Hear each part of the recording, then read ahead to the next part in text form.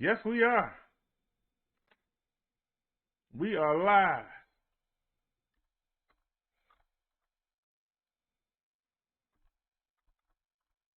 Let me say hi. Oops, wrong thing. Give me 1 second here. Wait a minute. That's what you got hit. Okay. Now you used to doing it from here. All right. Let's get started. Welcome to the Minister Brother Derrick Show. Let's go ahead and drop that. Where's the anime?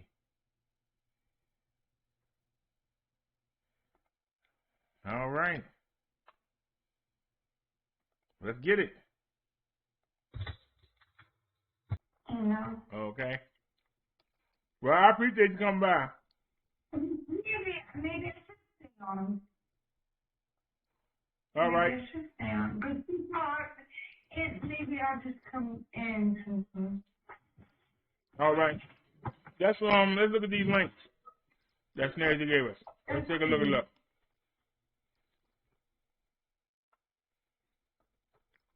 Family of woman who died of new COVID strain says this is serious.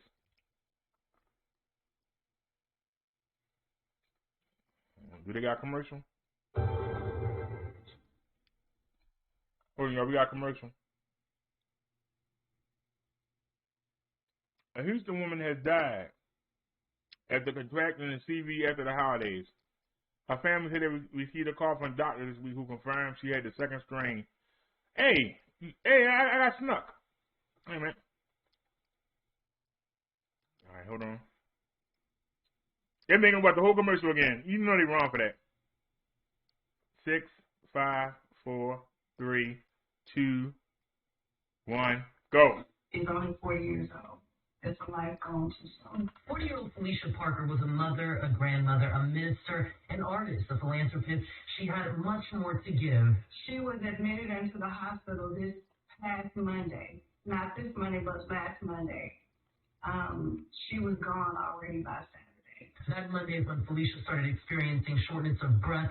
That symptom led her to the ER. Her family had no idea she would never return home. Ramika James says no one in the family could see her. She was a beautiful person.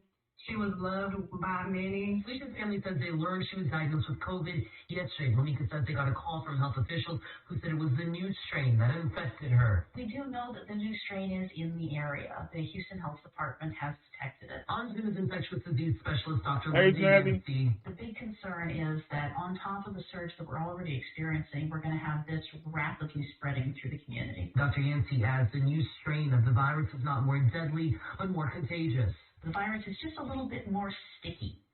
So it sticks to your cells just a little bit more easily, which allows it to infect you a little bit more easily. Health officials still urge people from the community to get vaccinated. The vaccine is still going to be effective against all strains. I'm Sanek, only ABC 13 Eyewitness News.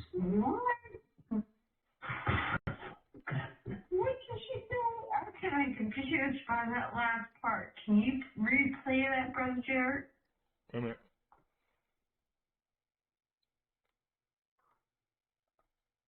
Pull it up. Do you understand what I'm saying? I'm kind of confused by that last part. Hit the mute button. All right, we got to get the commercial. Oh, man, they gave us a 28-second one. Whoa. That's a long commercial. They'll be saying themselves to make you have to watch the commercial this long. Did you hear what I just heard? That shit was messed up. I just want to know if I heard what I heard. Right? 5, 4, 3, 2. Code order today. He's only 4 years old. It's a life gone too soon. 40-year-old Felicia Parker was a mother, a grandmother, a minister, an artist, a philanthropist. She had much more to give. She was admitted into the hospital this past Monday. Not this Monday, but last Monday.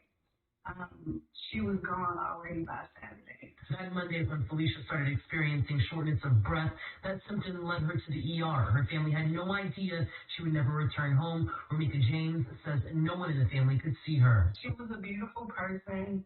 She was loved by many. Felicia's family says they learned she was diagnosed with COVID yesterday. Ramika says they got a call from health officials who said it was the new strain that infected her. We do know that the new strain is in the area. The Houston Health Department has detected it. On Zoom is infectious disease specialist Dr. Linda Yancey. The big concern is that on top of the surge that we're already experiencing, we're going to have this rapidly spreading through the community. Dr. Yancey adds the new strain of the virus is not more deadly, but more contagious.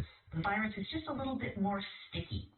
So it sticks to your cells just a little bit more easily, which allows it to infect you a little bit more easily. Health officials still urge people from the community to get vaccinated. The vaccine is still going to be effective against all strains. I'm Fanette Coley, ABC 13 Eyewitness News.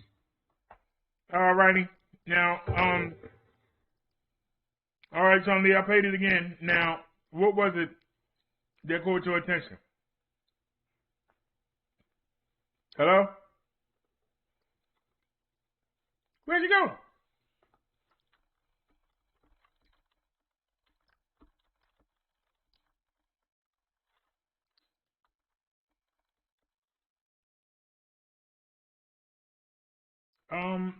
Why did you hang up? You told me to replay the video and I did. So I'm going to infer the new strain is better at infecting you. That's why it's more contagious.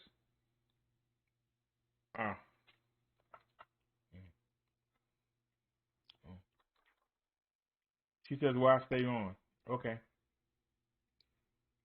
That new version, it has mutated, and it's easier to stick to your cells, which means it's easier to infect you. Just because you are exposed to the virus doesn't mean you necessarily get it.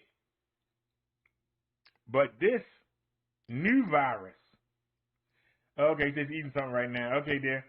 This new version can cling to your cells better.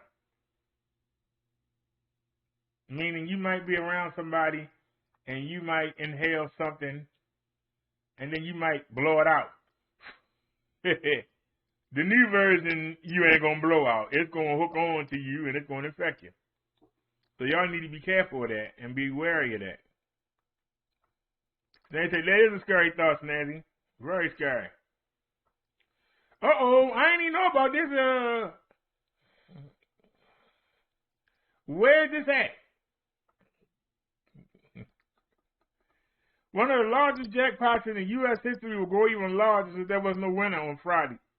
Drawing of the Mega Millions $750 million top prize. The numbers were 3, 11, 12, 38, and 43 with a mega ball of 15 and would have marked the 5th largest jackpot ever drawn.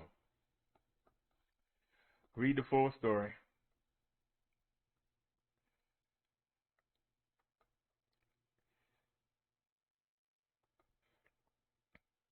Mega Millions estimated the next top prize will be $850 million, which will be the 3rd largest of all time. The drawing is on Tuesday.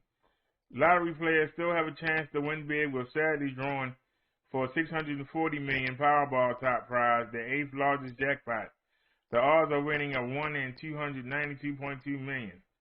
It's been nearly 2 years since the lottery jackpot has grown so large. No one has won either game's top prize in months. The listed jackpot amount refer to winners who opt for an annuity paid over 30 years. Winners nearly always choose cash prizes, which Powerball would be $478.7 million. The estimated cash prize for the next Mega Millions jackpot is $628.2 million. Mega Millions and Powerball are both played in 45 states as well as Washington, D.C. and the U.S. Virgin Islands. Powerball is also offered in Puerto Rico. I wish I would have known that. I wish I would have known that. Instead of buying stuff for the show, I would have played them 2 lotteries. No, I was just joking, y'all. Man, that's rough right there. Thanks for that story, Snazzy. Let's keep it up. I'm gonna be honest with y'all. I'm starting to get tired of hearing about this Capitol stuff. Yeah. Police released photos of suspect who assaulted Capitol officer crushed in doorway. Uh-oh. Let me hit the mute button for the commercial. And it ain't one. Hey, that's up. January 6th, thousands of rioters, many coming from Trump's State America rally, stormed the U.S. Capitol as Congress met to certify the 2020 presidential election results. The insurrection resulted in multiple deaths, including an officer, dozens of injuries to law enforcement and rioters, ongoing arrests, and vandalism across the Capitol. Here's how the day unfolded. That morning, thousands gathered at the Lincoln White House to hear the president and his allies speak. Shortly before noon, President Trump addressed the crowd. We will never give up. We will never concede. We're going to walk down to the Capitol because you'll never take back our country with weakness. You have to show strength and you have to be strong. Following his speech, the crowd then marched to the U.S. Capitol building, where initially only Capitol Police were stationed. Additional MPD officers would be called to assist at 1 p.m.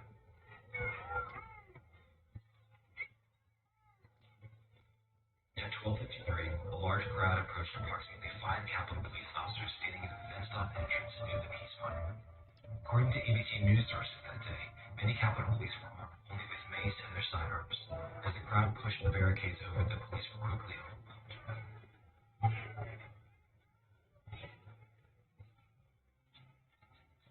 In contrast to other events in D.C. last summer, additional state and federal law enforcement was not pre-staged ahead of the riot. Within minutes, protesters began storming other entrances to the Capitol, breaking through barricades and continuing to push further toward the building. It's crazy. Congress began their session with Vice President Pence presiding. Are there any objections to counting the certificate of vote of the state of Arizona? I will vote to respect the people's decision and defend our system of government as we know it. During this time, explosive devices were reported outside the DNC and RNC headquarters. Meanwhile, rioters continued to surround the Capitol, taking photos and waving flags. One video shows rioters streaming past barricades with officers standing by. A message from more than 2 p.m. warning congressional staffers and reporters to stay away from movies and papers. Between 2 and 2:30, rioters broke through multiple entrances and began pushing further into the building.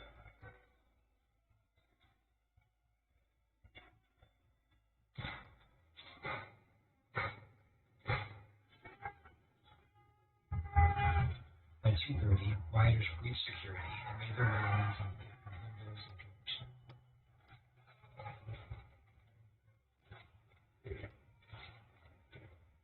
Crowds began pouring into the rotunda, crypt, statuary hall, and other locations.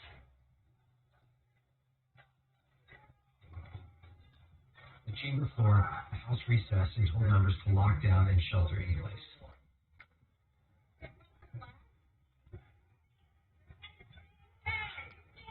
Around 2:45, members of the Capitol security team barricaded the entry doors to the chamber.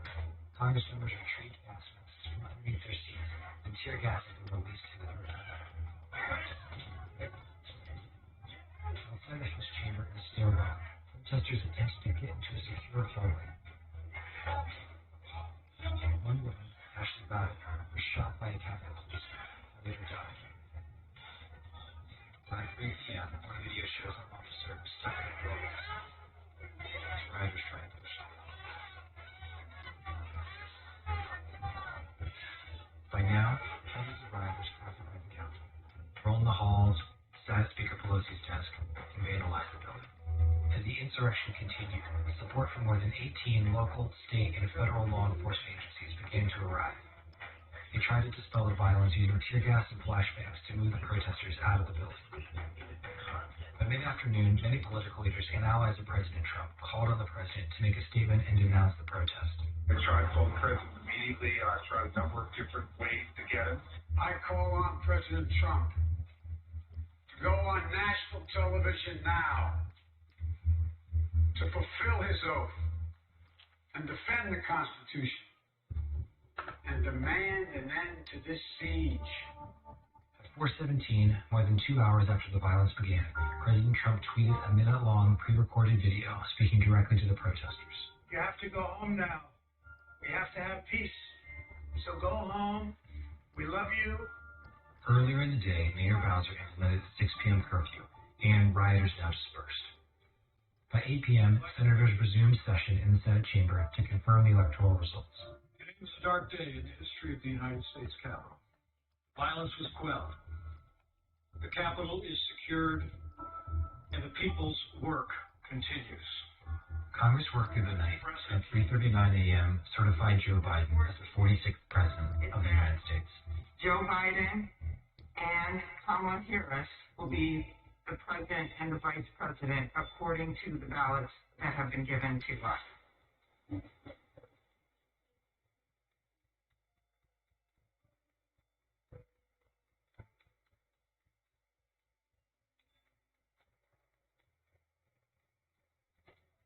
Purpose of the joint session having concluded pursuant to Senate Concurrent Resolution 1, 117th Congress, the chair declares the joint session dissolved.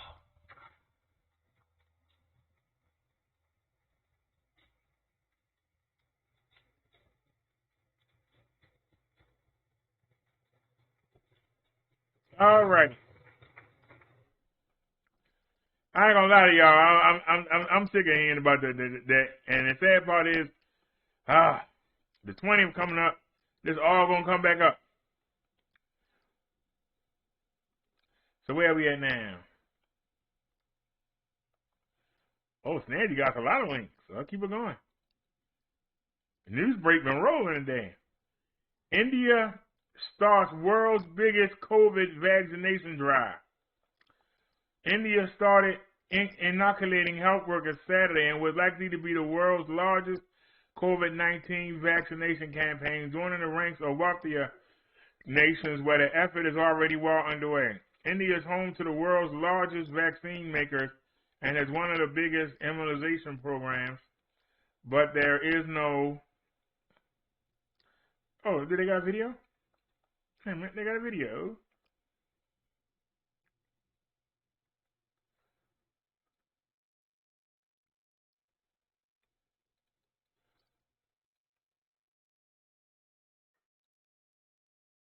Did we got a commercial? I'm at the button. Yep. Type 2 diabetes? You're on it. Stay fit and I hit the button 3 times. It won't mute. You may think you're It won't mute. Hey, what are you doing? Hey, Does your medication do more? it ain't doing nothing. Joining can reduce the risk of cardiovascular. Are you serious? Yeah, well, you know we're gonna get copyrighted for that.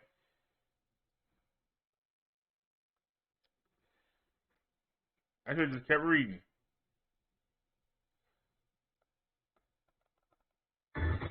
Discovery.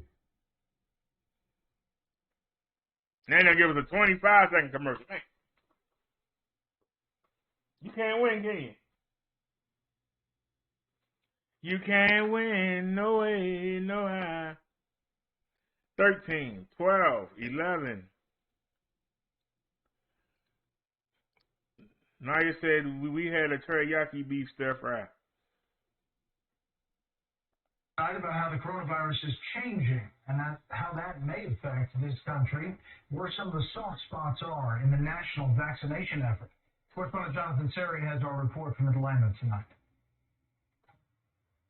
As the global death toll surpasses 2 million today, the CDC warns that by March, a new, highly contagious form of the coronavirus is likely to become the predominant strain here in the U.S. This has the potential to increase the current surge at a time the nation's hospitals are already stretched thin. People are tired. Staff are tired. I mean, that's the reality of what we're facing. Atlanta's major safety net hospital, Grady Memorial, has informed ambulance services its beds are full and cannot accept additional patients. As daily COVID patients exceed peak numbers from last summer, the hospital CEO explains, if admissions continue to climb, I worry we will face what hospitals in other states grapple with, tough choices on providing care. To increase capacity, Georgia has opened a field hospital inside a large Atlanta convention center for the third time since the pandemic began. With over 283,000 Georgians vaccinated as of yesterday, we still have a long way to go, but we are making steady progress. As states look for ways to speed up vaccination, a hotel industry group is urging federal health officials and the Biden transition team to leverage their resources, explaining hotels have existing infrastructure and operational capabilities to serve as vaccine administration sites and capacity to assist. Hey, Tony.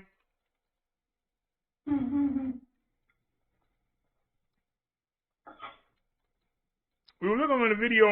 We were looking at an article. It took us to a video that had nothing to do with the article. I think what's missing when I'm like, I got you paused, but okay.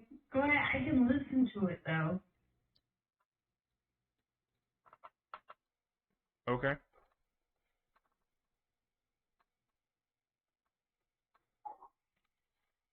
"23 people died in Norway within days of receiving their first dose of the Pfizer COVID-19, with 13 of those deaths all nursing home patients. So 23 people died in Norway within days of receiving the first dose of Pfizer. In the U.S. in nursing homes, brother. That's my concern. How many of our people died in nursing homes? You know, that's my concern. Well, you have to see how others are doing and put it against how we doing. Well, I understand that theory, but we got to understand how we're doing. You have to realize that 23 people that got the vaccine died, and 13 of them were nursing home patients. People got the vaccine and still died. We need to take better care of our elderly. 20 people in general. Well, you're right about that. But the elderly are vulnerable. Well, you know, but, you know, the coronavirus taking out, like,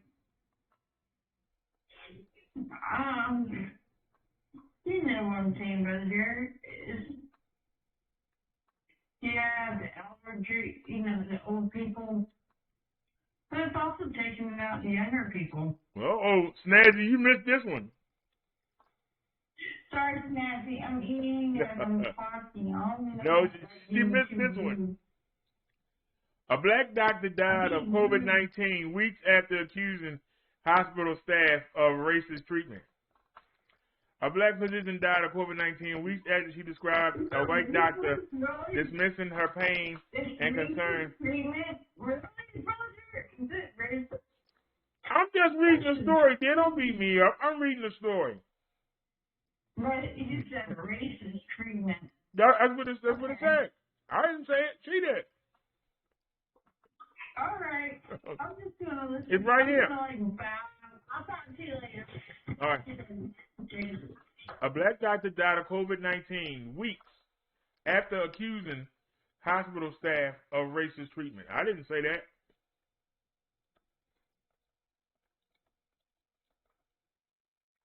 Dr. Susan Moore passed away on Sunday due to complications from COVID-19, her son told the New York Times. The internist died about 2 weeks after she shared a video in which she accused a doctor at Indiana University Health North Hospital of ignoring her complaints of pain and requests for medication because she was black, even though she was both a patient and a doctor there herself. In a video posted earlier this month, she filmed herself from the hospital bed after her experience at IU North. Moore said her doctor brushed off her symptoms, telling her, "You're not even short of breath." Yes, I am, more recounted in the video, which she said on Facebook December the 4th. She had to beg to receive remdesivir, she recalled in the video. The antiviral drug used to treat patients who are hospitalized for COVID-19 are not in need of medical ventilation. Despite her pain, Dr. told Moore he might send her home. She said, and he didn't feel comfortable giving her more narcotics. He made me feel like I was a drug addict, she said in the video, and he knew I was a physician. Moore also had posted updates on her Facebook page along with the video. Moore, who was an internist, said her pain was adequately treated. Only after she raised concerns about her treatment. She was later discharged from IU North but returned to a different hospital less than 12 hours later, she wrote on her Facebook page. I put forth and maintained if I was white, I wouldn't have to go through all that, Moore said. A spokesperson for the was a patient at the hospital and that she was eventually discharged but declined to say more about her, citing patient privacy. All right. All right. Y'all heard what the lady had to say. That's her opinion. Her opinion like butts. Everybody got one. But if you want to see a real Karen in action,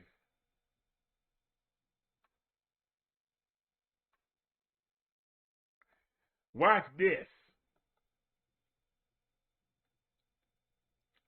If you want to see a real Karen in action, if you want to understand that these people need help,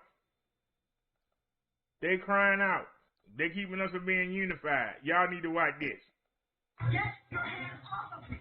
You are kidnapping me. I'm a person. Finish your take your hands off of me. You don't have the right, sir.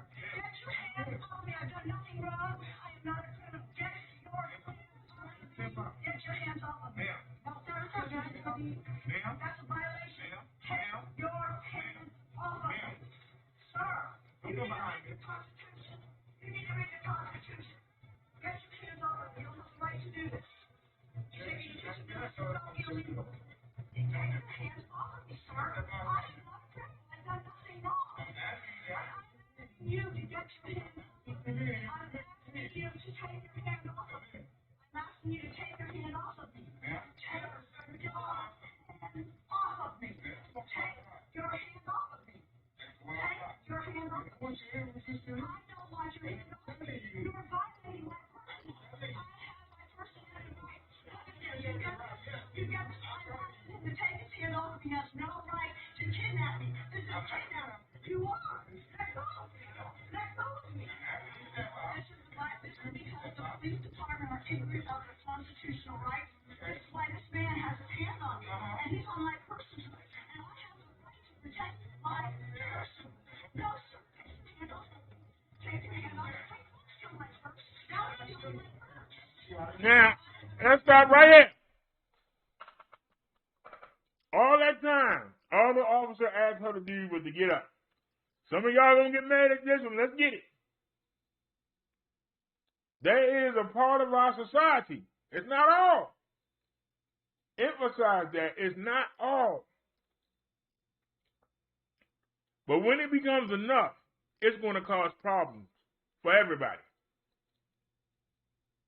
They small and hidden right now, and only cameras are actually letting us see these people. They out there in every state.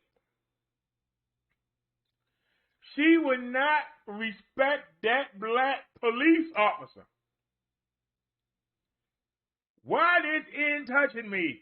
You're not worthy. But watch what happens when the white officer comes. And y'all get mad at me all you want. I want you to see with your own eyes. She wouldn't go with the black man. But watch what happens when the white guy comes. 1, 2, 3, 4. What? Wait a minute. Wait a minute. Why she didn't resist the white officer? Don't. Y'all need to understand, this is not all white people. This is just a few that spread around the country, and we make videos and call them Karens and make fun of them, but they can get you hurt. Their officer tried for a minute and 20 seconds to get her to get up. She wouldn't get up.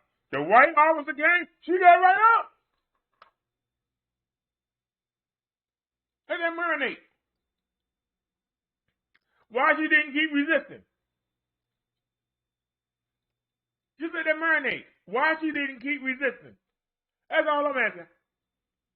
But it gets worse.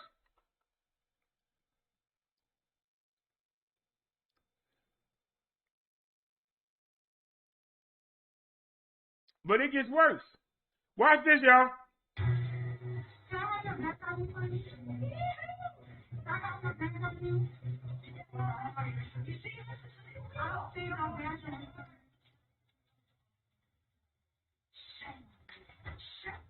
What'd you say?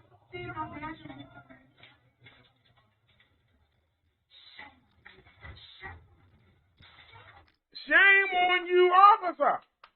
Shame on you. You taking the word of this black man, and I don't care if he a cop. You taking his word over a white woman. The hell wrong with you? Shame on you. Shame on you. Let's rewind back and check it out again for those of y'all that might have missed it. Listen to this again.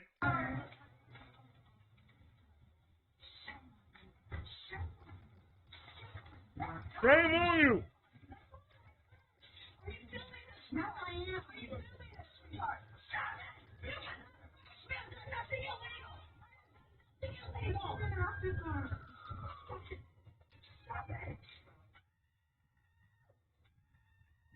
Now it's screaming.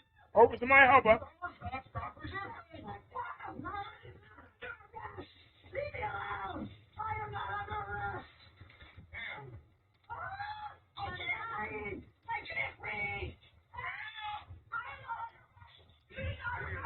Nancy George Floyd, she can't breathe. Nancy George Floyd, she can't breathe.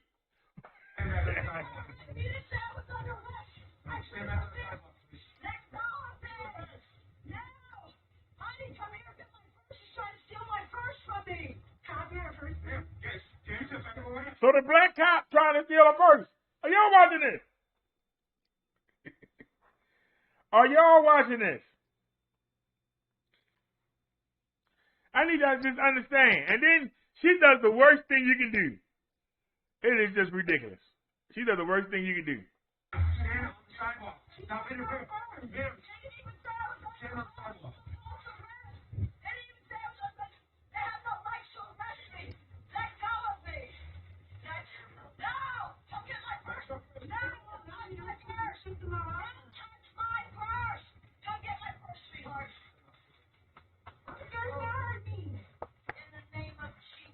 Who?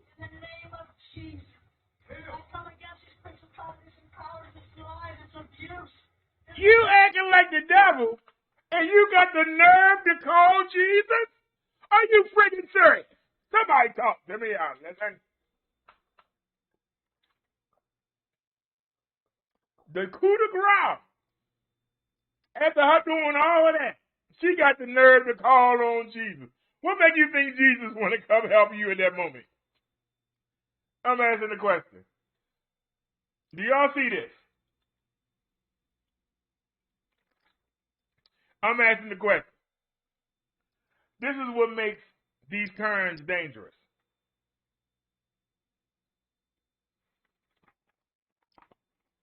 After all that, she had the nerve to call on Jesus for help. Snazzy says, wait a minute, am I missing something?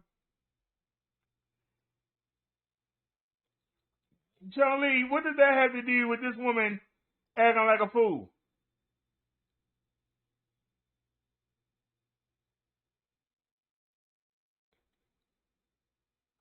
Snazzy says, the privilege is real.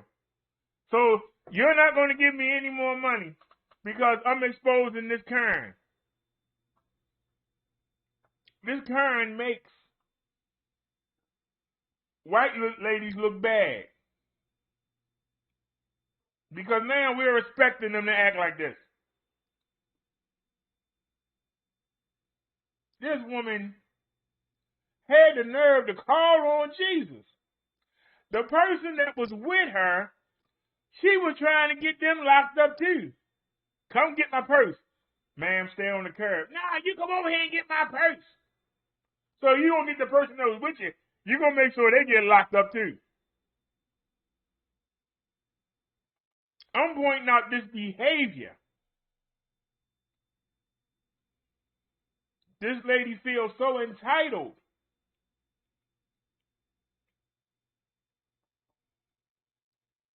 And she's resisting just the same way any ratchet in the city would. I ain't going to jail. I ain't going to jail. You can't arrest me. You can't arrest me. What was the difference? What's the difference?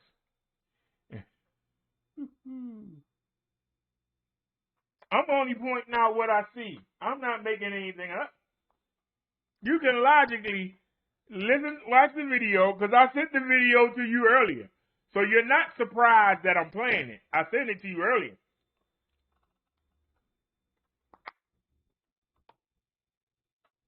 Snazzy sent it to me, and I sent it to you and Liz. So you see the video. So this ain't no surprise. I didn't just come out the blue with this. But coming off what the last lady said, I said, well, let's go ahead and stay on that. Now, this is an example of privilege. She wouldn't listen to the black cop and was offended that he was touching her. But when the white cop came, oh, she got right up. I'm not going to be able to do that with him. That's scary.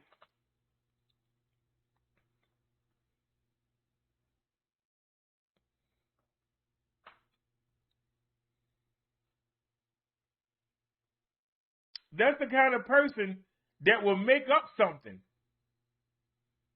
and have somebody hanging from the tree.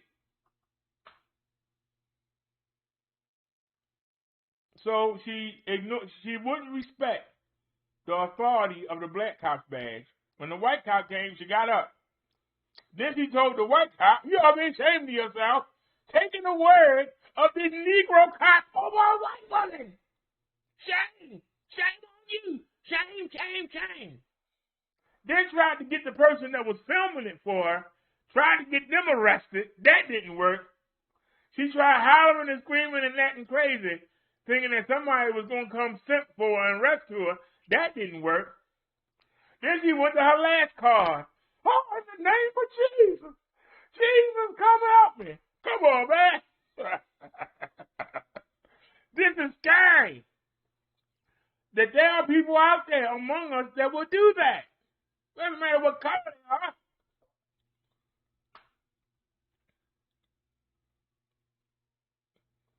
But that's scary.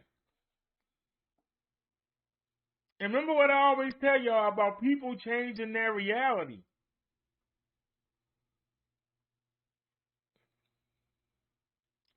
This will be the woman that say somebody assaulted her and wasn't even there. This will be somebody that say somebody raped her. This is what makes it dangerous. And that's why I'm showing it. I'm not showing it to cause trouble. I want to stop trouble. I hope that if the Kerns see this and hear my comments, that they'll change. Because thankfully, it's not a lot of them. We're only seeing them now because everybody got a camera. We're seeing things that we didn't see, things that were covered up. There's a lot that goes on that we don't see, but the cameras is making it more visible. It's making it harder for people to do the things behind the scene they used to doing. It's making it harder because the camera catch everything. What does whether or not you give me money have to do with this woman being a Kern?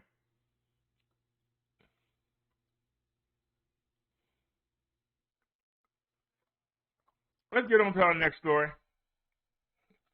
I don't understand why that's offensive.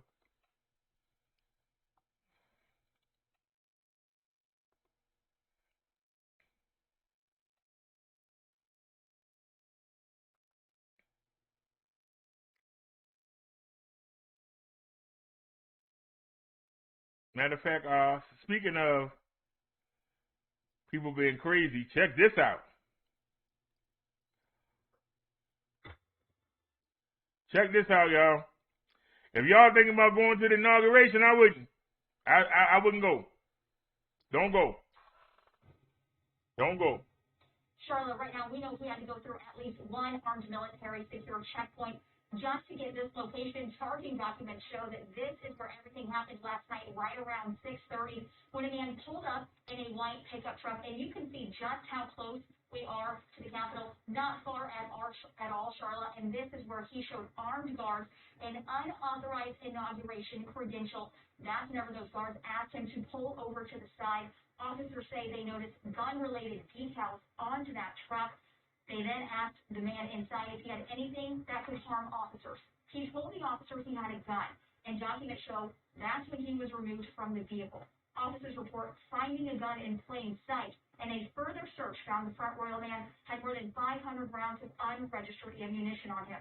And that gun that an officer initially saw was also unregistered and loaded with a high-capacity magazine. Tonight, Capitol Police says that VR is charged with carrying a pistol without a license and for having unregistered ammunition. But Charlotte, it's still unclear at this point why this Virginia man drove an hour and a half to D.C. and why he had several hundred rounds of ammunition on him. So we just showed a daring. Somebody explain to me why this man is trying to get to the Capitol with thousands of rounds of ammunition. Why this man had a gun with a specialized magazine to kill people. And this man had a pass. Where did he get a pass from? This man had a pass. Do y'all hear what I'm saying? He had a pass. Hey, Information Show. This man had a pass to get in there. What would he have done on Inauguration Day with 6,000 rounds of ammunition? Why do you need 6,000 rounds? Even if you're a cop, a police officer on a SWAT team, why do you need 6,000 rounds of ammunition? Somebody talk to me, I'll listen. Somebody talk, I'll listen. If you ain't planning to kill hundreds of people, why do you need thousands of rounds of ammunition? Yet this man had a pass.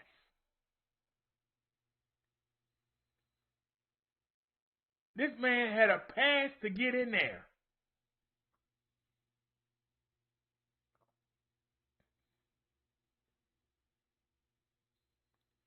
If y'all thinking of going to the inauguration, don't go.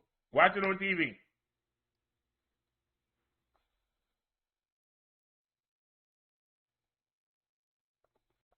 Let's keep the news going.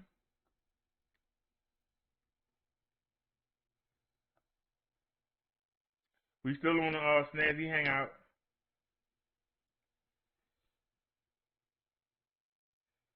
All right. This is on Donald Trump. I forgot all about Trump. Trump administration carry out the 13th and final execution. So he's still executing people.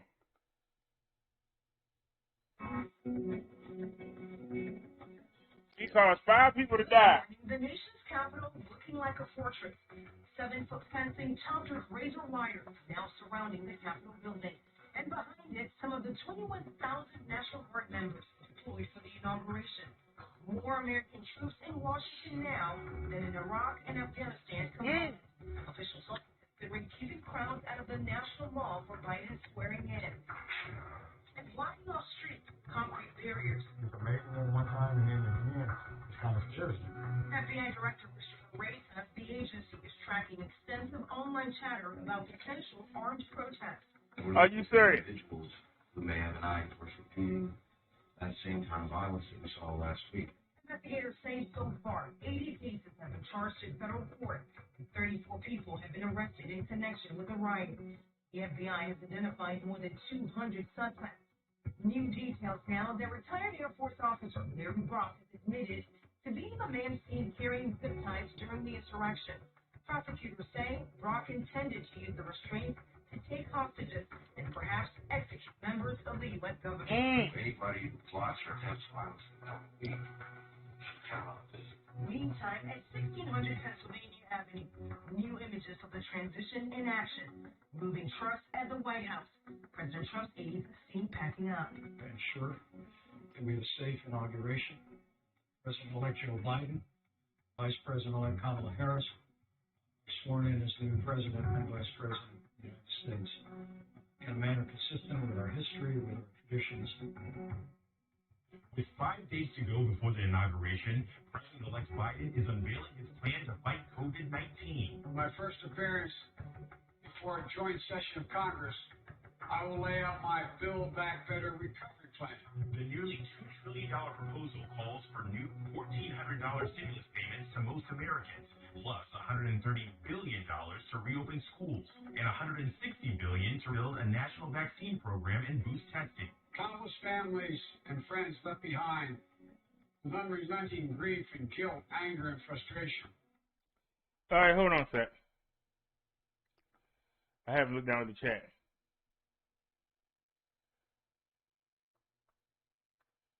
Sean Lee, why are you kirking out about a story about a kind?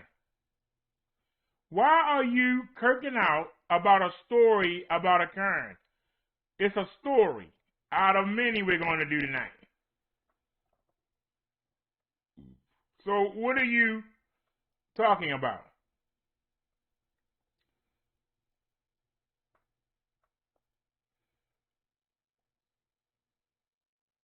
Now, you've been doing good all this time. Why are you falling apart now? Seriously.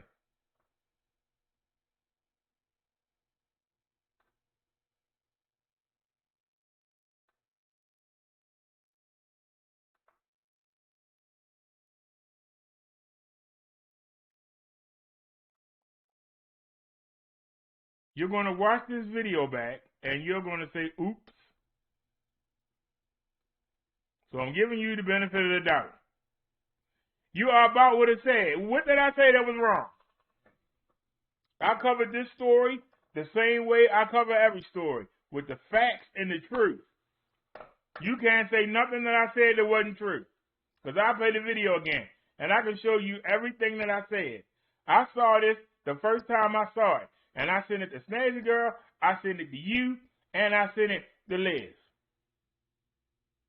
Y'all all got this story in your hangouts, and that was about 6 hours ago. So for 6 hours, you knew about the story. And you knew I was going to do it.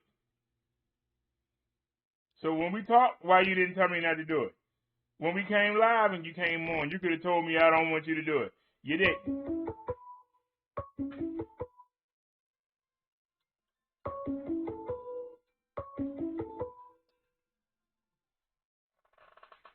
Hello. So I don't help you. I don't do nothing. I'm just what do you have to do with that lady? You are not that lady. Why are you are you that lady? Are you that lady? I'm asking you. Disrespect me, Brother Derrick. How you been disrespected because of a story? This is a story of a turn. There are 1,000 stories about turns on YouTube right now. Well, why does this one story bother you? Who said you was a turn? Who linked you to that lady? Somebody's treating me online. Well, what are you mad about you coming after me? What did I do? All I did was report the story. That's what I do. No, don't do that. Don't do that. You know what? Don't do that. I want you to tell me, what did I do to offend you? Good to you. Give me my money back. What did I do to offend you? Answer the question. No. What did I do to offend you? You're not going to disrespect you. How I disrespect you? You ain't that woman. You are not that woman. I pointed out what that woman did, and you can't tell me that I lied on her. Tell me I lied on that woman. You want to play the video again? Do you want me? How am I mistreating you? What have I done to you? What have I done to you? I'm asking you. What have I done to you? Tell everybody. What? I'm listening. No. I didn't offend you. What did I do? Explain. Don't say no. Tell everybody, what did I do? Don't tell me what you feel. Don't tell me what you think. Tell me what you know. What do you know? What do you know? You here on the show. You are here on the show. Well, you know what, Chung Lee? You know what? I keep giving you chance after chance, and you're right. You do donate. And maybe I keep giving you chance after chance because you are the only one who do donate consistently. But if you're gonna do this and keep kirking out, then maybe I should leave you alone. You said we was family. Family don't treat each other like this. They don't. Because I didn't do nothing to you.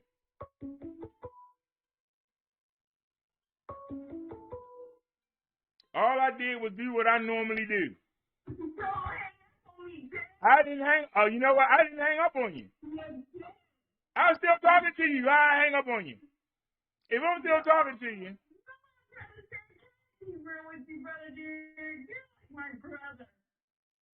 Then treat me like your brother and not like your enemy. Listen to me. I don't ever mean to disrespect you, but I don't want to be disrespected either. How you get disrespected? You are your fucking chat. How did you get disrespected? I did. How? I'm listening.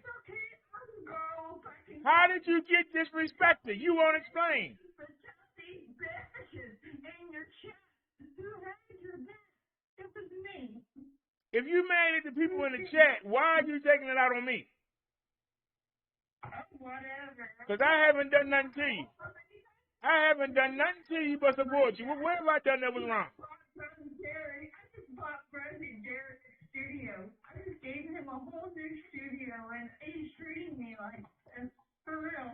How am I treating you? I'm giving you chance after chance. People were telling me in the hangout to block you, and I'm still here trying to fight for you. People are telling me to get you out of here, and I'm hanging in here fighting for you. I didn't say out. You know what? Chung Lee, take the night off. I'll talk to you tomorrow. Take the night off. Right now, you must have got tipsy again. I'll talk to you tomorrow. Talk to you tomorrow, Tony. Now I'm going to hang up on you. Now I am hanging up on you. And I'm telling you that I'm doing it. And please do not call me back until tomorrow. Call me tomorrow morning when you wake up. Call me tomorrow morning when you wake up. All right, call me tomorrow morning when you wake up. Please don't call me 50 million times tonight. Call me tomorrow when you wake up. I got people on the hangout telling me to get you the hell up out of here. And I'm giving you every chance in the world. You still ain't told me, what did I do to make you mad? You telling me what people in the chat saying. You ain't said nothing. You coming at me. But what did I do to make you mad? Me reporting on a story. I know she upset about the story, Nia, but I sent her a story first. Then I sent her the story first. Snazzy Girl sent it to me. I sent it to her and Liz. That was 6 hours ago, if not more. And she knew about the story. And she knew I was going to do it. Now, she could have talked. We talked for 2 hours. That's why I came on late. talking to Chung Lee. That's why I came on late. We spent 2 hours talking. She could have said something about this. Don't do that story. She was on the phone 3 times. She could have said any one of them times, hey, don't do that story you sent me. It offends me. Did she do it? No. But now that I do the story, now all of a sudden she's, oh, you this, you that, hey. And I'm like, well, what? You had all day. You had all day to say something about that story. That's why I sent it to you the minute I got it. It went right to you. The minute I got that story, it went right to you. And Snazzy Girl and Liz are here to verify that I sent the story. Snazzy sent me the story, and Liz can tell you I sent her the story. I sent the story to Chung Lee, then I sent it to Liz. Nia don't look at her hangouts. That's why I didn't. That's the reason why I didn't send it to Nia, because she don't look at her hangouts. But I could have sent it to her too.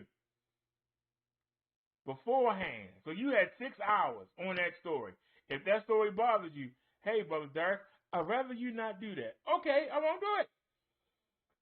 But don't wait until after I do the story. Now you got a problem with the story. And you saw the same things that I saw. That Karen was disrespecting that black police officer. But when the white officer came, she got right on up. I pointed that out. And was that a lie? No. Then she told the white officer, you ought to be ashamed of yourself. Shame of yourself. You ought to be ashamed. Did I make that up? Then she tried to get the person that was with her, that was actually filming it, for her to use in court. She gonna try and get them arrested. Come on over here and get my purse. This black cop gonna take my purse. Come get my purse. They told me to stay on the curb. I don't care. Go get my purse. Then she screamed like a daggone banshee. Hoping somebody come save her. Then she said they had nothing to say. In the name of Jesus, Jesus help me. Really? Really?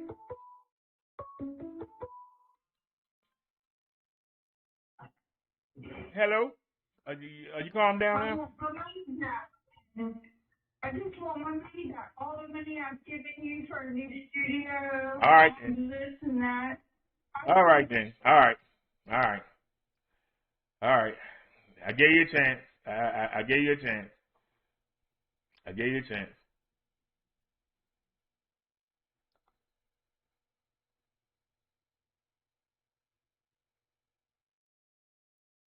It doesn't matter.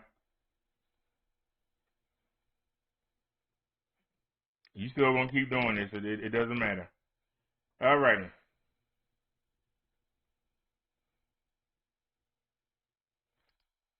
So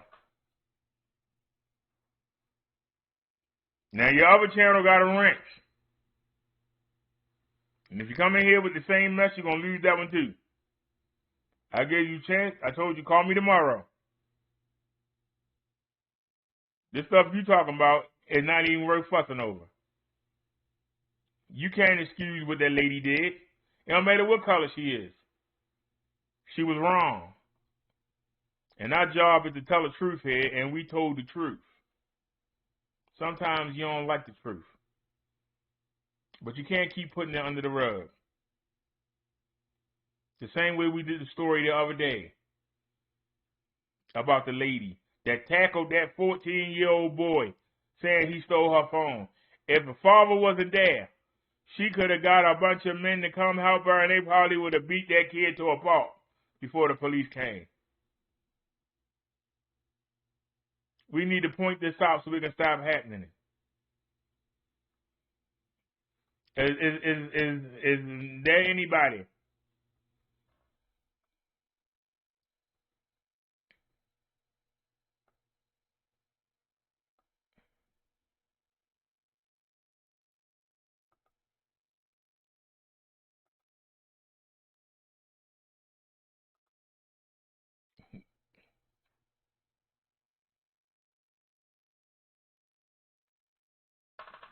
You say look at the ratings.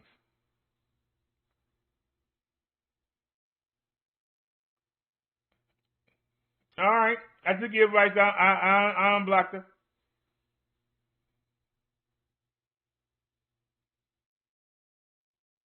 There was no reason.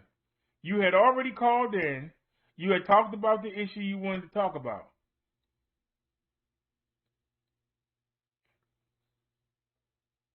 Now we're doing the easy part. All we're doing is news stories. That's all we're doing. News stories.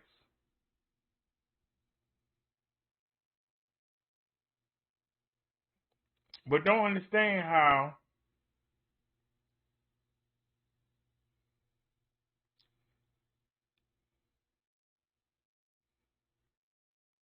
you switch channels for nothing. I just gave you back the channel.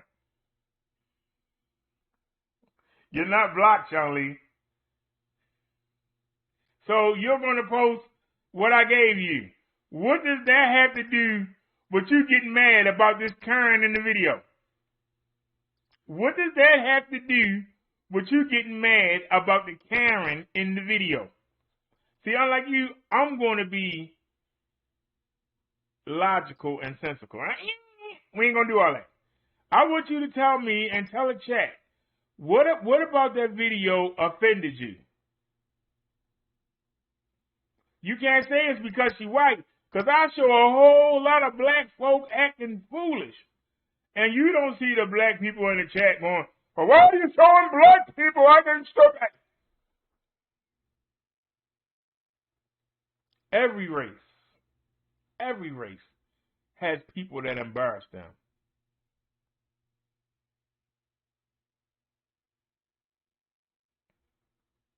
This is a danger. This woman is going to get somebody hurt. And we're talking about teaching what we learned to our children. What is she teaching her children and grandchildren? Is she creating new kinds? And everybody know what a Karen is. All you gotta do is type Karen or Karen in the search bar of YouTube and see how many videos pop up. This Karen to this, this Karen to that. Then what are you mad about? What are you mad about, Chung Lee? I'm just asking you, what are you mad about?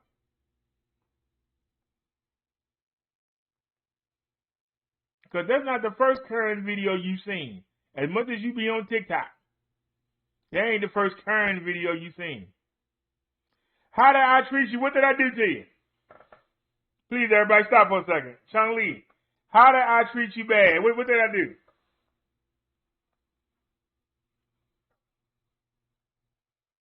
I want to know, how did I treat you bad? I'm listening. See, unlike you, I didn't go off. You went off tonight, and you can't tell us why. What did I do to you? Tell me, tell everybody, tell the world. What did Brother Derrick do to you?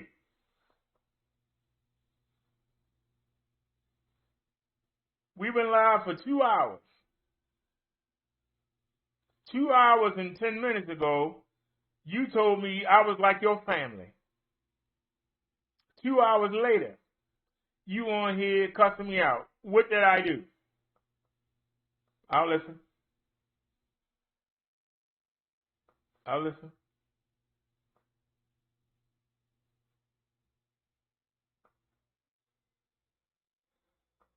What changed in the 2 hours? Let everybody know. What changed in the 2 hours?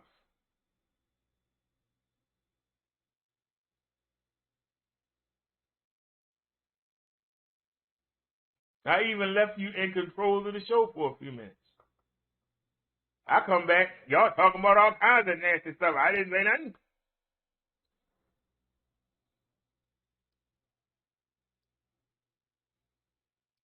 It will be the Sunday sermon.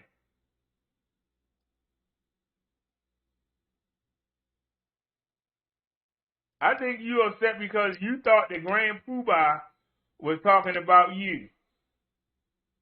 Grand Poobah was talking about the woman that said that if it ain't 12 inches or longer, she can't deal with it. He said her coochie must not be that good. He didn't say that about you. Well, yeah, he did. He was talking about me and F him and F. Is that what you're mad about? I'm gonna regret this.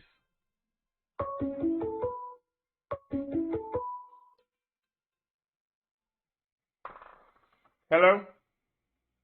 You're not gonna betray me as somebody that does you fucking wrong when I give you fucking hundreds of fucking dollars, bitch. So you give me money, and that means you can treat me like shit for no reason. You can treat me like shit for no reason. Let me tell you something, bitch. You keep it. All right, there you go. Let me tell you that. Have a nice day. All right, I gave you chance at the chance. I asked you not to call me tomorrow. You can't do it. You can't do it, right? So let's go ahead and get you out of here.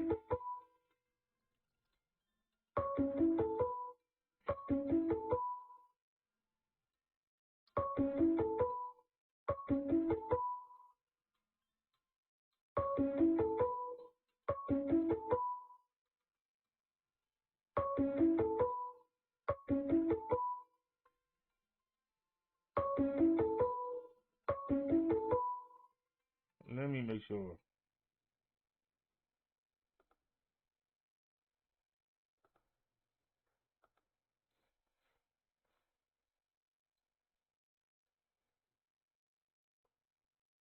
You think somebody playing?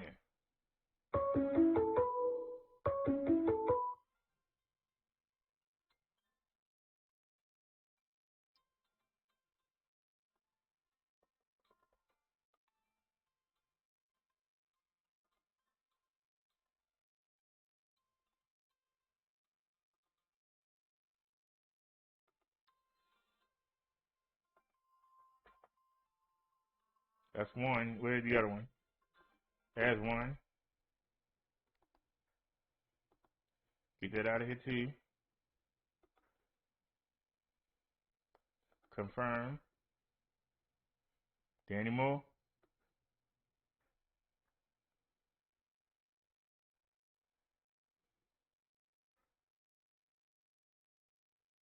All right, let's get back to the show. All right, y'all. All right. Let's get back to the show.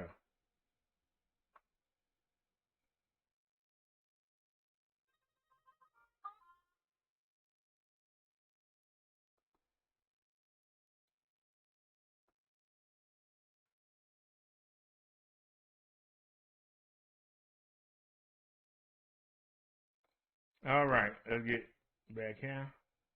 All righty, y'all. Let's get to our next story. I apologize for that. I've been putting y'all through a lot, making y'all have to put up. I thought that we were making progress, and I thought the her getting the stuff is here nor there.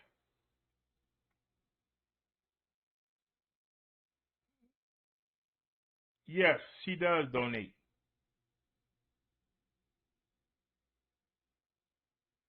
But this ain't Victim Own chat. This ain't Check Your Chat. This ain't Sister My Your chat.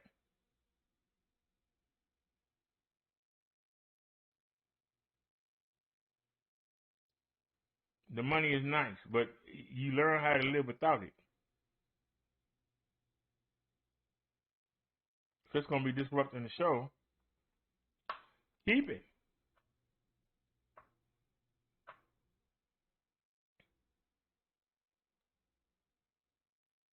But I just noticed, you never hear her say, you mismanaged my money. I never hear her say, you wasted my money.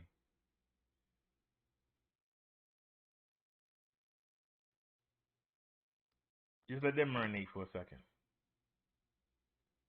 Notice that. You don't hear that. You know.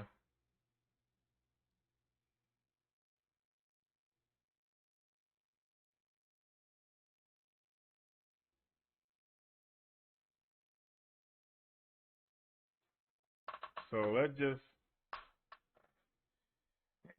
they're going to change. And y'all didn't hear the conversation that we had today.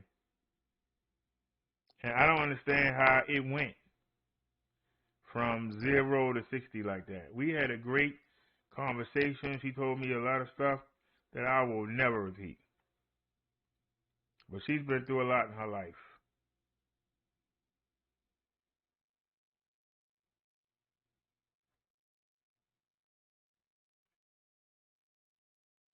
And like I said, redoing the whole platform and doing the new images and the new animations and all that, I thought it was keeping her busy.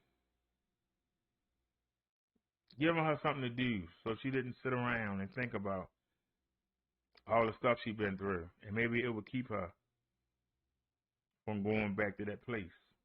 But as you can see, it didn't take her long to go back there, 0 to 60. So, I apologize to y'all.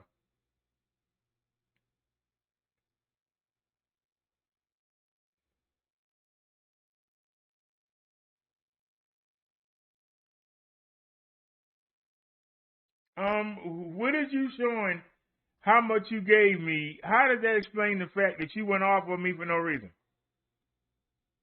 How did you showing your cash app going, excuse what you did tonight? That you came on earlier and did great.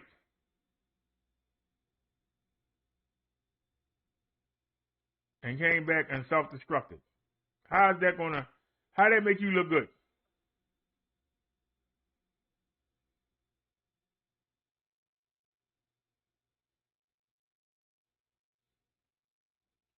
Well, Facts of Life, I made the comment, we were talking, the topic was old wives' tales that we learned growing up. Why do we teach these lies to our kids and keep it going? You know the thing that your mother and grandmother used to tell you that you got to be an adult and say, you know what? That was stupid. Why'd you say that? You had me thinking all this time, if I step on a crack, I'm going to break your back. You had me thinking all this time. You had me thinking all this time that if I didn't do what you said, that something bad was going to happen, and it was all a lie. And then I teach my kids that. And then their kids teach their kids that. And it goes on and on. A lot of these old wives' tales. Chong Lee's word for was generational something.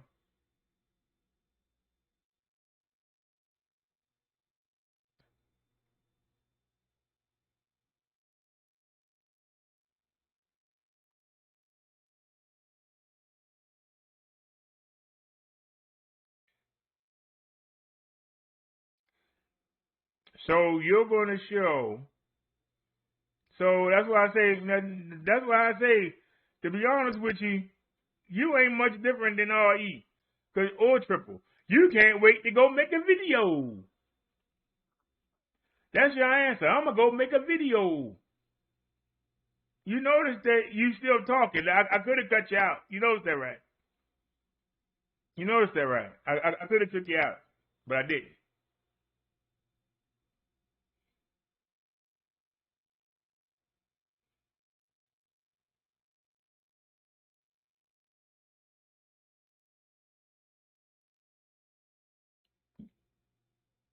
You didn't do nothing to me. You attacked me for no reason. Maybe you should go back and read the chat. You attacked me for no reason, then called me out twice and cussed me out. And you still ain't told me why you mad at me. We sitting here, don't know why you mad. Can you explain? I want you to explain.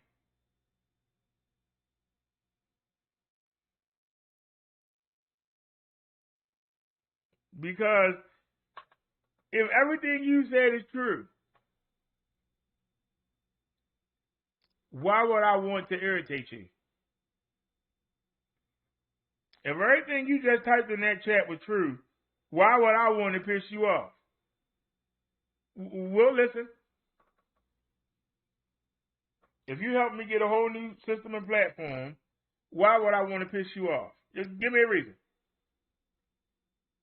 If you claim these other people don't donate, why would I want to throw you under the bus to people that don't donate if all I care about is donations? I'll listen. Anybody? I'll listen. And like I said, some people are going to get you. Because the chair I'm sitting in, somebody paid for it. That's in this chat. The microphone I'm talking into, somebody paid for it. That's in this chat. The speaker system that we're listening to, somebody paid for it. That's in this chat right now. The monitor I'm looking into right now, somebody in this chat paid for it. So you offend them when you keep saying that over and over again when they donated before you thought about it.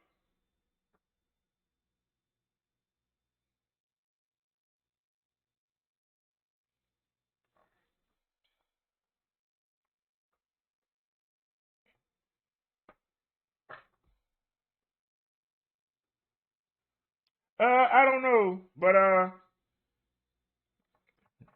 Nancy donated this Amazon Echo. She donated the chair I'm sitting in. She donated the 5.1 system that we're listening to right now.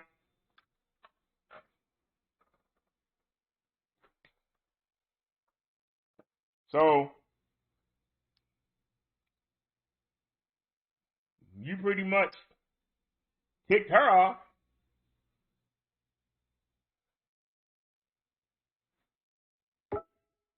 I know you ticked off NNC to the point she don't even come around no more.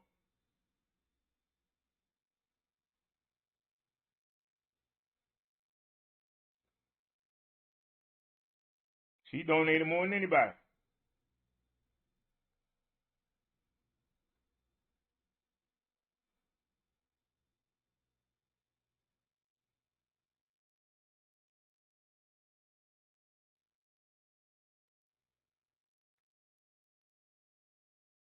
So over 600. I think NNC and donated over 2,000, if not more. She ain't on here. I can't get money. You don't see her on here, do you?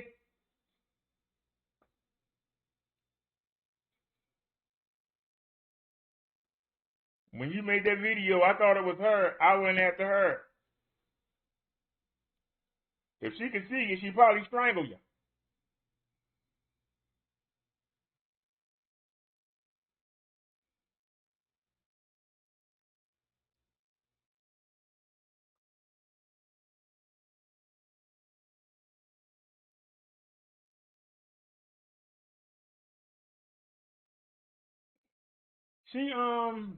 She paid the daggone Wi-Fi bill from like Mandy paid it in July and said that she was going to send more but didn't, and she took it over from August, September, November, December.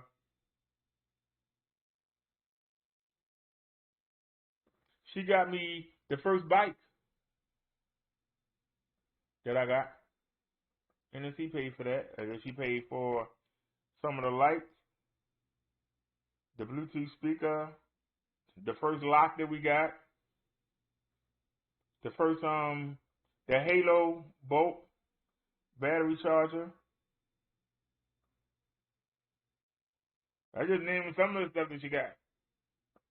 I ain't never heard on one come on here and say, "God damn it! I give you money. You should do what I tell you to do."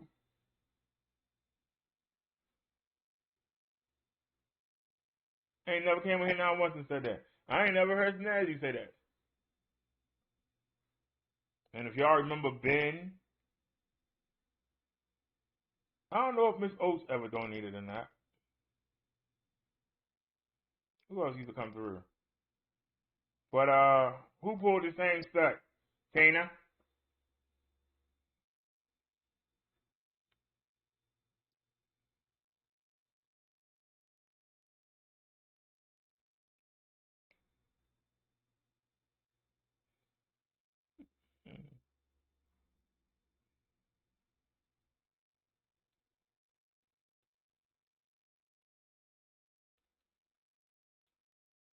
Yeah, but the faster light, but our platform wouldn't be so advanced. Think about it. There ain't much that Tommy or Vic or Zone or Seven can do that we can't do. It's from people believing in the platform and donating. When I first started, all I had was a phone. We live streaming in 2K, broadcasting, and Dolby Digital 5.1. There's nobody out here doing that.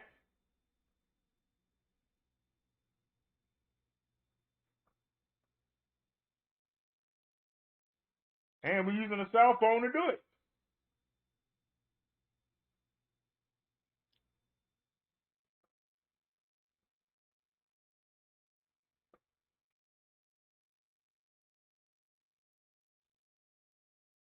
I don't understand what does the money have to do with it. I didn't do anything to you. I didn't do anything to you, and you know it. You're not mad at me. You're mad at Grand Poobah, but he wasn't talking to you. Before I went to get the food, I saw him type what he typed. When I come back in here, you're using all kinds of nasty words. Now, that's why I said, what the heck going on? But he typed that before I walked away to go get the food.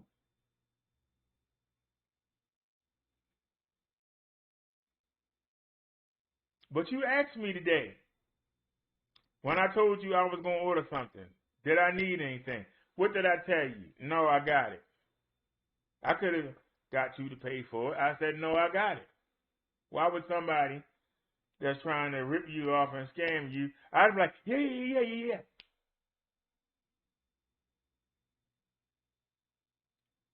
Snazzy's here and Liz is in the chat. They can tell you, if they gave me money to buy anything, they got the tracking number and everything, receipt and everything. Can't nobody tell you I scammed them. The only person who said that was Lady Lie, and we got her to finally admit that she lied. I had to take her up and down the track a bit, but we got her to admit it. You can't find out one other person. So tell me. Okay, you gave some money. Thank you. We appreciate it. But what they got to do with you kirking out in the chat? You haven't told me now one reason why you mad at me. You ain't told me now one reason why you're mad at me. You ain't told me not one.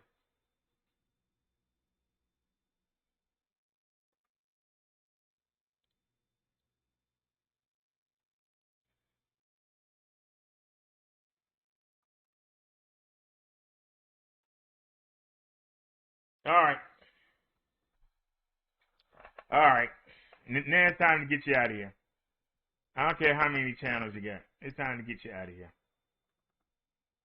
For you to attack everybody in the chat, they ain't done nothing to you. It's time for you to go. I'm sorry.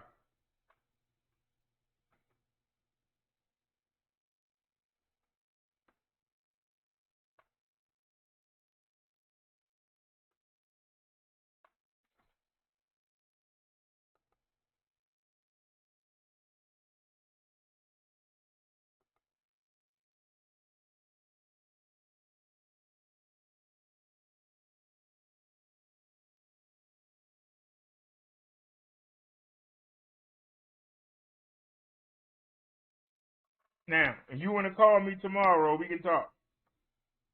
And you're going to have to call me on the phone. Not on the Hangouts, on the phone. And let's get back to the show.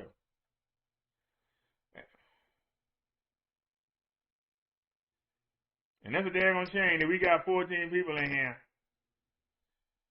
Y'all just love drama, don't you? Y'all love that drama.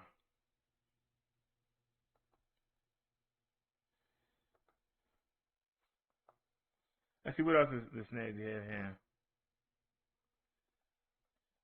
All right, y'all. This is a sad story right here. Quake death toll at 56 as Indonesia struggles with strings of disasters.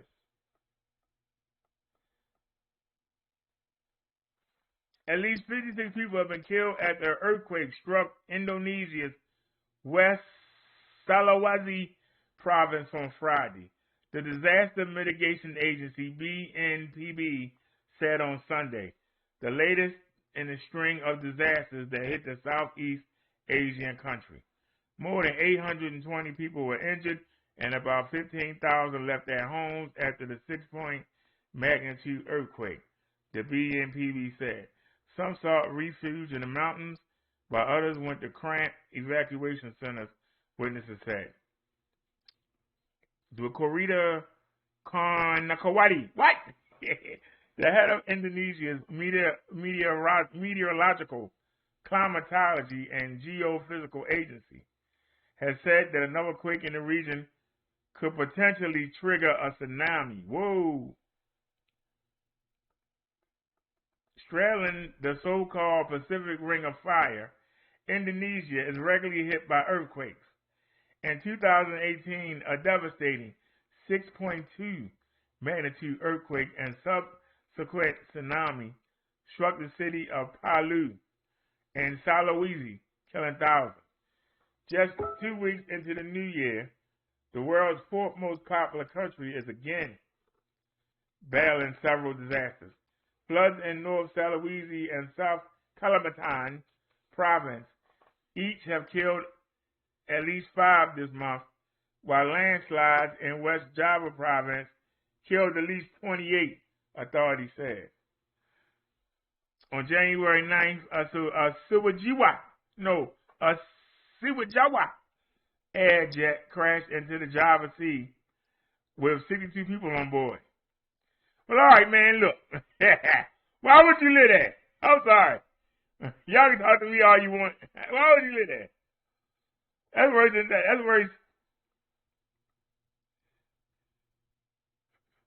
That's worse than being in California.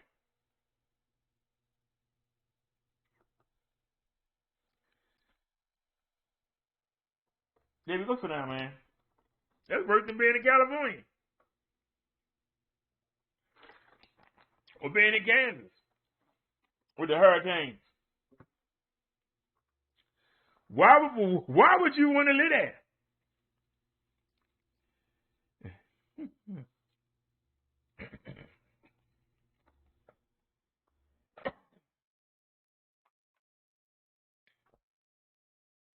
I'm asking y'all, well, why would you want to live a place that you know is going to kill you?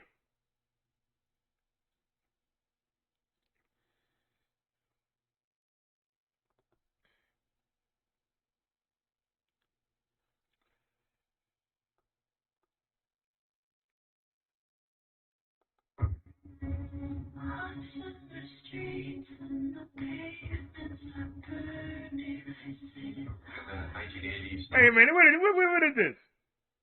What is this? I ain't even flagged. What is that?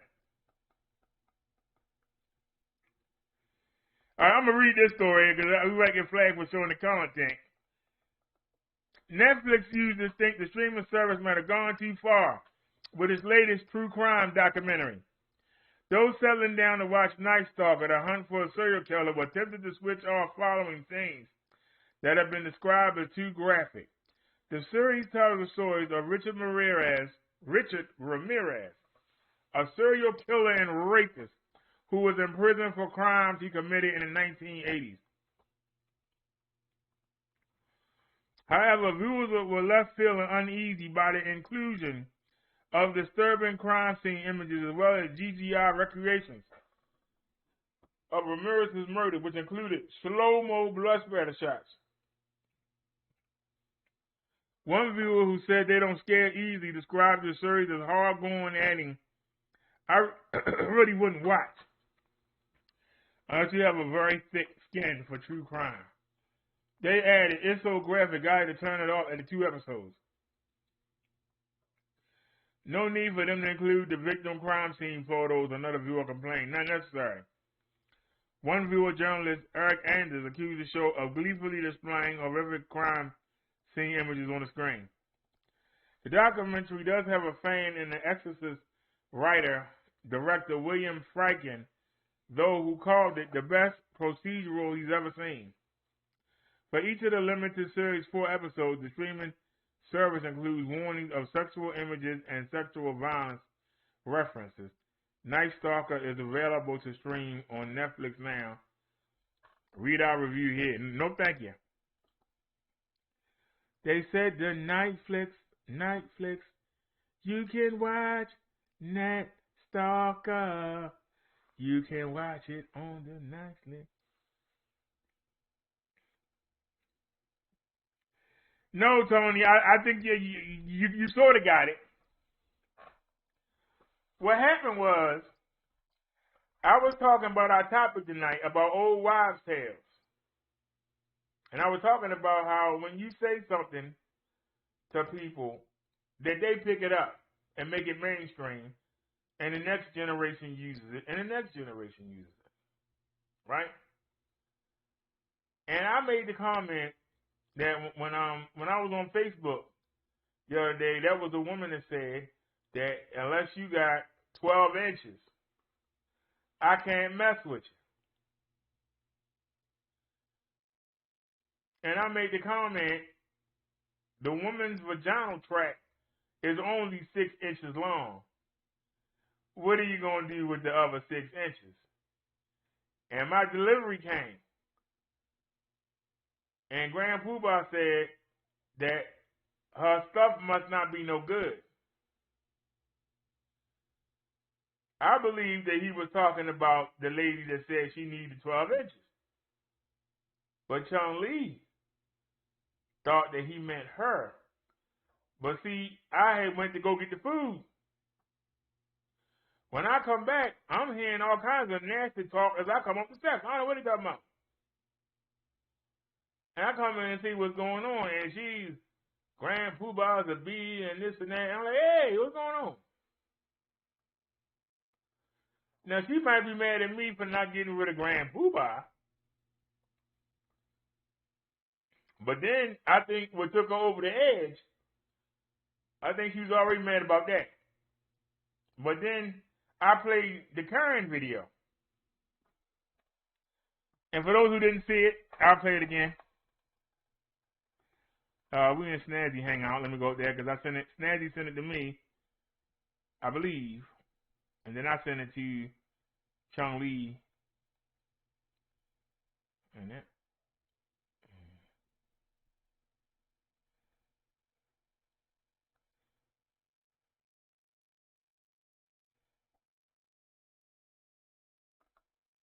Here it is. I think she got mad because I was showing Snazzy's videos. I don't know why. I really don't know why.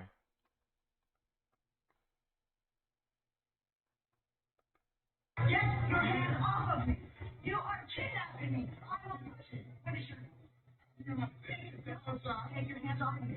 You don't have the right, sir. Get your hands off me. I've done nothing wrong. I am not a criminal. Get your hands off of me. Get your hands off of me. Well, that's a violation. That's a violation. Take your hands off of me. Sir, you need to read the Constitution. You need to read the Constitution. Get your hands off of me. You don't have the right to do this. Taking your hands off of me is not illegal. Take your hands off of me, sir. I'm not a criminal. I've done nothing wrong. I'm asking you to get your hands off of me. I asked any of y'all in the chat, how many of y'all could argue this long with a police officer and not be yanked to the ground?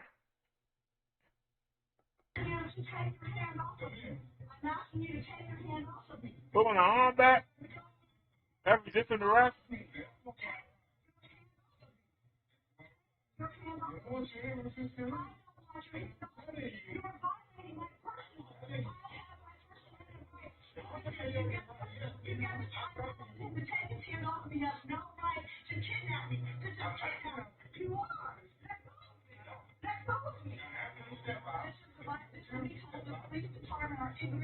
Constitutional rights. That's why this man has his hand on me, and he's on my person. And I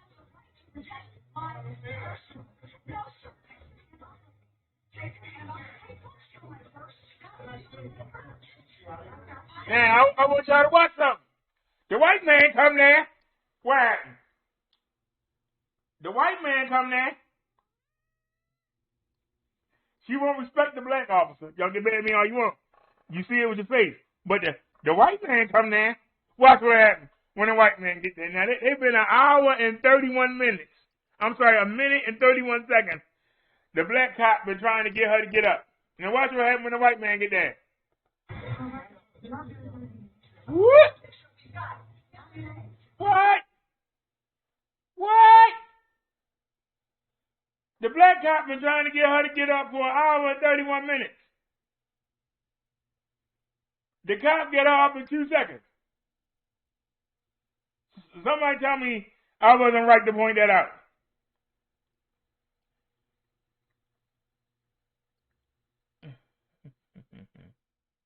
Somebody explain to me why was I wrong to point that out. But it gets worse. Let's watch.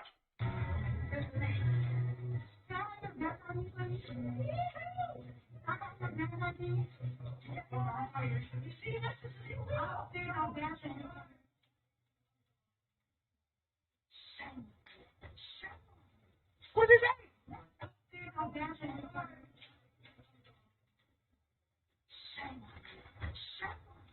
What'd he say?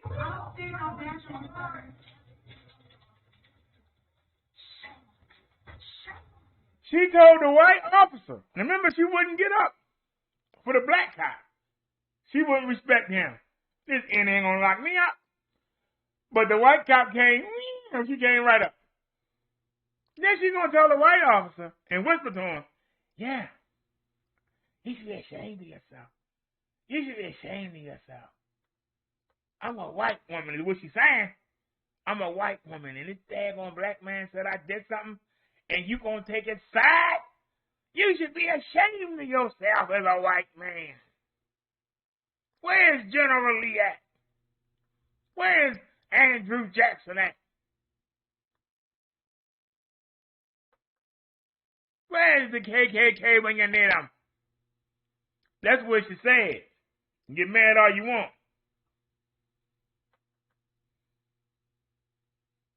But that's what the woman said to that cop.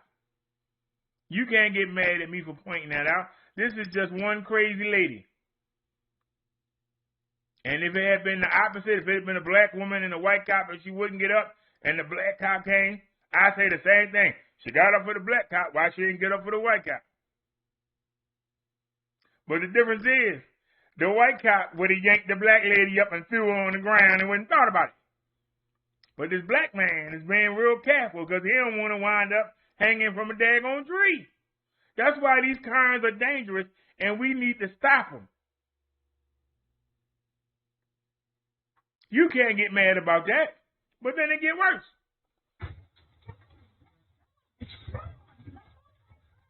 Are you doing this? Yes, I am. Are you doing this, sweetheart? Stop that. That's illegal. It's illegal.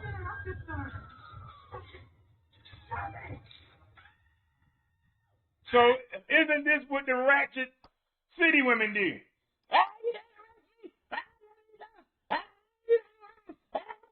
That's the same thing. And we showed them videos many a time, nobody said a word.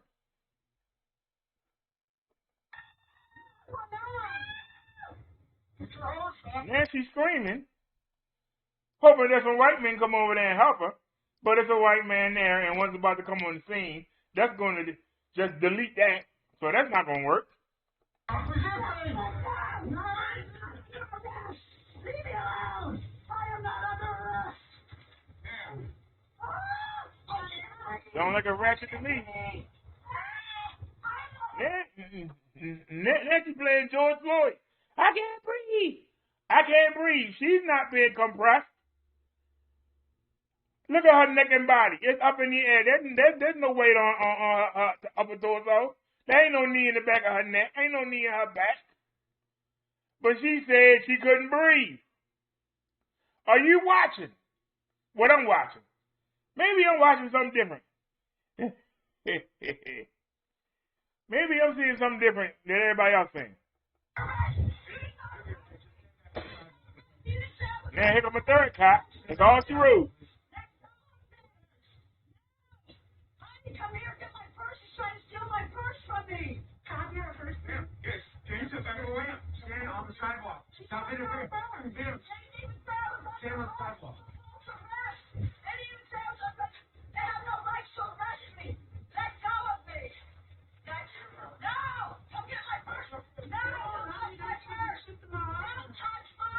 Now, the young lady that's filming said, I can't help you, I'm going to get in trouble. But she's still calling for her. Come get my purse, sweetheart. Deliver me in the name of Jesus. Now she got to Jesus. In the name of Jesus. Jesus, you come help me right now.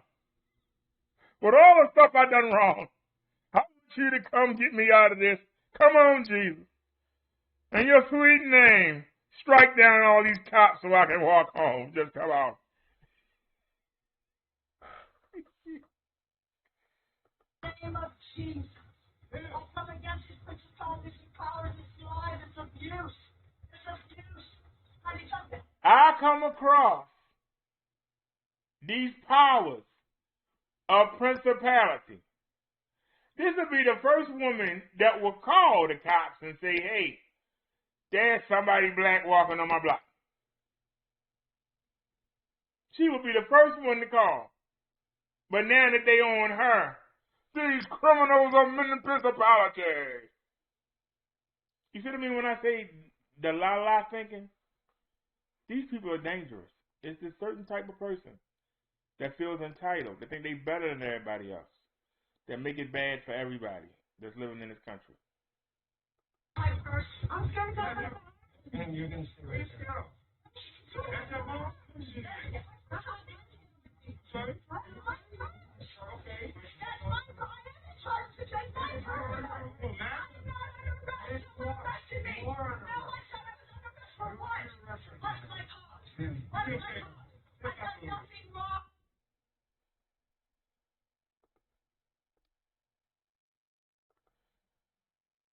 So it's two white cops on the scene. She's still trying to say the black cop tried to steal my face. He tried to steal my face. Give my face. There were so many things wrong in that scene.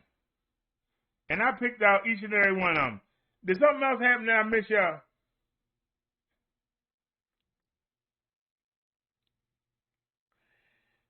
Snazzy said, using the Lord's name in vain. Tony says, sense of entitlement, facts of life.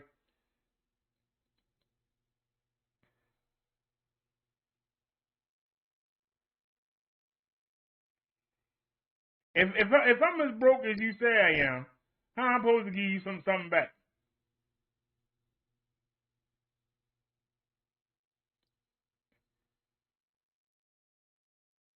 If I'm as broke as you say I am, how am I supposed to give you something back? I'll wait for an answer.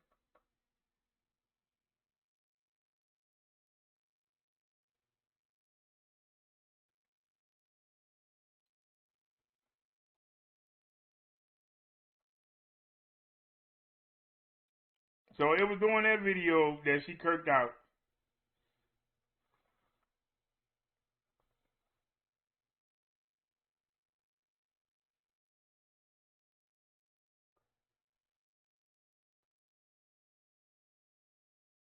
So can we calm this down?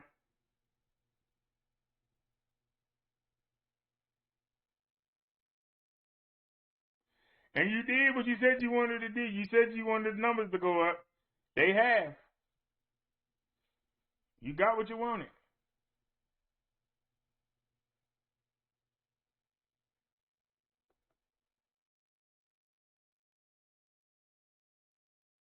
All right.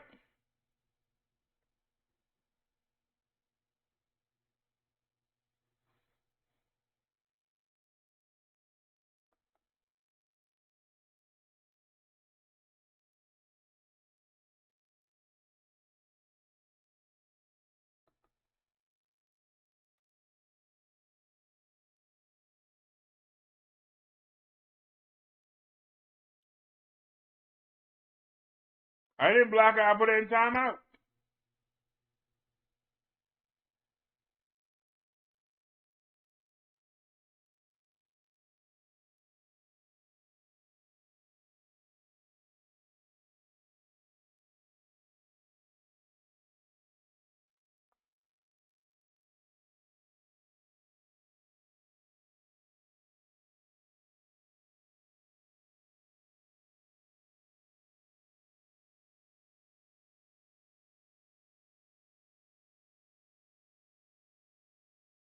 She just called me the F word. I put her in timeout.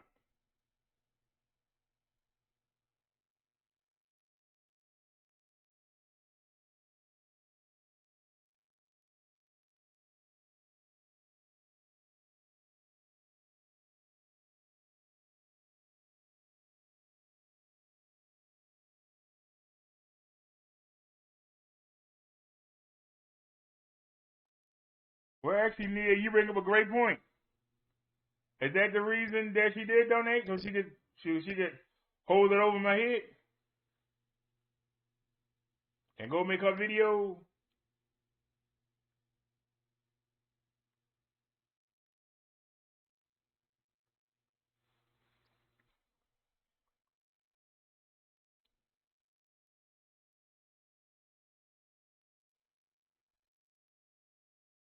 Well, y'all been telling me, you know, I've been trying to give her the benefit of the doubt.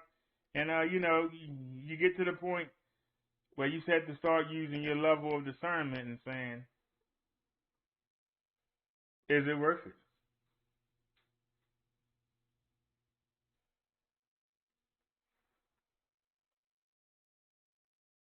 That's what it comes down to.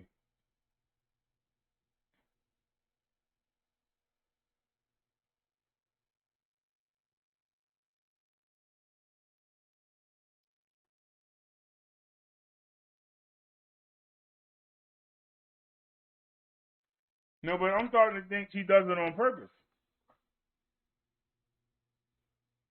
Ain't nobody really been coming to the show, and her channel got flagged. It's just for a week. So maybe she's trying to build the other channel up and going to use this to boost it. I don't know.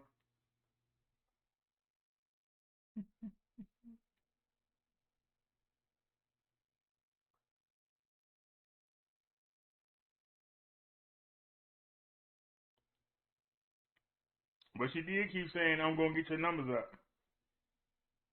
I don't know if she's playing this.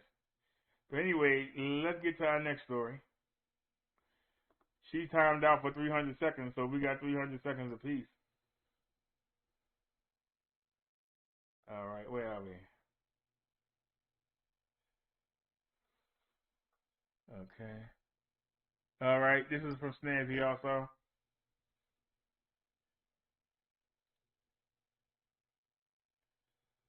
Oh, it's a Facebook. I don't understand. Why am I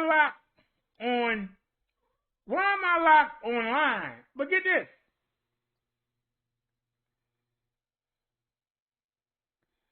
Online, I'm locked.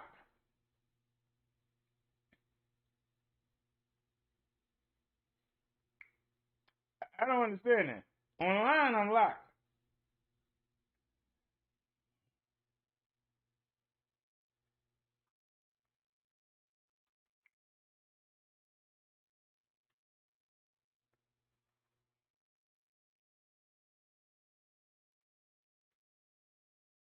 Can somebody explain that? Online, I'm locked. But there's Facebook right there. Now, what I might have to do is what I did before. Hold on a second. Let me go to the Hangout.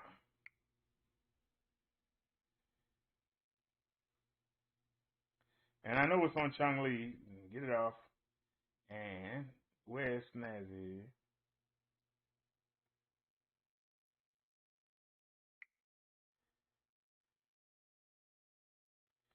All right, and we'll click it here.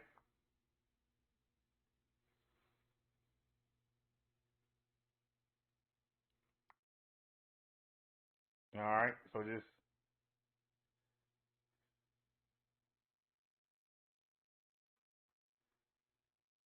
copy text.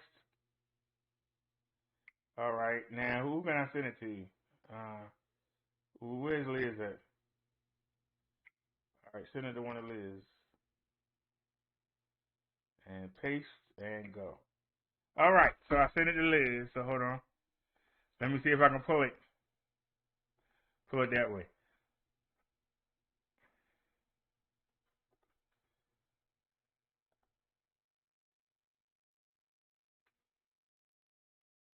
Nope, they still won't let me pull it. All right, well, let's see. They're going to say the same stuff. Next. And they lie. Get a code by email. Get code. And it never comes. The code never comes.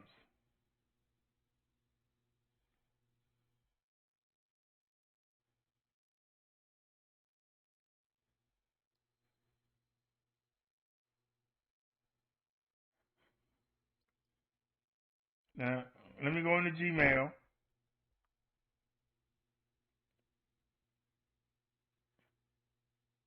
Oh, it's covered. Hold on. Gmail. Make sure we on the right one. That says 1. So that's got to be 51. So we on the main channel. Where's 51? 51. All right. And I ain't had a message on 51 since the 4th.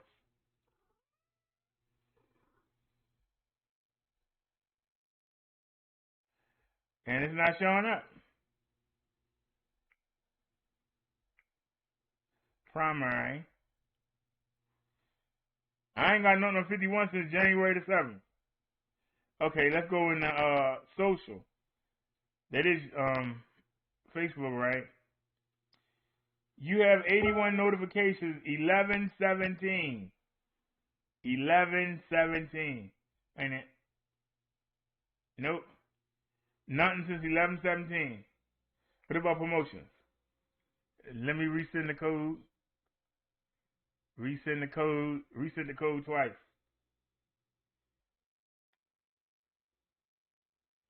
Nothing. All right, go back to primary.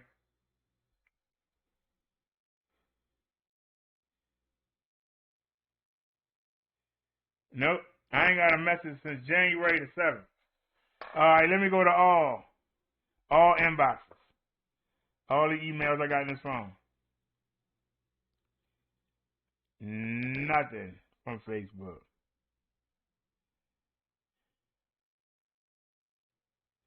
Nothing.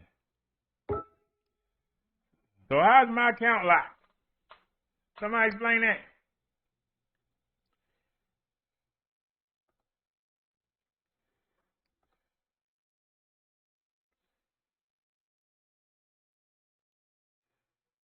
All right, Snazzy sent him something different. Did I get rid of that? Let's get rid of that. All right. Well, it's only, it says it ends in 1. So it would have to be 51.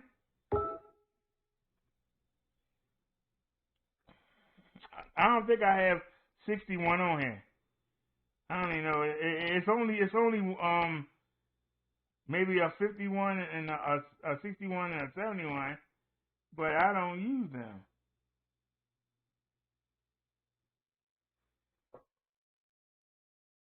This would be dangerous to show while I'm online. But I'm a risk taker. Switch account. See, there's 51, 63, 48. Hit add an account. Where do we have a 51 at? Let's start at the top. 48, 63, 70, 47, 58, 51. Oh, we do have a 71. Hold on. Wait a minute. We have a 71. Maybe that's 71. All right. Let me try to add an account. How you do this? Add another account. And what is that? Google. Come on. All right, y'all. Yeah. This will happen when you got 24 channels. BD.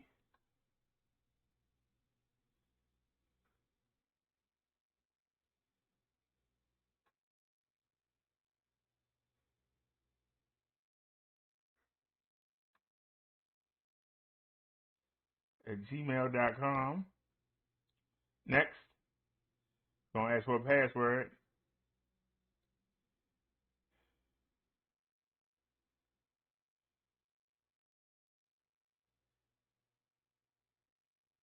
And that should work. See?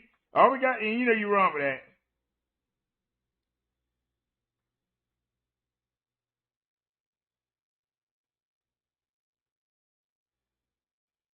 What? Uh-oh. We got a problem. Oh, maybe it's capitalized. Wait a minute.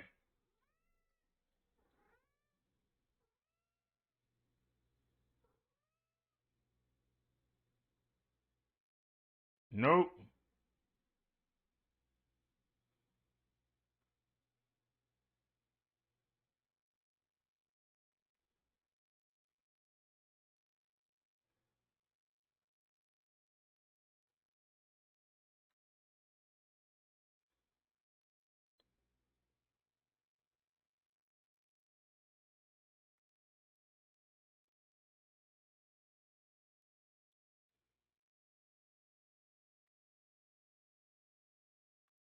This keyboard is trash for this Obama phone.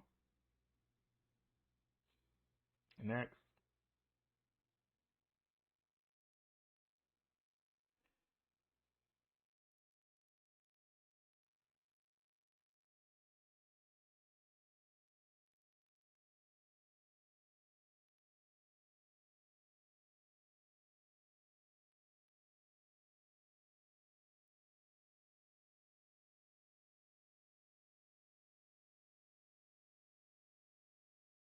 Uh-oh.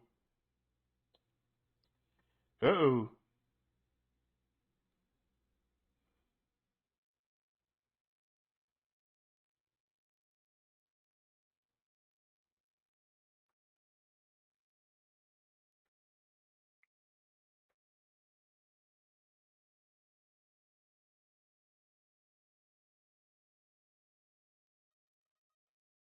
All right. What is it?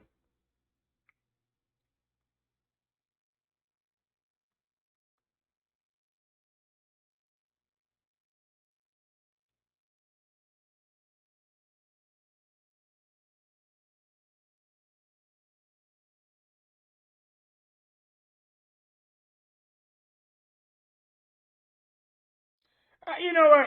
I'm not even gonna say nothing. Let's keep moving, y'all. Wait a minute. Was that it right there? Oh, wait a minute.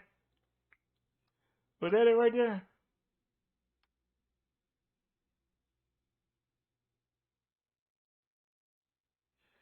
It is BD Family 71. Wait a minute. I got rid of it, didn't I? Shucks. Doggone it. Well, y'all learn stuff here. We learning on the go. All right, so where's that at? Come on, before it run out. All right, get started. Come on. Confirm this is your account. Come on, we ain't got all day. Get code by email. Come on. Get code. Come on.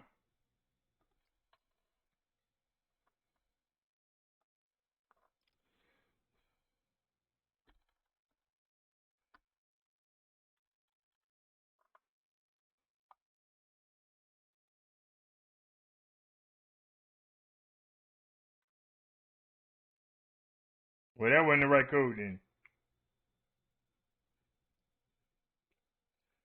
I don't understand why they won't send the code.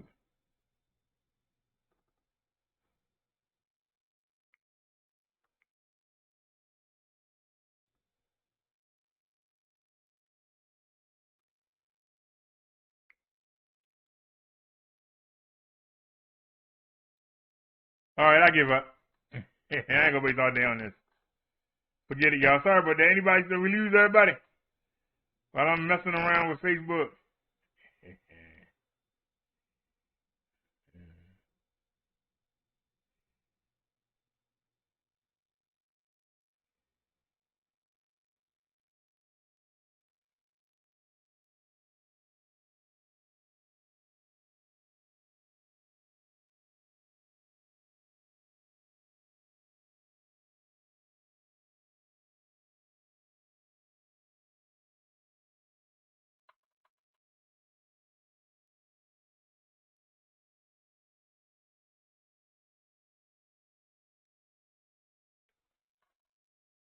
Well, let me look at the chat.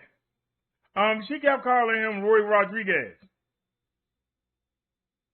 You know him better than we do. Is Grand Poobah Roy Rodriguez, Tony?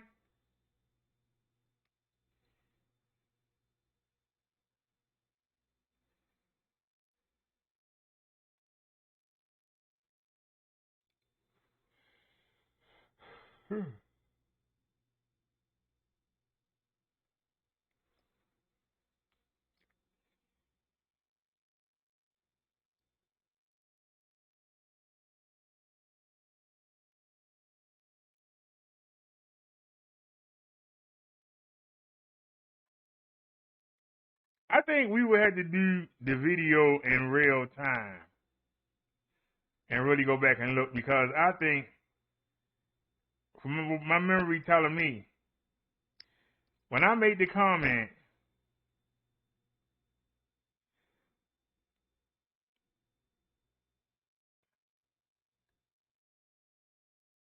Chanlia said something about 3 or 4 inches. But did she make the comment before I walked away, or was I already heading out the door? But I think that he had already typed the comment. I think he was talking about the lady that I was talking about on Facebook. And I came back and I told Chung-Li that. And she said I wasn't defending her. And I told her he wasn't talking about her. And then she started saying it's Roy Rodriguez and F you and go to hell and all this other stuff. And I'm like, what?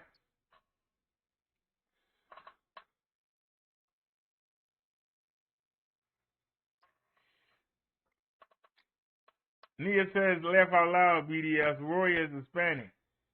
I'm telling you what she said. I can't tell you what somebody said. That's what she said. She thought that it was Roy.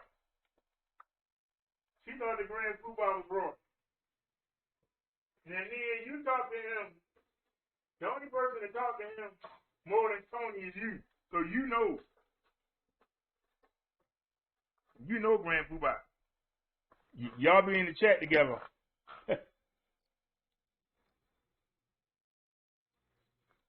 So you know who he is.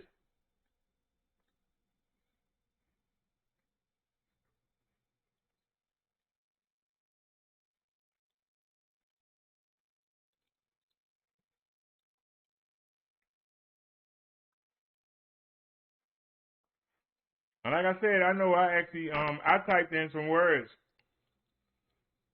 to get the comment off the screen. I saw it was bothering her.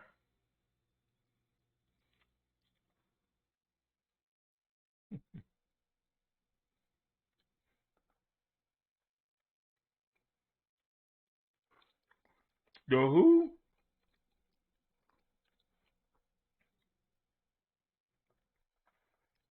The whole album is air of all season. Oh.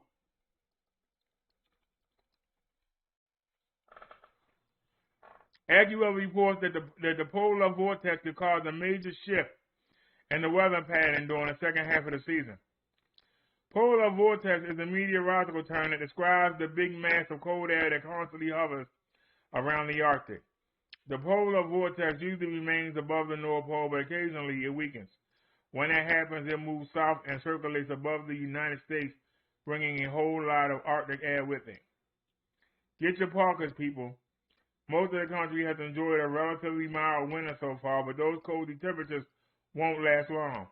AccuWeather reports that the polar vortex will cause a major shift in the weather pattern during the second half of the season. In other words, it's about to get chilly. While the phrase polar vortex sounds dramatic, it's actually nothing out of the ordinary. The meteorological term describes the big mass of cold air that constantly hovers around the Arctic, spinning counterclockwise like a hurricane.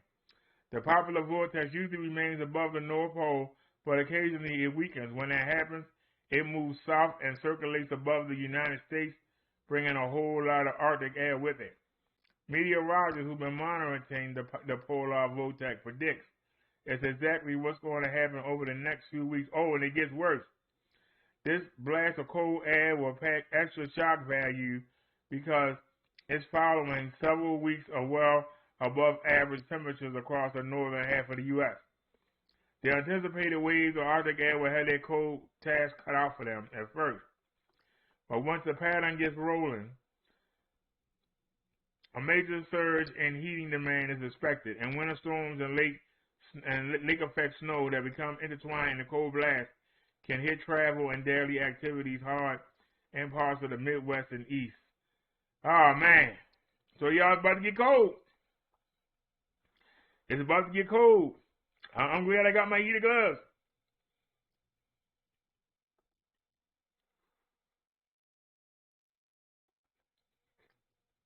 Alright, now we're going to the New York Post. You know I don't like the New York Post, but let's get along. Can we get along? New York Post, can we get along?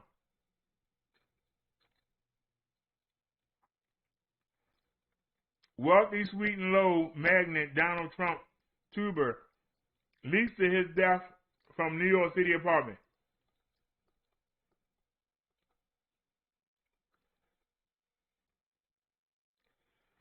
A wealthy 89-year-old artificial sweetener magnate who made Sweet and Low a household name has committed suicide by jumping from his Park Avenue apartment building, law enforcement sources told the Post. Donald Tober, CEO and co-owner of the New York-based 1,400 employee Sugar Foods, left to his death after 5 a.m. Friday and was found in the courtyard of his luxury Upper East Side building between 65th and 66th Street. He was struggling with Parkinson's disease, the sources said. At the helm of Sugar Foods, Tober turned the company's flagship product, Sweet and Low, and its ubiquitous little pink package into a mainstay on kitchen counters and restaurant tables across the country, along with sugar in the raw and enjoy non-dairy creamer. Basically, we was concerned with everything that surrounds the coffee cup, Tober told restaurant in 1995. We're tightly focused.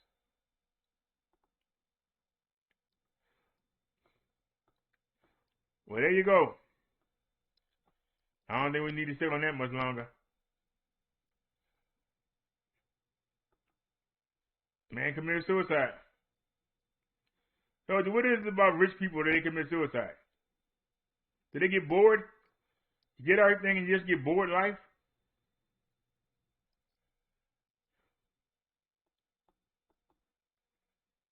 Susan Moore. Is this a lady from earlier, Snazzy? The lady that said that it was racist? This is the second worst day here at IU North. Yesterday, Dr. Bannock, Bannec, wanted to send me home. At that time, I'd only received 2 treatments of the remdesivir. He said, you don't need it. You're not even short of breath. I said, yes, I am. Then he went on to say, you don't qualify. I must have because I've gotten 2 treatments. Then he further stated, you should just go home right now.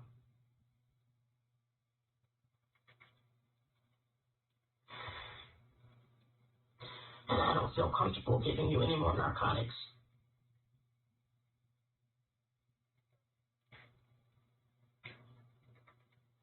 I was in so much pain from my neck. My neck hurt so bad.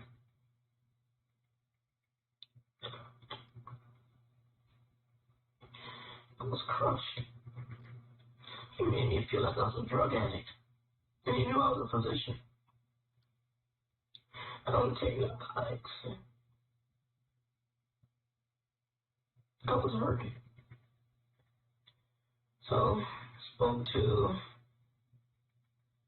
patient advocate who left me wanting. There's not much I can do. So I started asking, send me to another hospital where they can treat me. And if they're not going to treat me here properly, send me to another hospital.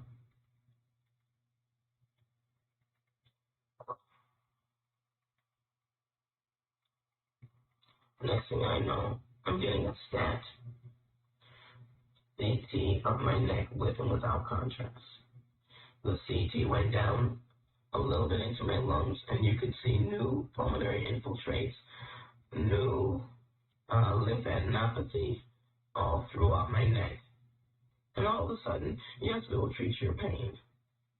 You have to show proof that you have something wrong with you in order for you to get the medicine. I put forward and I maintain if I was white, I wouldn't have to go through that. And that man never came back and apologized. This Dr. Bannock guy. And then today now, was to get the narcotics, right? They came in 9 o'clock. I've been in pain since 7.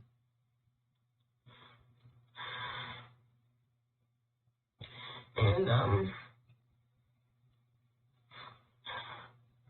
when they came in, very, very sympathetic.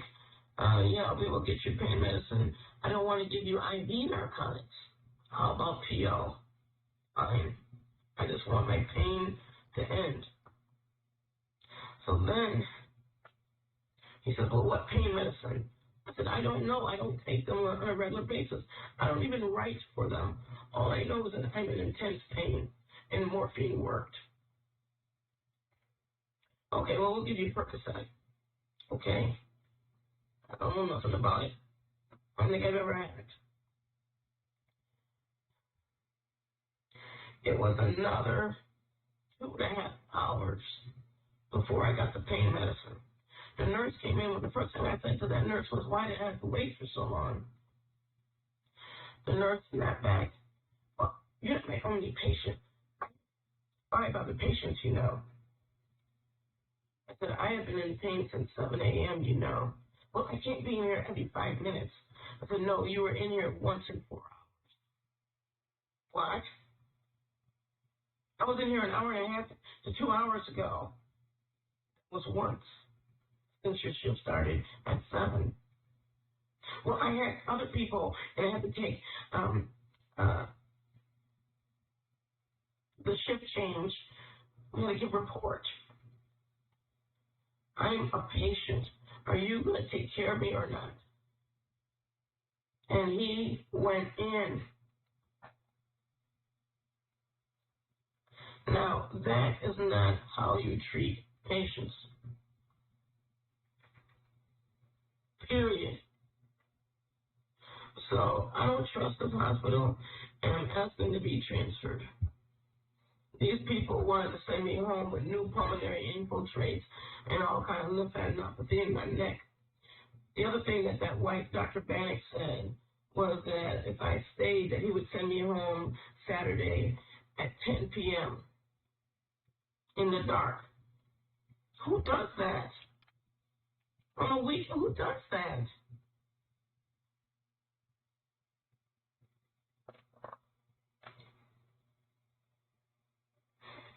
And that nurse was telling me, oh, I was marching in Black Lives Matter. I told her, no, I don't believe none of that. Not one bit, not one iota. You wouldn't even know how to march. Probably can't even spell it.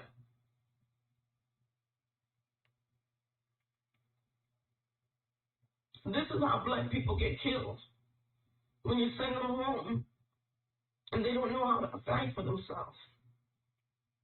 I had to talk to somebody, maybe the media, somebody, let people know how I'm being treated up in this place.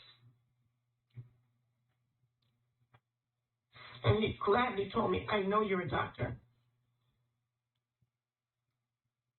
But he didn't want the black doctor to have no medicine, nothing. And then had the nerve to say, it's because of him, the nurse, that I got the medicine. Really? Because of you? No. How about it because I had that stat CT in my neck where it showed all of that lymphadenopathy and infiltrates? Yeah, you didn't know about that? You didn't get that in the report? That's what I said.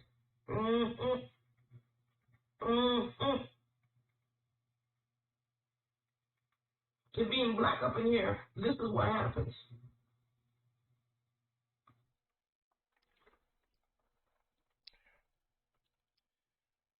Now, I played her story, and that story reminded me of the Kern. That story reminded me of the Kern story. And we went right into that. So was she mad about the black doctor talking about the white doctor was racist to her? Was she mad? Was you mad about that? Which one was it?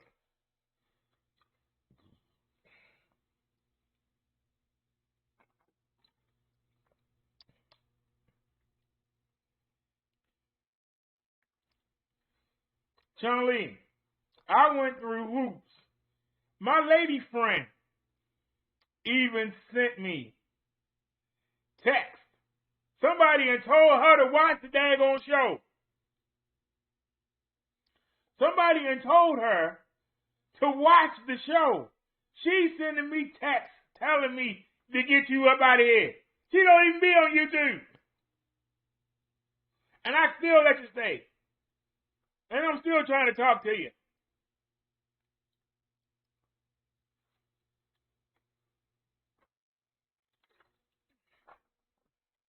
That's crazy. And yet you still see him in my chat.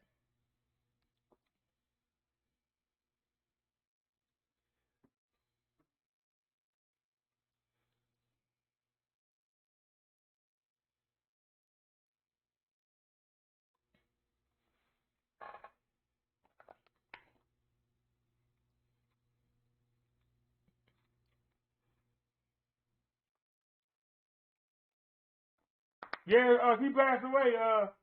He actually was a doctor. And she's saying that the doctor that treated her was treating her extra bad because she was a doctor. Yeah, you're still into me. Yeah, how dare you, doctor? We ain't gonna give you nothing. We gonna send you home. We gonna send you home at 10 o'clock when you can't even get a ride.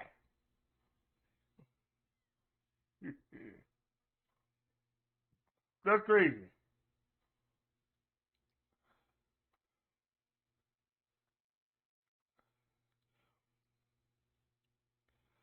Why are you using your Shannon Daniels channel when the channel you were using before only times you out?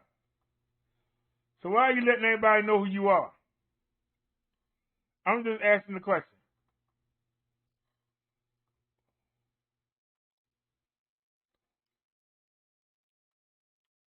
I don't know, but she gonna keep talking. She gonna bring NNC in here. NNC gonna come in here and get her. You keep on. Same way she came in and got Tina and got you last time. I think you want her to come back and get you. You know what I'm saying?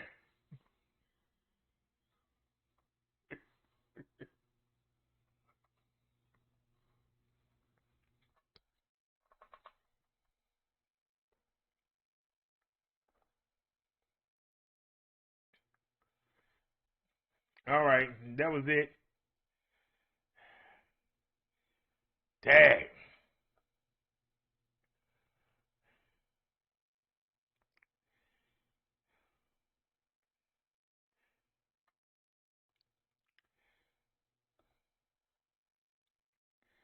Doggone it. The other links. The other link is in Chung Lee chat. And I blocked them. Both of them. So we're going to have to wing it. I didn't block all your channels. I timed you out.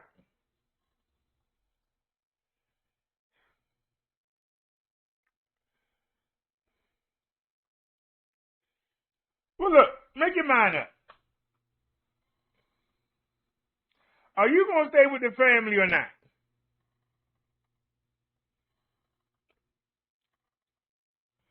Seriously. Are you going to stay with the family or not?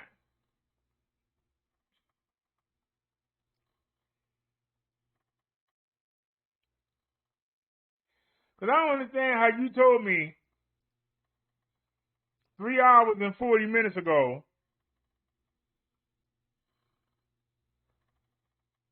that you and I don't have much family, and I'm like your family. And in 3 hours and 40 minutes later, you done.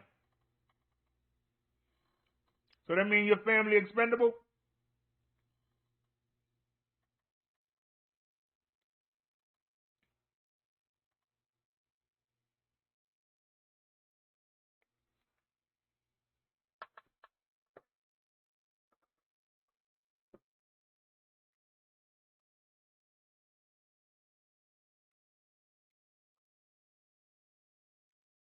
Why did I block you, Chung Lee?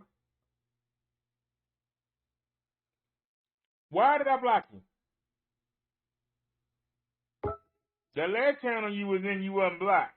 But please explain to me, why did I block you? I didn't block you to be mean. I blocked you and said, call me tomorrow. That's why I blocked you. To stop you from coming on here and doing this. That's why I blocked you. And what I tell you, call me tomorrow. That's what I told you. You doing this. What do you mean begging? You begging right now. How you gonna block me and I can't in here? How you gonna block me? How the heck is you on your face? That's begging for attention. That is begging. I gave him $600. And I get you, and he got a wash machine and all this, and I done more than all of y'all in the chat.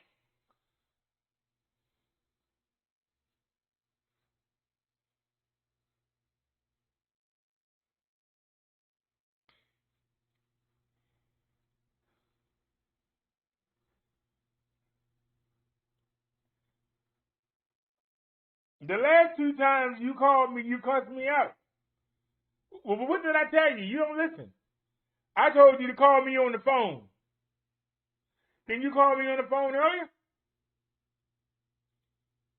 I told you to call me on the phone. And we'll discuss it.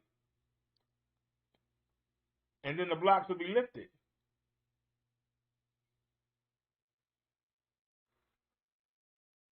What part don't you understand?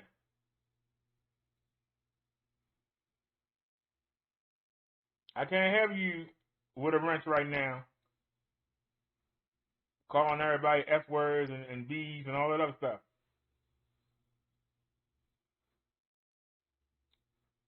So stop saying that you were blocked and he took me out of here. And yes, you have done a lot. And I put up with a lot.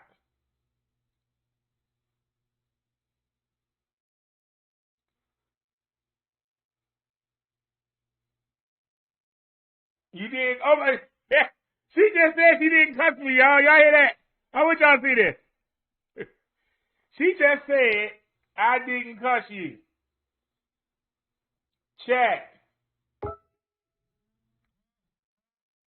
Chat. Does anybody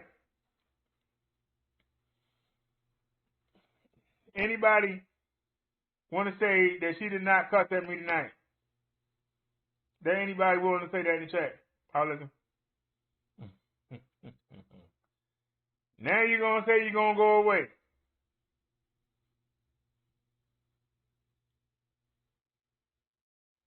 I thought when family had problems, they work it out. I ain't know families ran.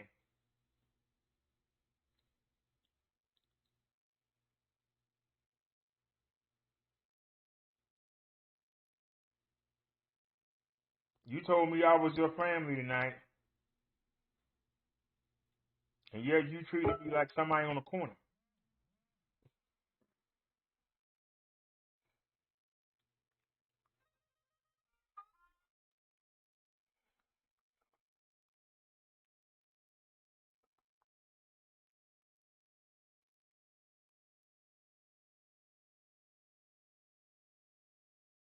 All right, we got some new links here. Somebody has sent. Snazzy has sent. TikTok video resembling missing teen Cassie Compton is now being investigated. Okay, just to read the full story, let's go there. Maybe we got a video. No video?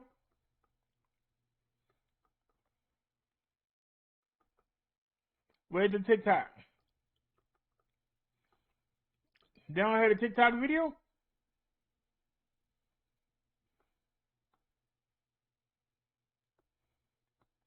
Here it is. That's the one thing I know. That's the one thing I know about Newsbreak.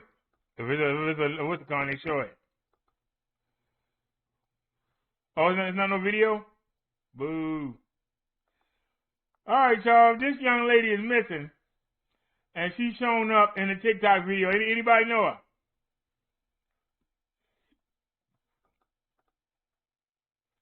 Cassie Compton case, FBI, Little Rock, and Stuggett police have confirmed it's investigating a TikTok video that shows a young woman.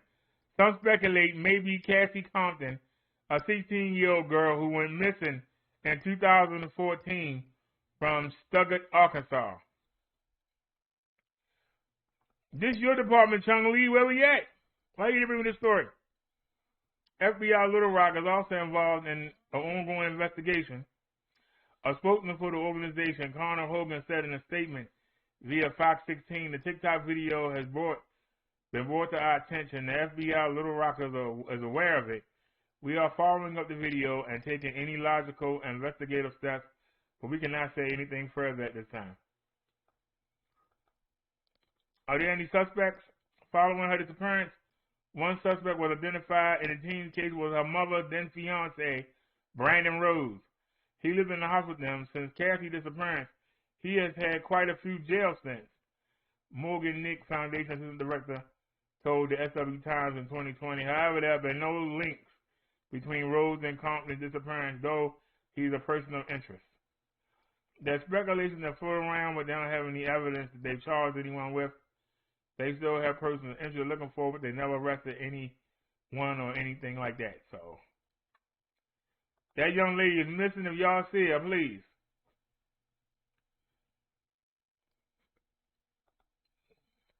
Please, if anybody's seen her.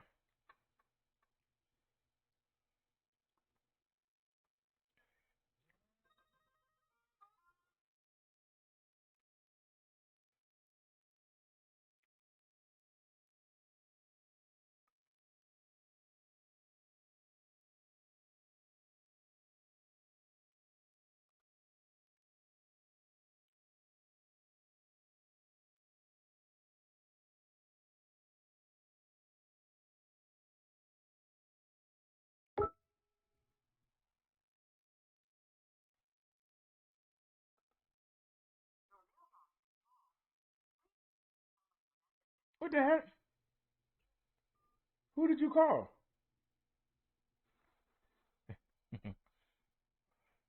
All right, wait a minute. Hold on a second. With the my lady friend still sending me stuff? All right. Let me pull the chat up because I'm missing stuff. All right, what's going on here?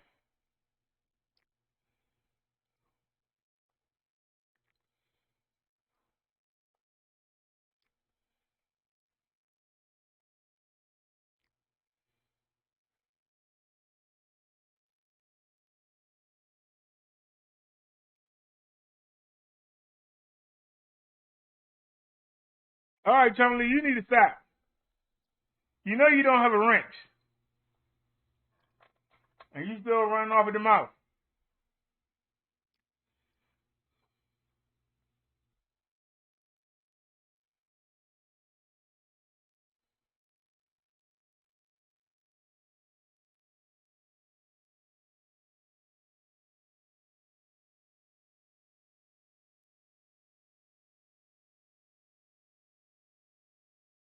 Wait a minute, I'm gonna sit back and watch this. I just told you earlier what Snazzy did, but okay, I'll sit back and watch this. I don't know why you picking with her, so we'll sit back. I'll sit back and watch this. Maybe we put the music on in.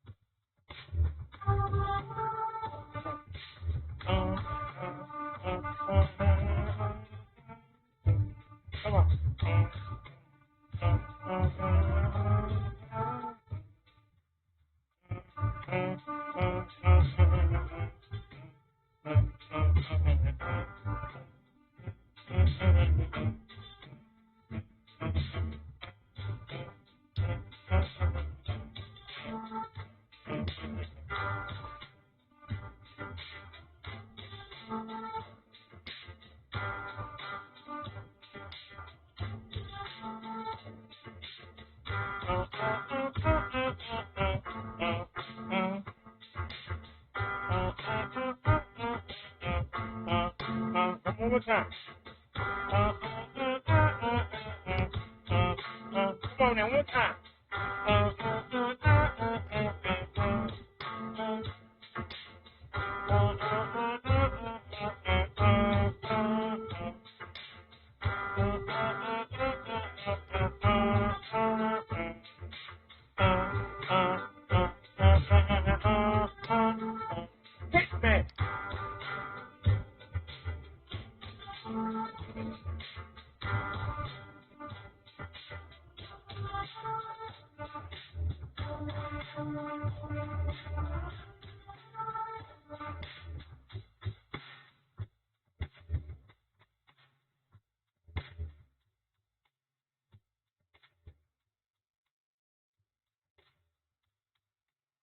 Don't leave. You got one more time to curse on my chat and you done.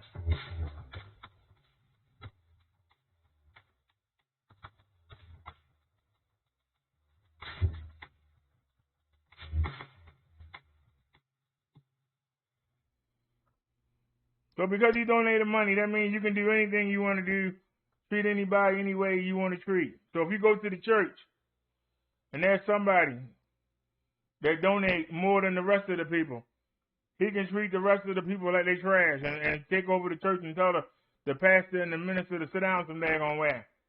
And tell everybody on the choir, I'm going to sing. Y'all get down there and sit in the damn pew. I donate the most, God darn it. I get to say and do what I want to do.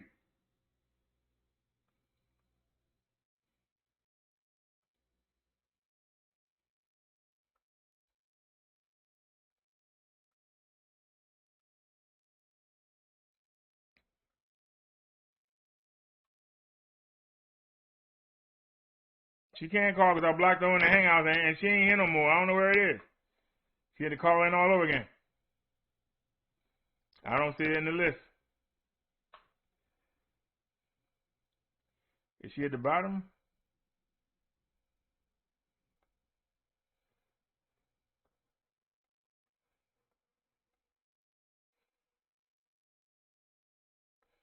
Is that her?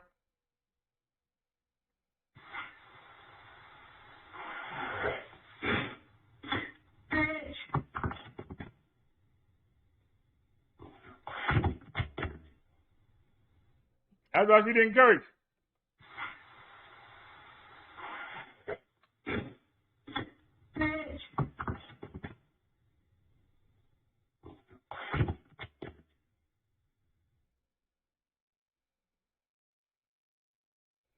Phone calling is unavailable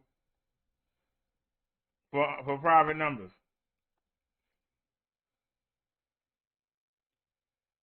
And I don't see her.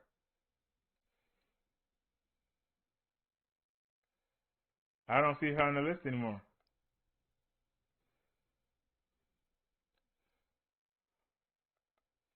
Is this her?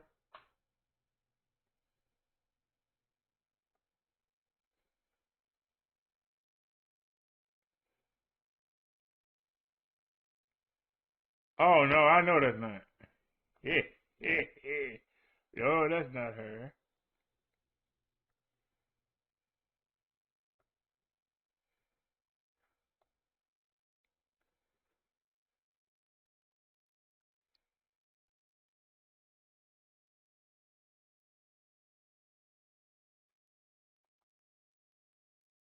What's your email?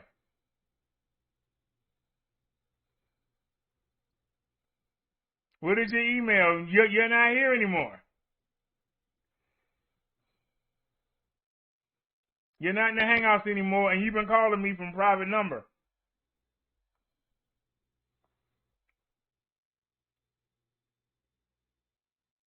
Yeah, they all been private numbers.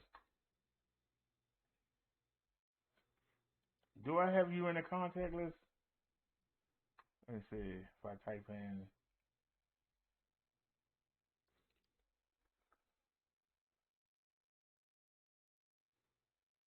All right, wait a minute.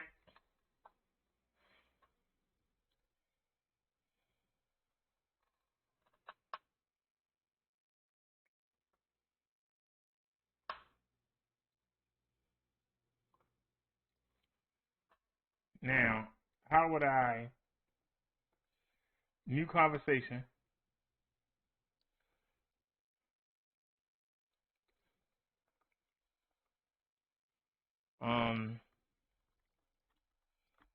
hold on, I'm trying to enter you in.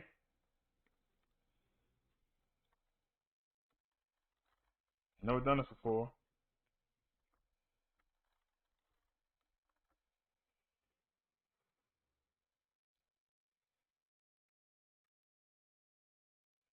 All right, so I can't unblock her. And then, can I unblock her? Options. Okay. Unblock. Okay. Well, I don't regret this.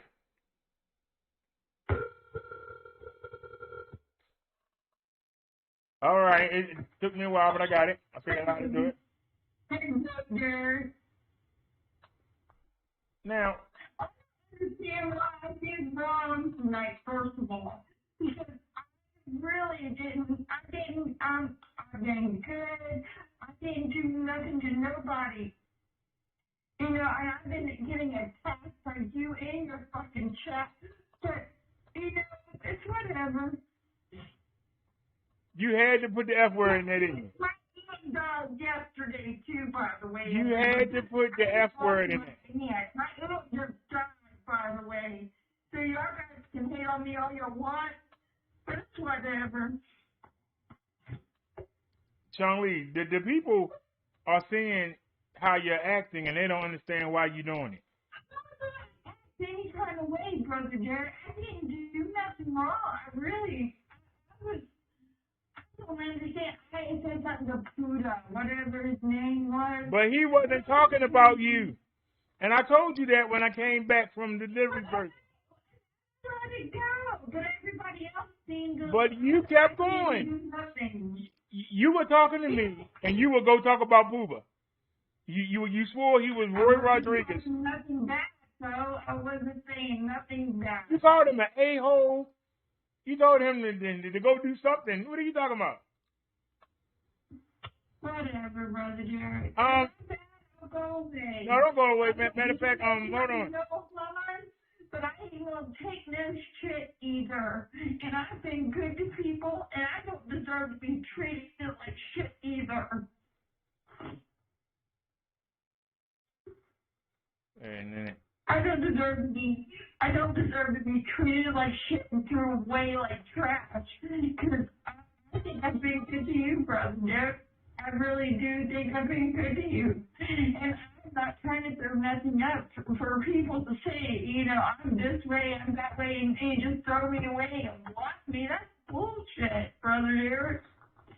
But it's whatever you want to do. You need to be in your chat, and I will just go away. Hello? your face is showing. Oh, that's right. Again, nobody said. I took a lot of shit from a lot of people in this fucking sector, and I'm not going to take any other shit. And, you know, and I can see if somebody's coming at me that's done more, and I don't have no evil intentions towards you. You know this, right? When I do, I just try to do my best by people. And I don't hurt nobody, but nobody, I don't give nobody no chance to treat me like shit, brother Derrick. You know? Because, I've been like, I don't deserve to be treated like crap. And I'm not going to stand for it because... How are you treated like crap? No, stop talking. I let you talk. I let you talk. I want you to tell me right now, in front of everybody, what did I do to piss you off? No excuses. You piss you off when you blocked me on all my accounts where I couldn't even call you. Because you cussing. I gave you over $600, brother Derrick. You keep rubbing that in, but you're not accounting for your behavior.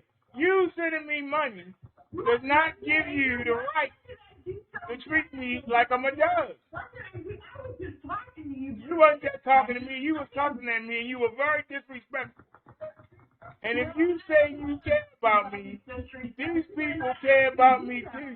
And why do they want to sit there and listen to you? You trying to overtalk me. Yeah, if I was disrespectful towards you, I apologize to you for that. But I think I was maybe talking to somebody in your chat. I don't think I'm talking to you. Maybe you know, everyone takes me the wrong way anyway. You got mad because you thought that Grand Poobah, you won't let me talk. Brother Derrick, please, because I can't apologize for my wrong behavior, can you? Because after everything I've done, I don't think I should have been blocked. I think you should have talked to me.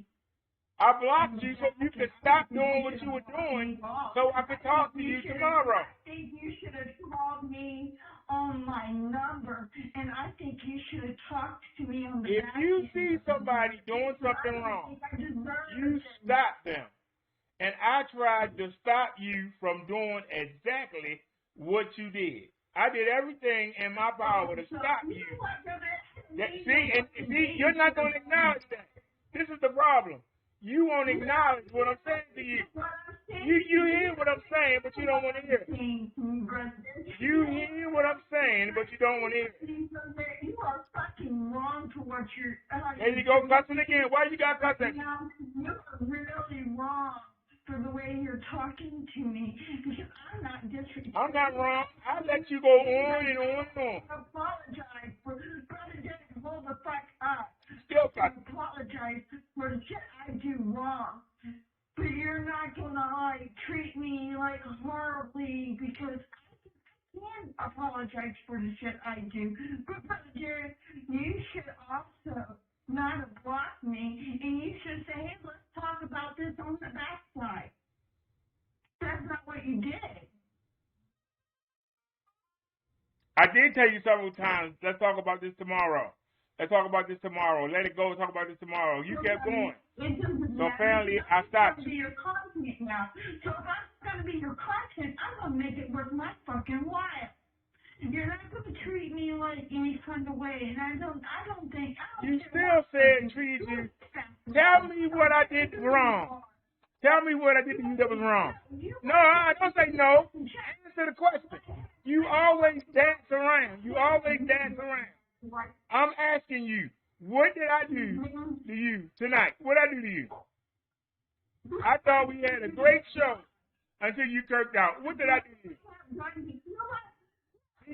Don't say you know what.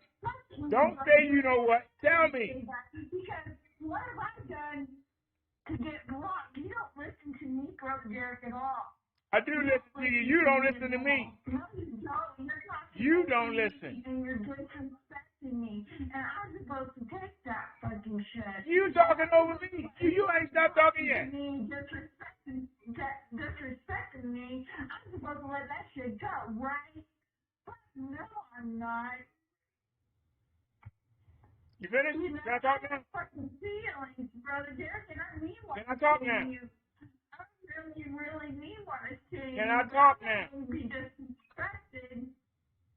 You disrespecting me right now on my own show. What I say right now. You disrespecting me on my own show right now. I'm asking you, can I talk? You know what? Every time you say, you know what, that means that you lost, and now you want to go somewhere else. That's what that means. It means you're losing, and you want to change the subject. I don't think of this as a game. I'm thinking as we're friends. It's a lose-lose situation. If you and I wasn't friends, you'd have been gone a long time ago. You wouldn't be talking right now. Because you're losing a really good... And I'm losing the disrespect of my check, allowing you to hang around. You still won't acknowledge what I said. No. You won't acknowledge anything that I said. Whatever. Over $608 in your block. That's okay. I already, I'm just, it doesn't matter to you, does it? It doesn't. I'm just a number. I'm just a person in your chat. No, I'm done. I'm done. I'm not going to let her keep going. You ain't the victim. You are not the victim. You are the criminal. You caused this, and you continue to keep going. You don't know how to stop. Just a big pity party. I put up with a lot. You ain't gave me enough. To sit here and listen to you make excuse after excuse after excuse, and then you think you give somebody some money, that everything forgotten. And that little bit of time, you done called me about 4 or 5 cuss words, and I'm supposed to just sit here and just take it because you give me some money. Really? Really? I asked you, what did I do? Well, or what did I do? Well, you ain't got no answer. To this moment, you can't tell me what I did. Now, I told you that Grand Poobah was not talking to you. And he knew it, and that's why he said, I'm going to bed. I'm not even going to get into it with this woman. She knew I wasn't talking to her, but I'm not going to get into it with her. He was not talking about you. He was talking about the woman I mentioned in the article. I don't understand why you can't get that to your head.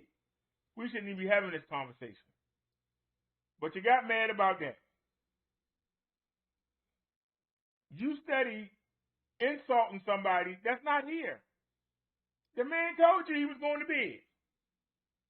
But every chance you get, that a-hole, he Roy Rodriguez, he's this, he's that.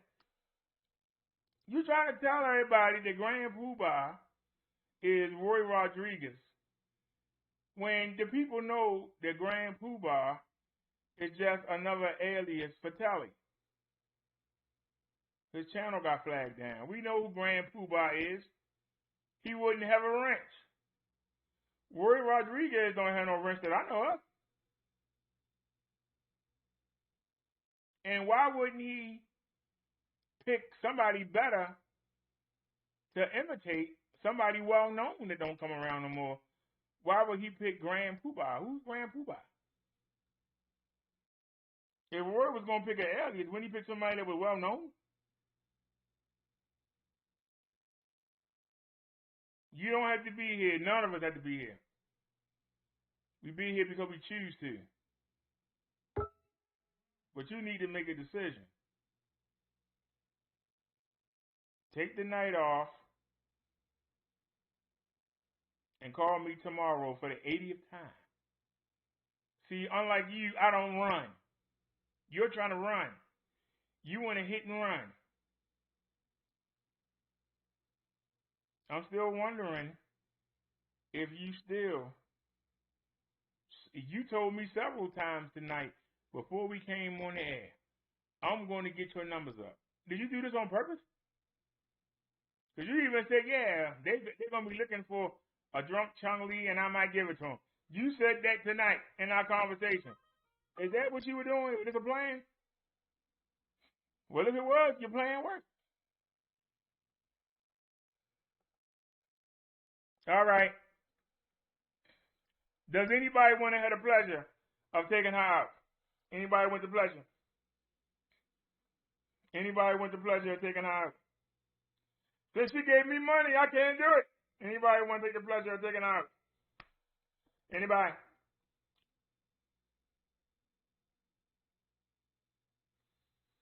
Does anybody want to take the pleasure of taking her out?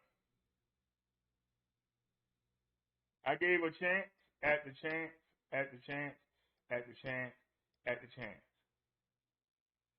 She said she was going to call in and she wasn't going to curse every other word, F you, B this, you, every other word. So she can't keep a word. Why you want to do this knowing that somebody going to have videos up tomorrow about it? It's all you seem to worry about. Why would you want to give them something to talk about? I think you like the drama.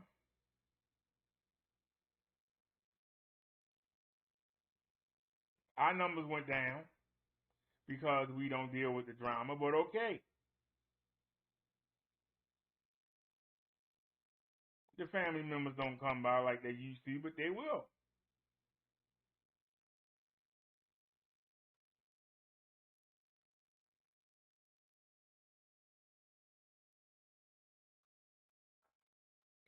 Nia says you should really reevaluate while you let her continue on this path. Well, Nia, I thought I was helping her by keeping her busy. And maybe it keep her off the bottle. And I thought if she had something to connect to and something to invest in, that it would give her something to do and she wouldn't sit around all day feeling sorry for herself drinking all night. That's what I thought I was trying to do. You really want to know? And it's not working. It's not working.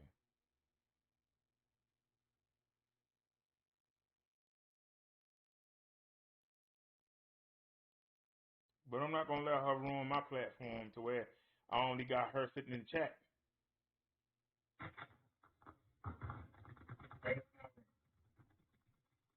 Hello? Hello? Was that you, Snazzy?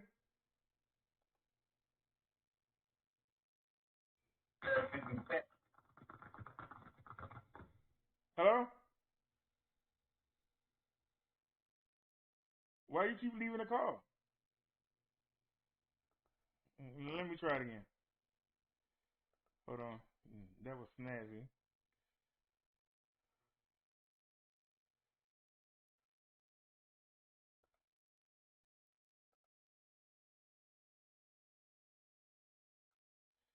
Microphone and camera are blocked. Clicking that in your UL bar. Let me see. Can I go in? Camera access is denied. No camera found. But we don't care about that. What about the microphone? Microphone. Speakers. Why is everything denied? It's saying everything is denied.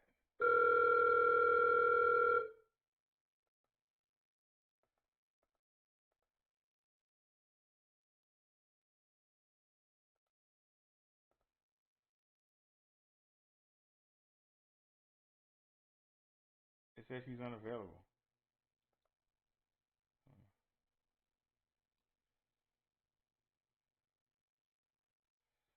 Okay, let's try this then.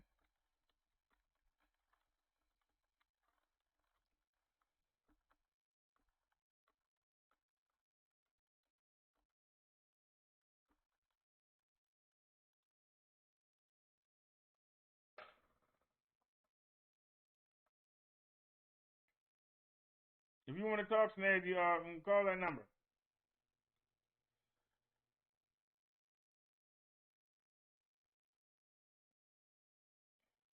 Okay, she said no.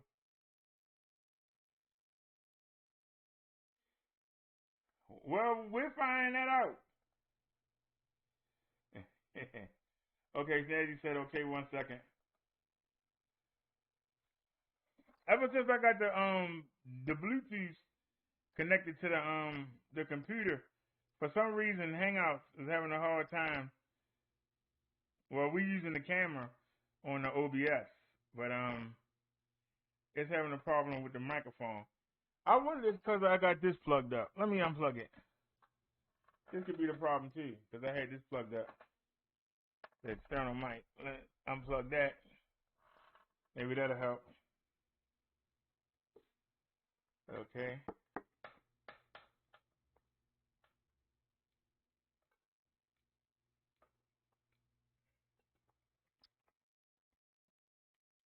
All right. It seems that I don't know what it is, but why is it? And somebody can answer me this, and I'll listen. Why is it that the people that donate the most are damn nuisance? I just don't know how to say it. Why are they so hard to handle?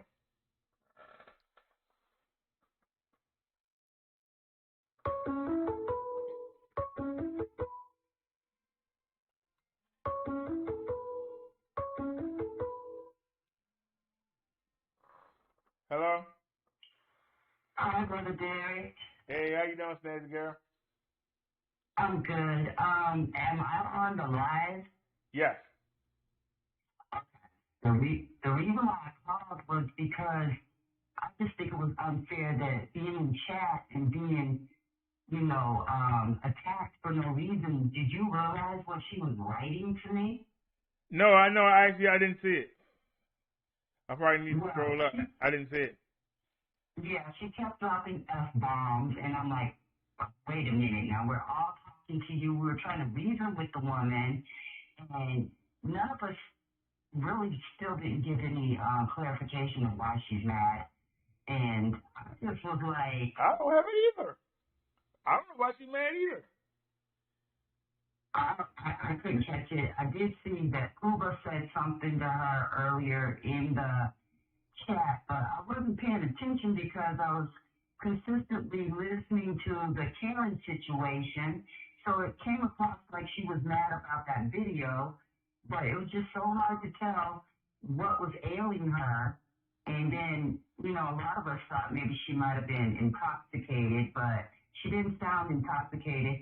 And then when she started throwing out things like you owing her money and stuff like that, it just seemed like she was just using that as a control method over your head. It was really aggravating. Well, like I said, we all know that she got the problem with the bottle. We all know that. And right. I have kept her clean through stretches, but it don't last. It always winds up they're like this. We can go a month and a half, and I can keep her busy and clean. It just seems like, somebody or down her family. I think this is like the third death in like 3 months, and it's like stuff just keep happening, and it's like she just runs back to the bottle. Now, like I said, I was supposed to. I told you I was coming on the 6th, right? Coming on the what? I told you I was going live at 6. Right, correct. Well, she called me, and we actually stayed on the phone. I actually got her to family hang up because it was already after 9 o'clock. I said, man, and I was like, well, I told her our topic for the night, and she was like, no, you should do it on generalized. And I was like, that's too heavy to start with. You should start out with the old wives' tales. It'll make people come look.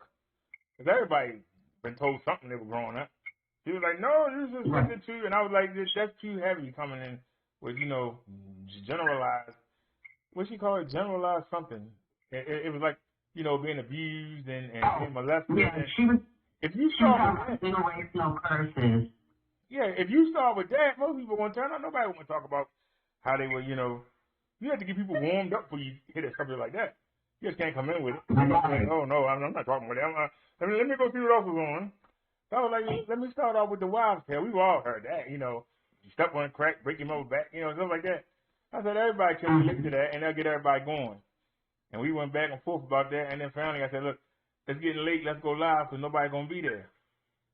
And so then I went live, and I thought that it was going to be a great show, and I didn't know she was going to self-destruct like that. I mean, and then I see it coming. You know, this ain't the first time.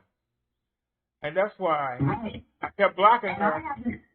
I have never been here on the show when she acted like that, though. That was the thing that threw me. It was like, every time she acts up, I wouldn't be around. So I got to see what she's really like. But what was irritating though was the link she sent.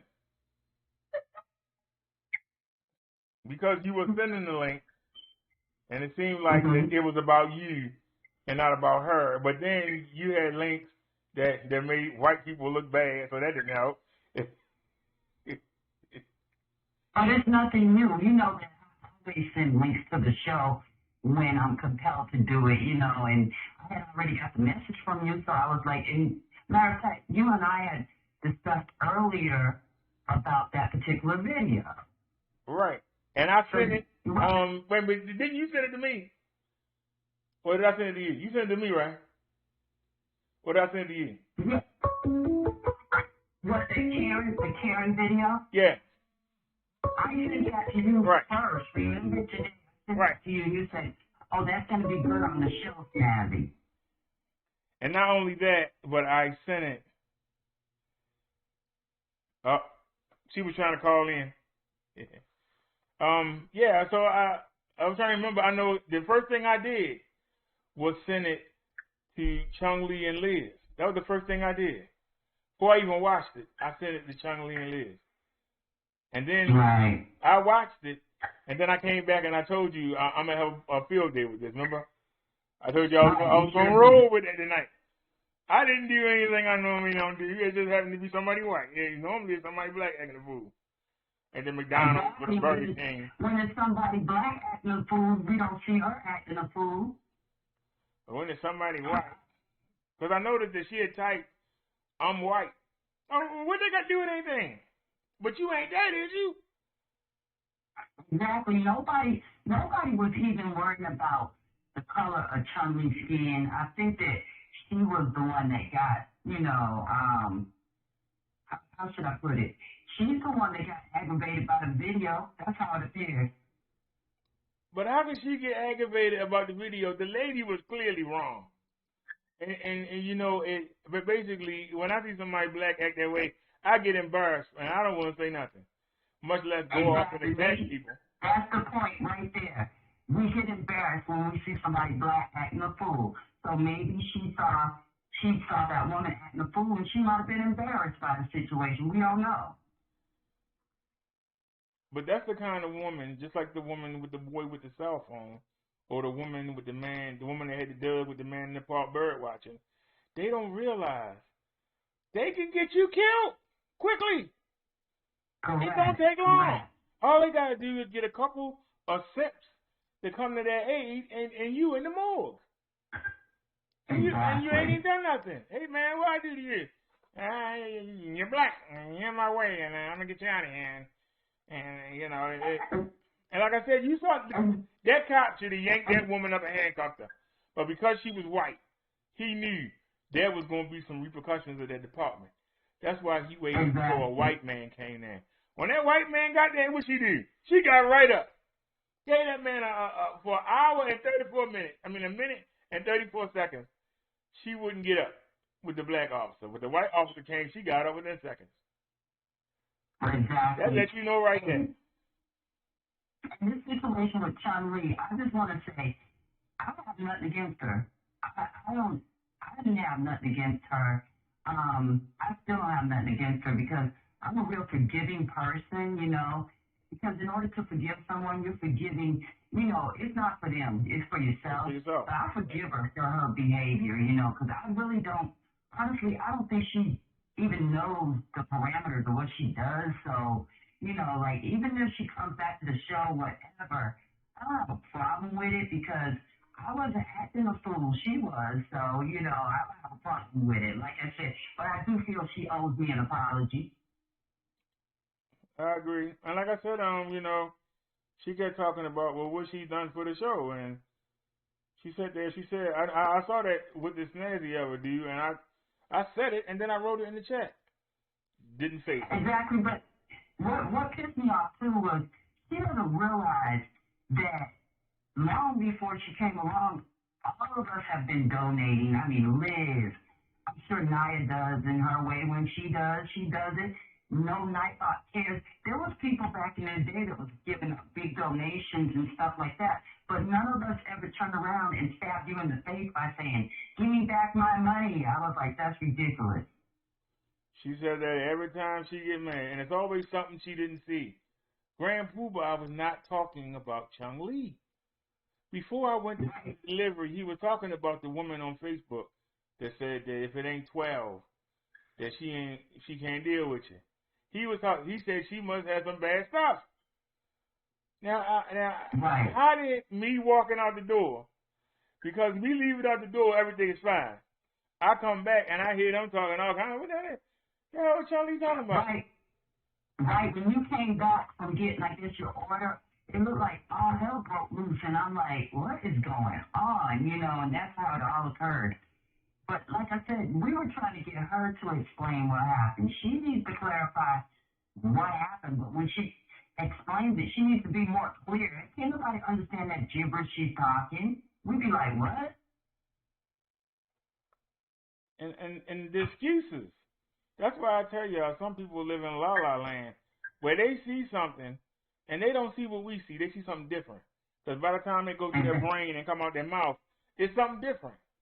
You know, just like a couple months ago when she said that I was laughing at her for getting blocked out of Zone's chat, and I said, why don't you talk to Zone behind the scenes? You laughing at me? What? And then she sat there and made a video, right, of what I was saying. Remember now, I was still live. She made a video clip of what I was saying. And I played the video clip 7 times. Guess what? There wasn't nothing there that said anything about me laughing at her. She's still saying it's right there.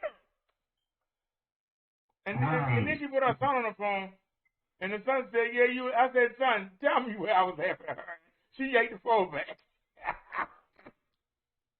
Exactly. But what I want to say is that tonight, he really made the situation look really retarded in the chat, because you had other people that had come into your chat. You noticed the chat was starting to build up. And she basically was insulting other people besides myself, because this one guy in there, he has his own show on YouTube.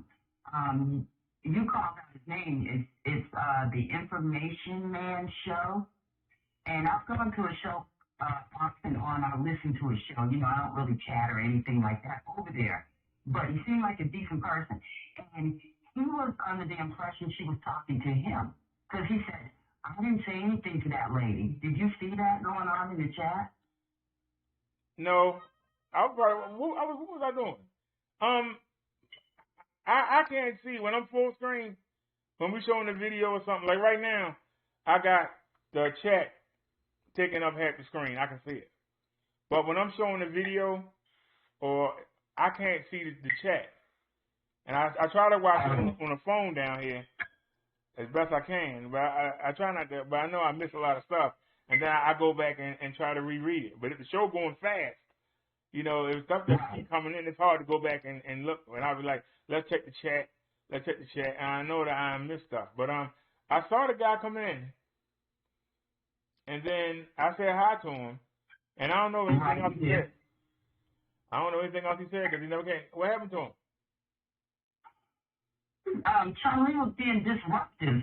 And when she was talking to you on the phone, he was saying, I didn't say anything to that woman, you know, like that. And I was looking at it like, you know, she's got everybody in the chat up in arms because Then she started cursing, when she called you and we're like, what is wrong with her? Was.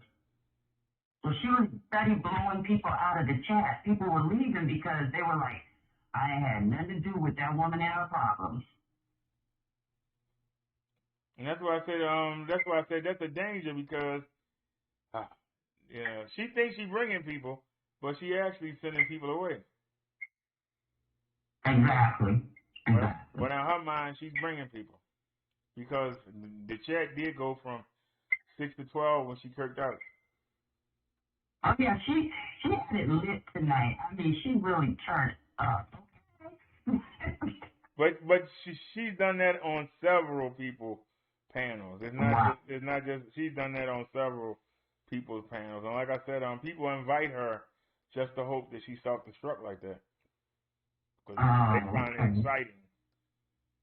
They do. They find it exciting. And like I said, I kind of I gave her the benefit of the doubt, but she did say, I'm going to get your numbers up tonight. She kept saying that. I'm going to get your numbers up tonight. And I was like, oh, she did that. She did that. And I'm going to get your numbers. She said, I might even, nah. I was like, what? So that's why I thought that she was joking in the beginning. Just trying to get the numbers up. Like she was joking at first, but she went from 0 to 100 in a few seconds, and I'm like, what is going on? That's how bad it was.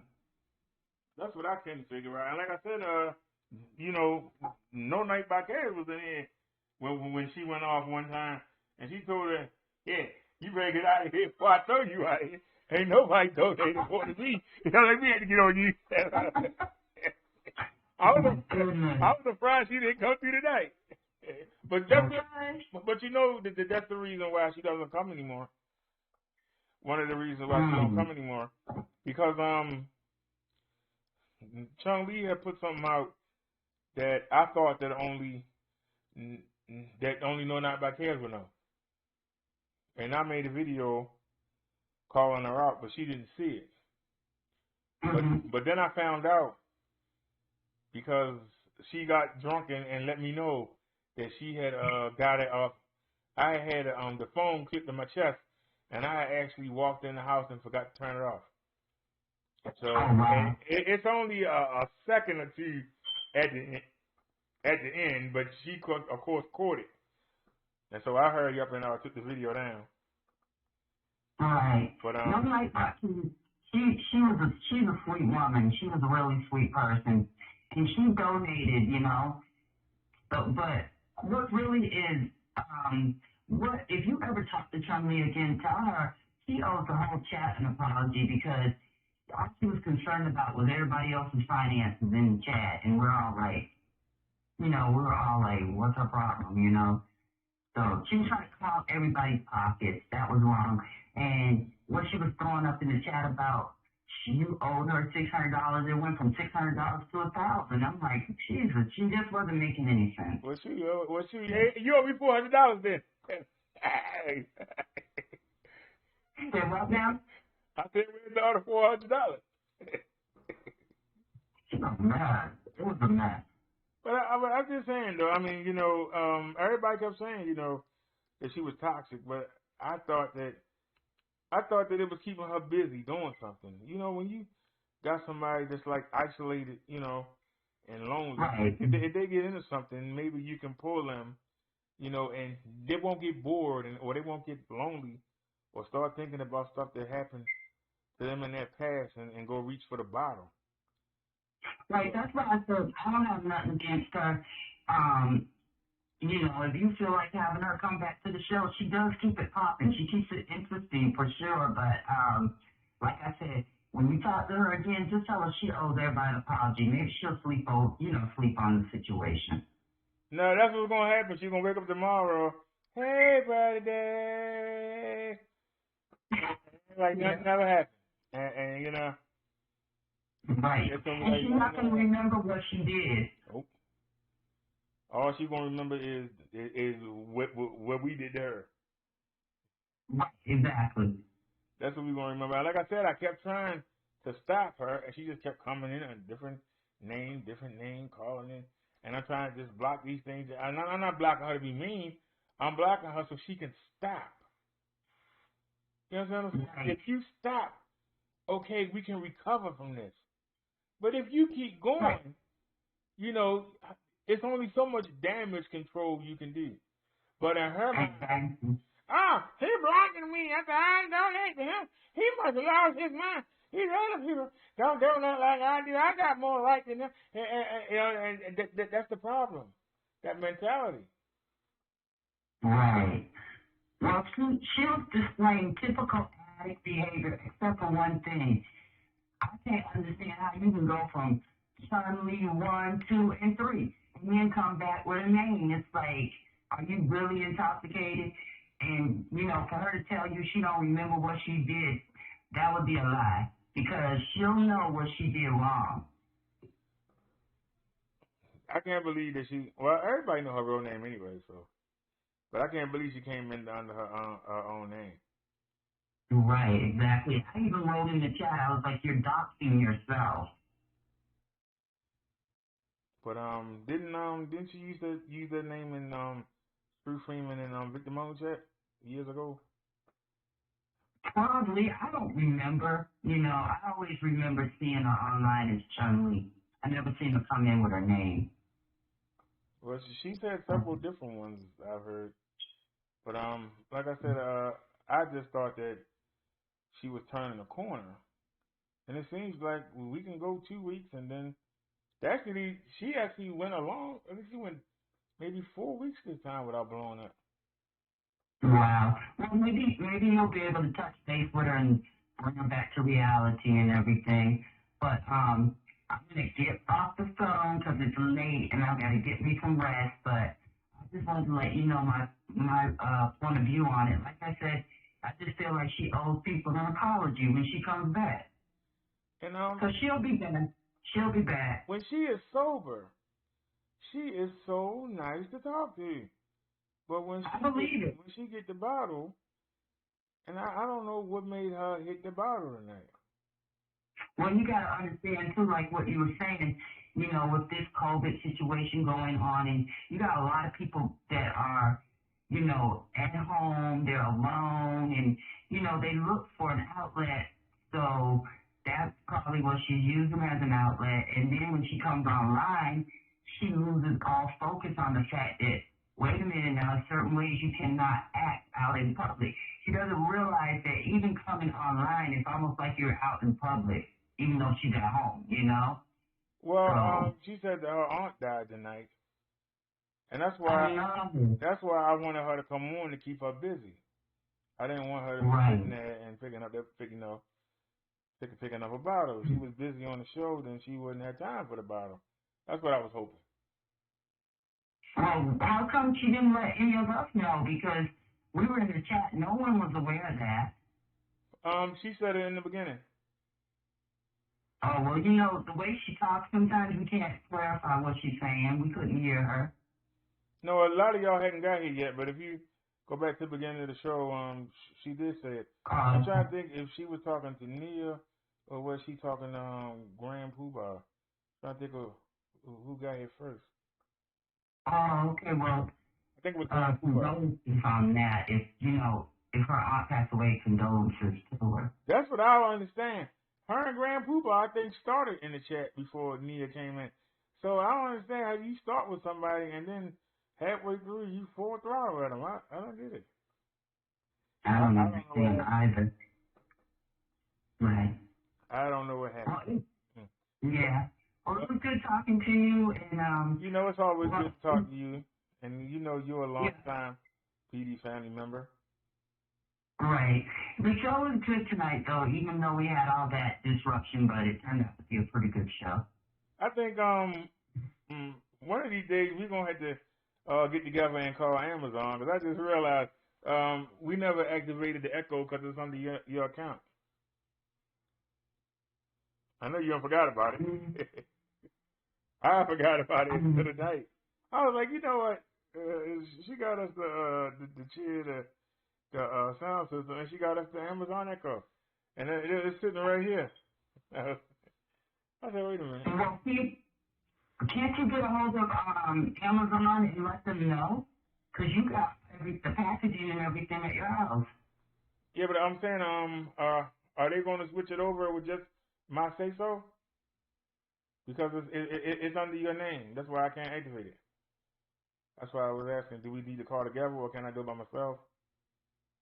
I think you're probably gonna have to do it yourself because remember, when things are brought through Amazon, sometimes what happens is like you could go into an account and look, and those things are gone after a while. You know what you ordered in the past, you don't see it sitting there no more.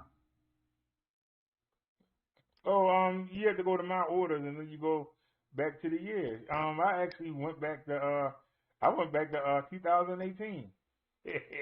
The other day, I was looking for something that I bought years ago, and I just wanted to know if it was if I could still use it with the computer I got today, and I went back there. Everything showed up. Well, I don't know if it's because at that time I had one account, then I started a whole new account, so that's possibly what it is because I had to change. I had a bank issue going on, so I had to change my card. But what you should probably do is tell them you got it as a gift, and it needs to be activated, and see where did it have any type of serial number on it? You know what? I was just thinking that as you were speaking. Wait a minute. Let me look here.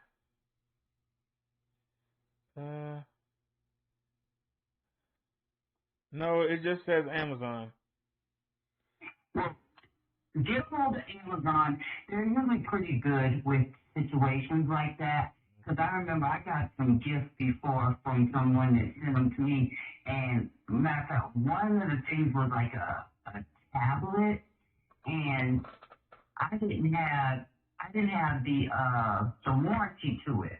But the person that got it and sent the gift to me, they got the warranty. So what I did, I called Amazon and expressed everything to them. They asked me about serial numbers or something on the box. I gave them what I had, and they turned around and they were able to send me the warranty because that person had bought the warranty, but the person lost the warranty. But I had the product because it was a gift to me. So in order for me, Wait a minute. It's wait a minute. It's ladder anoint. You just can't see it. But when I went to plug it up, the light shone on it. So it's working? Oh my God! I don't even know what happened. She just sent me $1 and said, "Why am I talking bad about it?" What happened? She sent me $1 on the cash app and asked, "Why am I talking bad about it?" Your Amazon Echo Dot is ready for setup. Just follow the. I'm not talking bad about you, dear. You see me roast people. If I'm roasting you, I'm not talking nice about you. What happened, Brother Derrick? I said she sent me $1 on the cash app and said, "Why am I talking bad about her?" Oh, we're not talking bad about her. But anyway, well, like I said, contact Amazon and see what they tell you. Because like I said, I don't have that information anymore. Yep, and it works too. The light just spinning around. So I'll probably call them when we get off the show tonight. And Okay. Right. And wait a minute. You got it for me on the Amazon wish list, right? Or did you send me the money and I got it? I think you got it on the wish list, right? No, I don't remember getting that system on the wish list. I believe that I had you get it yourself. I got the chair and everything on the wish list. That's why I was like, I couldn't remember how you achieved that, but that's how I believe it went down. All right, I'm gonna go back and look through the history. I'll go back to the history and see if it's on there. And then at least I'll be able to get them the order number. And if I can't pull nothing off the actual device, be able to at least get them the order number or something, so they can. Exactly. But like I said, it's been sitting here. I just didn't know exactly what you did with it. That's why I never pushed the issue. But it's been sitting right here. And like I say, the sound system, we use that every day. This thing be on all day. And now that I really feel bad that the lady downstairs, they supposed to move out on the 3rd, and they supposed to move last Thursday, and the lady got sick and went in the hospital, and she died on Thursday. She actually died. Oh, wow. So, you know, that's why I say you keep making plans. You don't know what God got planned for you. You can make all the That's plans. right. How old was she? 59, I think. Wow, that's terrible. Yeah, you just never know when you're gonna leave this world. And what I'm worrying about is I hope she didn't have the CV, because a lot of the times when I carry the bike and stuff down the steps, I had a mask in my pocket, and I might have to stop that. You know, I had a mask in my pocket because I figured. You should put the mask on. You should put the mask on before you even leave out the house. Yeah, I'm seeing that now. Maybe I should have. But like I said, it was only her and her friend down there. Like I said, there's nobody down there now, but the brother ain't moved the stuff out yet. I don't know what's taking him so long, but once that happens, then I can put the scooter back on the landing. But but I've been noticing that a couple times I've seen somebody left the door wide open. I'm trying to figure out why is the door wide open. I wonder if the brother coming around and being smart and leaving the door open. I don't know, but maybe someone went in the apartment to clean up or get something out of there, and then they walked out and didn't even shut the door. Yeah, that's possible. That's what I said. But I'm surprised you didn't hear anything about how she passed away or ran into her brother or anything and inquired about her. I'll be honest with you, I was live the other day, and he came and knocked on the door. And he really knocked on the wall. He didn't come up the steps. He just was at the bottom. And I talked to him, and that's when he told me. But you know, that lady used to drink a lot. And that day that she went in the hospital, the landlord was telling the brother, see, that's the reason why I don't want her to move over there, because it's a lot of steps, and she gets drunk too much, and she won't fall down there and get us a suit or something. And he didn't say that. And this is a Jewish guy that's normally, you know, they normally Gentile. He was saying that like he's from the hood. I said, what the hell? I didn't say that. He was like, I don't want to own him. Well, he wasn't like, well, you know, I don't want to own him because, you know. I said, oh, man. So then, like I said, somebody told me that the person that was moving in had Section 8, and that's what was taking so long. But then I found out that they were bragging to me about they moving to a full-size apartment, right? But the landlord told me that they moving to a room, and they're gonna have to share the kitchen and the dining room, and they saying it's like it's one of them long skinny houses, you know, and it's like 2 bedrooms and a bathroom on the first floor, and then the second floor they turned, you know, the living room and dining room into a room. So and you got sounds like a room. What is it, like a boarding house or something? Yeah, like a room house. I don't know why you would.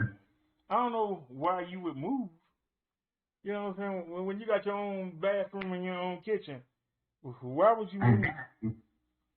Like a shed. Right now, with the pandemic going on, that's the worst thing you can do. But then I heard when the landlord told him that he didn't want her to fall down the stairs, he said, I don't want her to move either, but she can't afford to stay down here. Well, I know the rent is only $575 to $600 a month, and you can't afford that on Section 8. So it's right there on Section 8. So and like I said, the brother co-signed for her to get the place, so his name on the place too. You 59 years old and you need a co-signer? Something ain't right. Exactly. Sounds like she didn't budget her affairs in her life, evidently. Yeah, well, all that daggone drinking. And she was in bad shape, too. Yeah. No, she was in bad shape. That's the reason why I got the headphones. Because normally I just because I told them, you know, I run a YouTube show every night. I don't know why y'all want to move in here. And he was like, well, Right. I said, I told him that. And everybody said you was wrong. Why was I wrong for saying that? I'm telling you what you about to get into. So if you get in, and then they kept, you know, sending me text messages talking about, can you turn it down? Can you turn it down? So that's why I started getting the headphones. And like I said, I got them, but only after I saw how bad a shape she was. I mean, when you got a potty next to the bed and you only got to walk, you know, 15 feet to the bathroom or something, right? It's not. It's not even 15 feet. She got You never know what she had. She could have had cancer or something. You just never know. She had a box full of prescriptions. I felt so sorry for her. I can Right. She could have even had cirrhosis of the liver if she was a drinker, like you said. That's the reason why I just went on and got the headphones. Right. Out of respect, yeah. And then we started doing the show, and then I started wearing them all the time. I just started wearing them 3 days ago. I had the headphones all the time. I got my neighbors who I can't never run into to give them back to them, and then I got 2 pair right there, so that's 3, and then 4 or 5. So I got 5 pairs of Bluetooth headphones now because I'm trying to find something that works best with the show, and now until they find somebody else, which is with the COVID, it should take a while. Right. It should take a while, I hope. So hopefully, ain't nobody downstairs. I was thinking about going back downstairs, but then shoot, no, I'm not. Cause the air conditioner, if they can get one of them glass, I know it's at least 4-inch thick plexiglass. They got 4-inch thick plexiglass windows down there, and they only have a mailbox slot. You know, the last So with the plexiglass like it is, you can't even put an air conditioner in the window, correct? Nope. Right. And I got news for you. I remember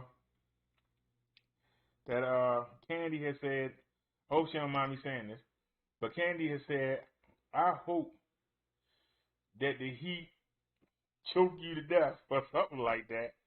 And that was in December, that was in right before the summer of 18. And I had moved up here a week later, and we had got the air conditioner. You know that it was between 80 and 98 humidity every day. It was very hot. It was very hot. It was even hot down south. If I had stayed downstairs, I don't think I would be here today. She almost got her wish. I'm serious. If I had moved upstairs, I don't know how I would have survived. If you go back and look at the early videos where you see me with the hat on. I remember back in those days. I remember all that. I remember how you showed us when we moved into the new place and stuff, and you know, you were so excited because you were able to put the air in the window and all that. Yeah, I got 2 air conditioners now. If you got time one day, I'll tell you how I did it. But I got 2 of them and didn't pay for neither one of them. Wow. That was But you're talking about the person who wished death on you, and then they almost got killed because their old man almost ran them over with a car. Remember? All right, now, and then don't start nothing with the cartel. Now we cool with it right there. Well, we don't want to go back down that road. Hey, we cool with you, all right? Yeah, we're cool. We're cool. I just brought that up as an example, and that was it. That was just an example. That's all that was. That was an example. Lord knows. One need to go down that road. What not to say to people? I lost my daggone between her and that other woman, the woman from Atlanta. I lost my whole daggone check between them 2. I start all over again, so leave that alone. Yeah, that's crazy.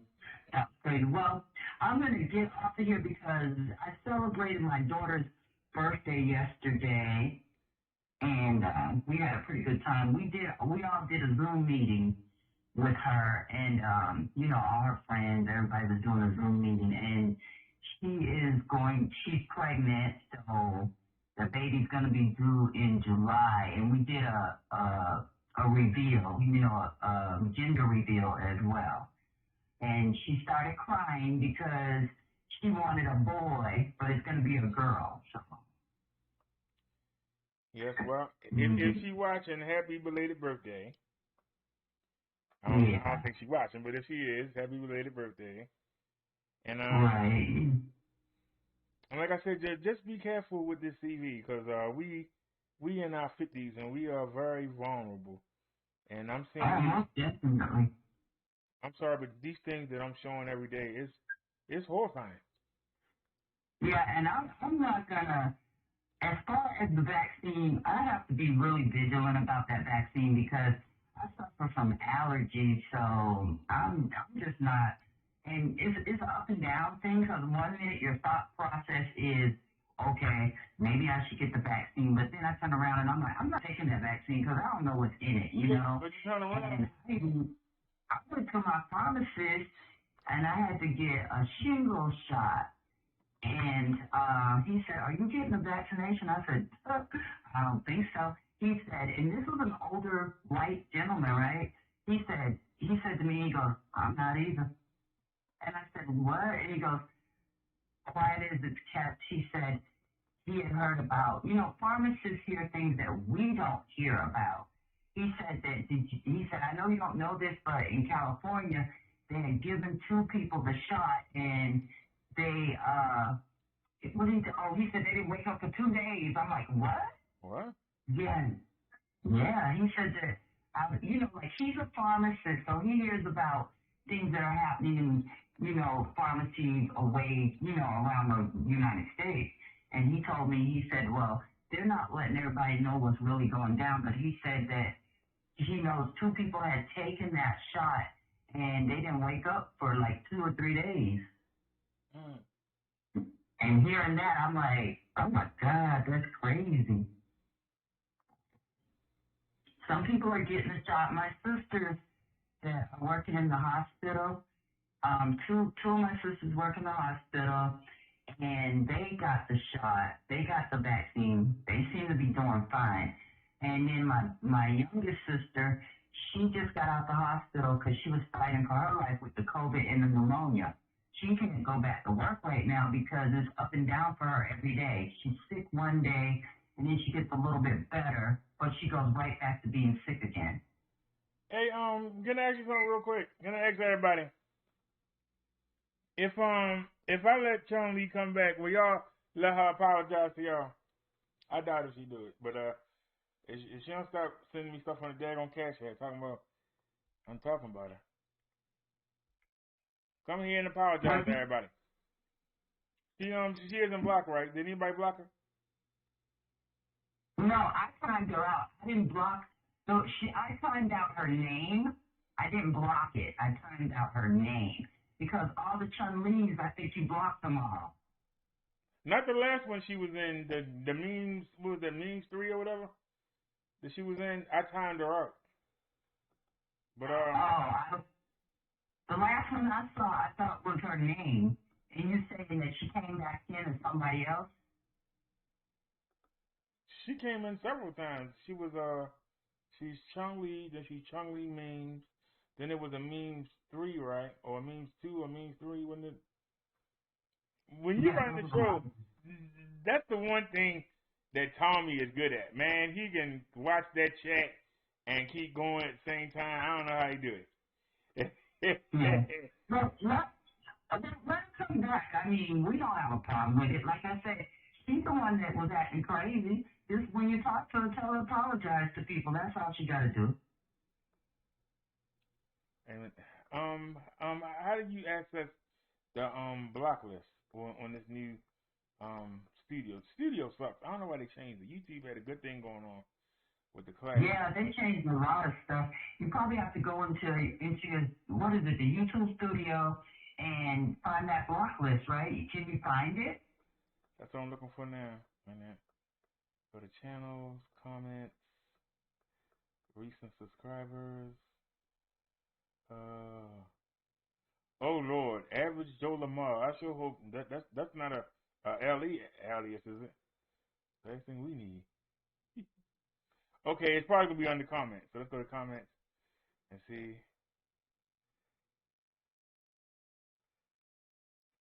No, it's just comments.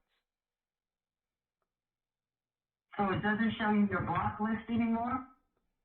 And I'm looking audio library, monetization, copyright, subtitles. What about content? What's under content? That's just videos. Yeah. What about settings? Here we go. Okay. See, I just have the touch.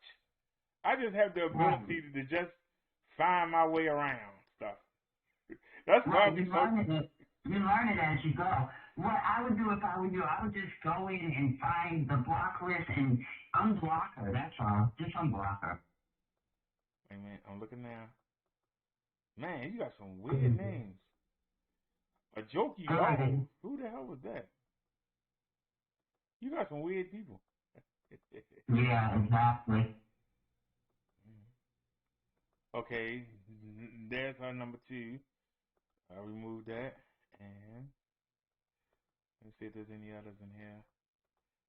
Okay, and there's the regular. Okay. What about her main account? You found that one? I'm trying to see what's any more. Already unblocked too. Yeah, that's all I blocked was 2. Okay. Then she's good to go. Once you unblock it, she's good to go to come back. It saves. And all right, so she's unblocked. So if you're still listening, Chung Lee, you're unblocked. If you want to come in and apologize to the chat, you're welcome to do so. Because believe it or not, Chung Lee can be a really nice person, because I was in there one night with her. It was just me and her, and we had a great show. Yeah, that's the part that trips me out. When you talk to her and she's straight, she is very nice to talk to. Yeah, exactly. She thinks it's because that she donate, but that's not it. No, that has nothing to do with it. It's more to life than money. Exactly. And don't get me wrong, it's nice, but I mean, it ain't all that. If that's the case, right. it'd be some people still here that used to terrorize the daggone show. And that's all I cared about was the money. Right. We actually have good topics and try to learn from each other and try to stay aware of what's going on, because everybody else is talking about what's going on with our Me X900 and what's going on with these people that don't make no daggone sense. Yeah, exactly. And all them, and they ain't talking about nothing. Well, didn't you say she was trying to call you back?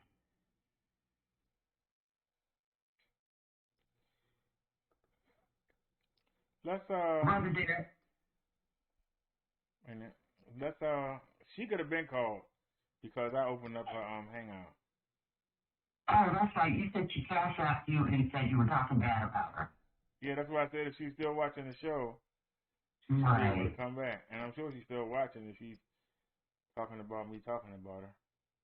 All right. Right. Well, hopefully she's watching and she'll know that she's welcome to come back as long as she apologizes to people and stuff like that. And we'll just all just forget it ever happened for now. And hopefully she will not act up like that again. All right. Hold on. I'm going to text her now. You are welcome to come back now if you apologize. If you apologize through the chat. Yeah, that's all.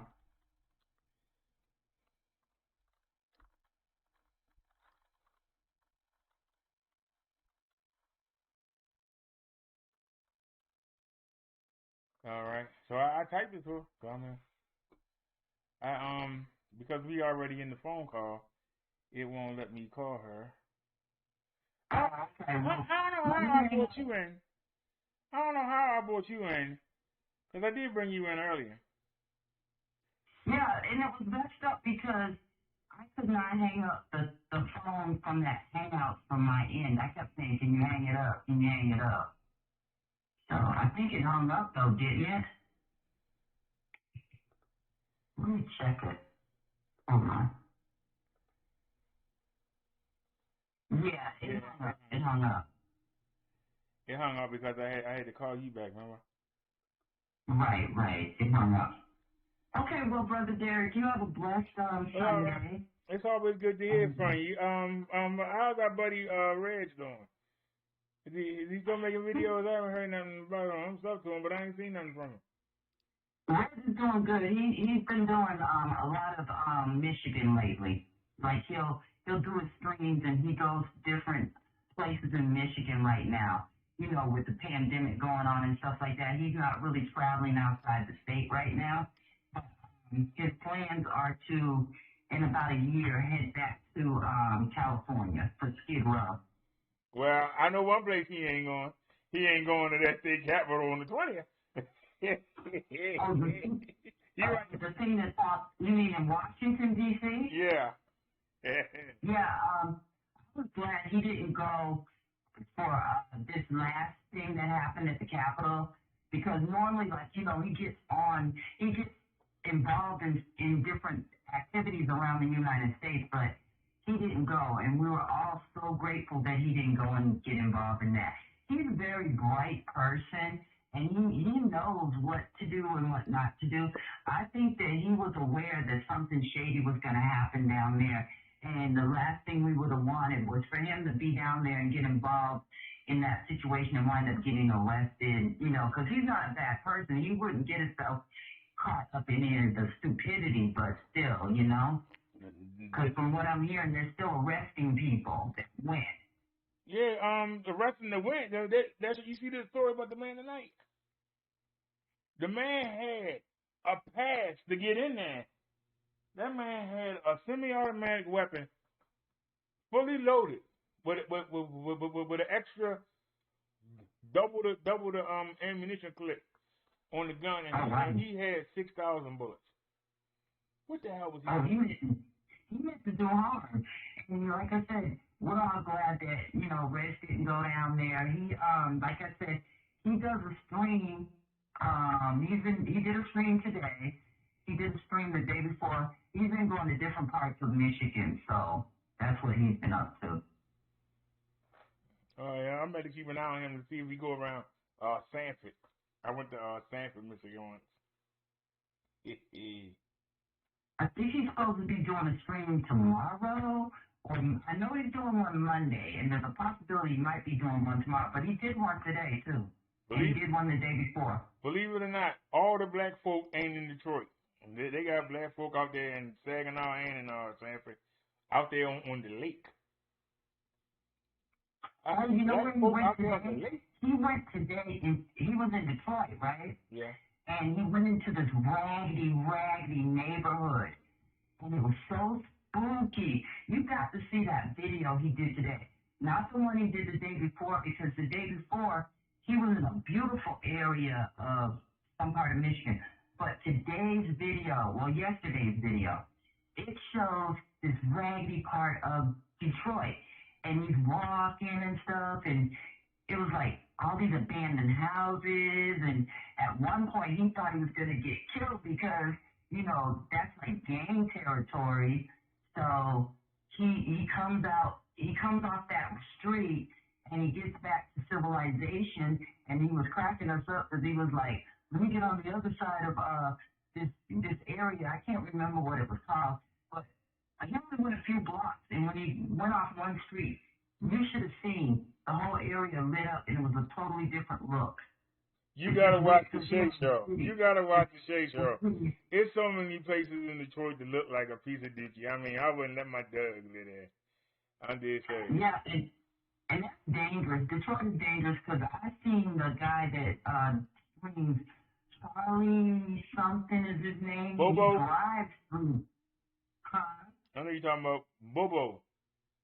Yeah, him. Well, he walked through Detroit one time, and on that video, someone had just got shot when he was driving towards that area. Yeah, I saw that video. Yeah, he kept riding around trying to see what happened. Right, he rode right through it. Someone had just got shot and killed. And there were people out on the street, the cops were there and everything.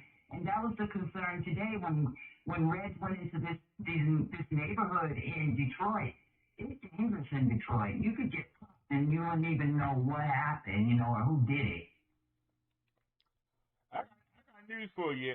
If it didn't snow there, I would consider moving there. Because it's so cheap. I could get a house for what I'm paying for this little apartment right here. I can get a house out there. I'm dead serious. Yeah, they got a lot of abandoned property there in Detroit, because all the situations that happened in the past, and it's just like a lot of people are talking about. You can go there and probably, get a home or something. You'd have to refurbish it, though. That's the only thing. You'll have to put some money into something if you buy it there. The industry all, moves. But the problem is, you're going to be the only person on the block with a house. We ain't going to have any house. It'll get broken. That's right. Together. What happens if somebody try to come in there and home invasion you? Who going to help you? Who going to hear you? Scream for help. Exactly. That's why I said I would leave that alone. Now, if we didn't have snow, if they didn't have snow, and if it didn't look like everything was like on a little residential street, and then it blow out to a highway, and it seemed like where all their stores and stuff was on the highway, and I was like, I'm not gonna be on no mobility scooter trying to ride them down the damn highway. Right. Detroit is not like that. I mean, Detroit, some parts of it remind me of, as far as the streets, remind me of Maryland in a way, except they don't have the row houses. Yeah, they ain't got the row houses. They got some houses look like some pieces of I wouldn't move there. I would not move there and get property because it's like you said, you don't know. You could get property and fix it up, but people might come in there and tear down your, what you fixed up. They like to steal plumbing and stuff like that. Yeah, the Shay Show, he did a show, but he showed a property that they were going to buy years ago, and he went back and looked at it, and that property was still sitting there, except when a damn thing left in it. As a shell. Right. I mean, it was a little shell. There was nothing that you could use. Yeah, there's a guy called the Shay Show. Have you ever watched him? That's what I'm talking about. Yeah, him. Yeah. He said he was. They came back and looked at the house. They didn't believe it was the same house. And I mean, some of them places you actually, On your Echo Dot. For help, go to your Alexa app. I had this thing charging. And then turn this off on.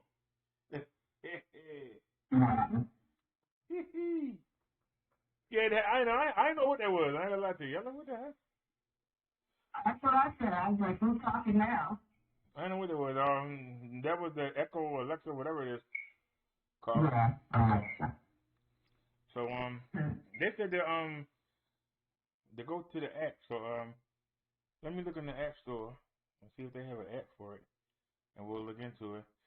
Fashion Light said, yeah, I'm cool with her coming back. And Liz said, Snazzy will make a good co-host. Believe it or not, I used to work online before. Years ago, I was doing a radio show on Blog Talk Radio. Do you remember Blog Talk back in the day? I've never seen Blog Talk, but I've heard Victor Moan talk about it. Well, back in the day, Blog Talk was the place to be. That was back then. And a lot of people would, co-host their own radio shows and stuff like that. And me and this guy from North Carolina, I had met him online, and he was like, I would like for you and me to do a show together. And we winded up, Brother Derrick, we used to do a show all the time. I mean, we were doing shows like 3 nights a week. We had a humongous audience coming to our show. His name was Jim Black, and the name of the show was oh my God, how did I forget? Jim Black and Robin. Yeah, that was the show because, you know, Robin is my nickname. I was Black Man and Robin. That was the name of the show. And what I would do is, like, when the show would start, I would come on and, you know, introduce, you know, the show coming on and stuff like that. And I would talk for a little while on the show. And then we would have, like, I would do a lot of Skype calls and things like that. And we were collecting artists along online, a lot of artists. And the artists would send me their music and stuff like that. And I would in turn send it to him. And he would be able to put it in the kiosk at the show. And everybody was coming to the show because their music was going to be played. So we used to have a really good time, a fun time at that. And he would pay me just to, you know, co-host with him at the time. It was fun. Well, I don't know if you remember, but one time Victor Moan was doing his show and he said that he was daydreaming. You know how he daydreams. He was daydreaming about going back to Blog Talk Radio and getting a 24-hour spot. And he was like, I'm gonna bring Lady La. Hope she might be saying her name. I was gonna bring Lady La, Nat B, and then he said Brother Derrick. He would say Brother Derrick, and he said, yeah, Brother Derrick know how to talk for him. So Brother Derrick can talk. He can go. And they were like, yeah, you know, I guess. And that's when I called us the Four Horsemen. And I remember all that being said. And, you know, like I said, I don't know how Blog Talk works now, but Blog Talk used to be fun. It used to be really fun. There would be, like, talk shows on there, radio shows, all kind of shows. I haven't even checked it out, you know, to see if it's even like it used to be. So I don't know. I might one day go on my computer and go in there and see if it's still working like that. But I was trying to figure out if that's real radio. How could you feel if you have if you have a channel and you had to fill it for 24 hours? What would you do for 6 hours in the roast sector? I mean, how long would that got boring? You want to talk about True Freeman again? Oh, goddamn it. Talk about Chucky again? Oh, goddamn it. Come on, man. Talk about something else. What about Tommy? Talk about something else. After 6 hours, every day, I'd be like, man, you got to do. That's why I switched off and said, let me go back to doing what I was doing. So if the case ever do come up, I got plenty of content to go to, not just depending on what happened in the sector. And I think that's too long. That's too long. When we would do our Blog Talk shows, we probably went for about two hours at the most. So if you covering if you get your own station, do you have your own station there, or are you just part of a station? Like, would you just do 2 hours? We had our own station. I mean, Black Man had his own station, and that's why, like I said, I was just his co-host, and the name of the show was Black Man and Robin. And you would have people coming from all over the internet that would come and join the show. And we had a chat. People could chat, you know, type in the chat, all kinds of stuff. So it was similar to YouTube, except you didn't get videos, you know? Okay. That was the difference. You didn't have a video. You just had, like, how would you put it? You came across the broadcast, your voices did, and the music being played, but it doesn't have the video, you know, like where you can see the people talking. It doesn't have that. Okay. So it's straight radio. Right, exactly. And the way I would connect with him would be, I would be on my computer, and then I would use my phone and call into his radio show. And that's how I was able to connect with, you know, with the person that ran the show. Oh, okay. Yeah. Now, see, for people who didn't know that, we just learned something. Yeah. It was exciting while it lasted, but I just was doing it, you know, in my spare time, just to have something to do. I rather enjoyed it. I had fun. My sister used to, you know, stop by the house, and she'd be like, oh, my God, she's in her office on a radio show tonight. I was like, yep. That's how it went. Yeah, that's how my lady friend is. You going live tonight? I'm like, yeah, I'm going live. Somebody always Got something smart to say though. Oh yeah, exactly. I don't know what you're going live for. You're gonna have 10 people there. What are you going live for? All right, well, we might get 50 views, might get 100, don't know. Might get 150, don't know. Might only get 20. But she still put it out there. But see, that's the one thing. See, if people don't see something making money right away, they think you're wasting your time. But it ain't about the money. Right. It's about having passion for something, and you know, you never know, along the way it can get really big. So that's all it is. If I can only get, we've been doing the sermons for 2 years now. If I can only get 10 people to find Jesus, that's 10 people that's not going to hell. I think that'd make it worth it. Even if it's only 10. Somebody else can have 150 people, 200, 300 in that chat, and all of them going to hell, and they right there with them. I'd rather have people and say, hey, how you doing? Hey, Facts for Life. Hey, Nia, good to meet you. Hey, man, girl, finally get to meet you in person. I think that would be a better reunion than to be down there in hell trying to find somebody in the dark. Hey, what you at? Exactly. Hey, I'm down for something to drink. Anybody got something to drink down here? Yeah. So that's what I focus on. You know, if I came on here for the money, I wouldn't come. Right, exactly. Say that right now. If it was for the money, I wouldn't come. You have to find your niche, and along the way, you never know. One day, boom, you could look around and your show could pick up. You just don't. You never know what can occur. I heard something today. I think I was listening to the Lovely T show. She was saying something. I'm gonna have to listen to that again. She was saying something about there's a possibility they may turn around and make us start paying to get on YouTube. And something, I don't remember what it was. I think it has to do with like net neutrality laws. But if that were to occur, I don't know what Google or YouTube would be thinking, because it seems like they would lose a lot of people, because not everybody is gonna be able to pay, to have a subscription. But I guess if you wanna be able to watch YouTube like you used to, you would pay for it, Well, see, the problem is that if Mitch McConnell, I don't think he can do it now because he's not going to be speaker anymore. But if he can get that Article 302 passed, it's gonna kill YouTube and Facebook and Instagram and Twitter, because people will be able to sue the companies for the content that the people put out. Like, say somebody was to put out something bad about you and your family, and you try and go against them, they ain't got no money. Well, guess what? You can get your lawyers and you can go against, but you can't do that now because they got laws to protect them. And that's why Donald Trump wanted to get rid of that, because of the way they were, keeping him down on Twitter.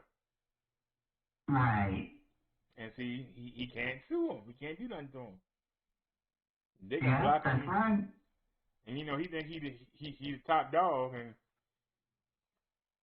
they keep stifling me. I want to get rid, but we can't do nothing. The law protects them. And John Lee gave us that story about the Russian guy who put his pregnant baby mother out there in the snow and below freezing temperature because somebody gave him $1,000. I saw that story a while back. That was tragic. The family should be able to sue YouTube for allowing that guy to be on the air, but they can't because of that law. That's the law that Mitch McConnell was trying to sneak in that $2,000 bill. I don't think it's going to pass now. That situation occurred in Russia, and Russia's laws are totally different from the United States, because he's not going to get what someone would get here in the United States. They would probably get like 20 to 25 years or life for what he did to her. But over there in Russia, they're only going to give him like a year or two. For the baby and too? He murdered. She was pregnant. She was pregnant for the baby too? That's right. Damn. But they said he was only going to get like a year or two. And like I said, the video, at one point, the video was online. I think it's still up there too. That's why I keep telling you, y'all women don't realize how good you got it, because other parts of the world, y'all ain't considered much more than the cattle. Y'all don't realize how good y'all got it. I mean, that's why I say it's going to be something. If something happened to Biden, and, if something happened to Biden, and, the black lady become president, boy, the world going to shake, because I don't know what these dictators going to do when they're going to have to sit there and actually respect a woman. I mean, it was hard enough with Madeleine Albright and hard enough with Hillary Clinton being Secretary of State, having to go talk to these leaders, they looking at her like, woman, if you don't shut up and sit down. but Hillary was kind of mannish. So I don't know. Well, I tell you one thing though, don't be surprised one day you turn the news on and Kamala and slap one of them daggone Arabian dictators. What you call me, Shawaka? Like, Tom, I can't hit her back, she's a woman. In my country, we had her flogged in the middle of the daggone town square. Yeah, that all remains to be seen what this presidency is going to bring for us, you know. Is Biden going to be able to make it through the full 4 years, you know? And I don't think so. It's something. I'll be honest with you. You know what? Really, what makes you think that he won't? Because of the way that we've been seeing sometimes his reaction to things and stuff like that. He broke his foot already. What else he gonna break? I mean, honest. He broke his foot already. He ain't started yet. Yeah, man. He broke his foot. He had a shoulder injury. What's gonna happen to him when he get to the White House and start making all these trips? Yeah, the man's up there in age too, you know. So we'll see. We'll see what occurs. But if something were to happen, then Kamala takes over, you know. So that's why I say President elect Biden is the most protected man in America, because they're not gonna let no woman be no. Exactly. They're gonna do their best to keep him going. And you know what make it even worse? Kamala Harris is the most protected person in the country after Biden. You know why? Who becomes president if something happens to both of them? Nancy Pelosi. You think they would Nancy Pelosi? That would be a match. That's what I said. Vote for him safe. I'm not worried about that safety. Ain't nobody going to assassinate neither one. They were like, oh, Lord, is there anything worse than having a black female president? You want Nancy Pelosi? Oh, hell no. Come on, Kamala, we like you. Come on. Yeah. Well, I hope that, you know, in the future that this country gets a little bit better, but we got some stuff going on right now with this inauguration about to occur, so we don't know what the news is going to bring in the next few days or so. So. Well, I'm confident in this. Biden is a presidential candidate. Biden spent 30 years in the Senate. He spent 8 years as the vice president.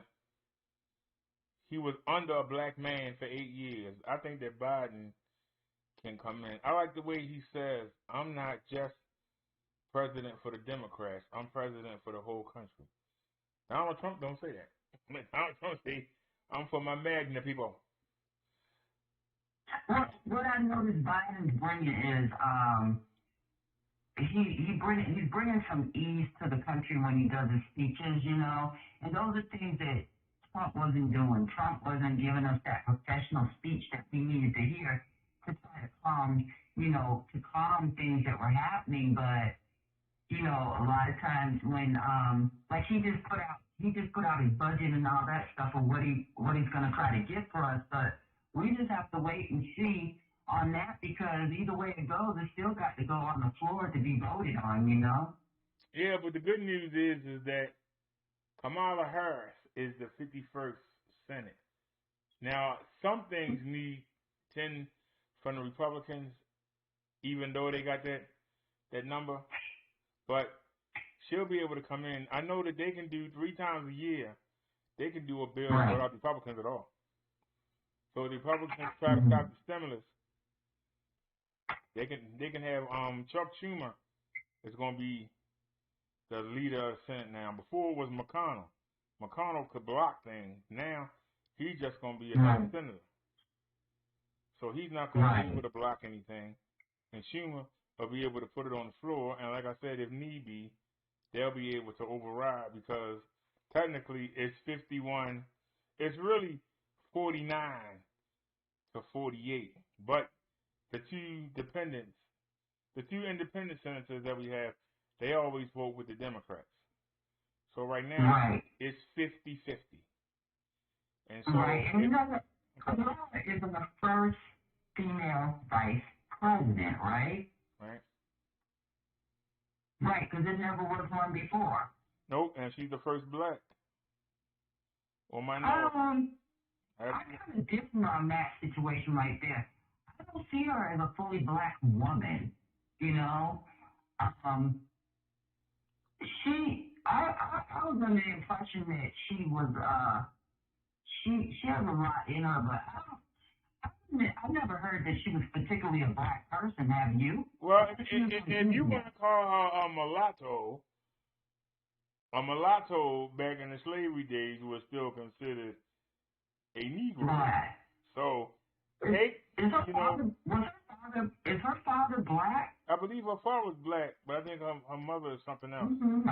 But some say she part Indian, some say she part something else. But the thing is, in this country, if you got any black blood in you, you're black. Right. And if you look white, I can understand. You got black blood in you. Right. She's considered black because of the fact that she's more melanated than, you know, the others. But yeah. So you take their words and shove it back down their throat because they try to say, well, you know, Obama is half white. Yeah, but his father's black, and according to y'all, he's still a Negro. So what's your point? But he's half white. Okay, it's a lot of people that's half white, but guess what? You still kept them in slavery, didn't you? So apparently they must still be black, because you wouldn't enslave nobody white, would you?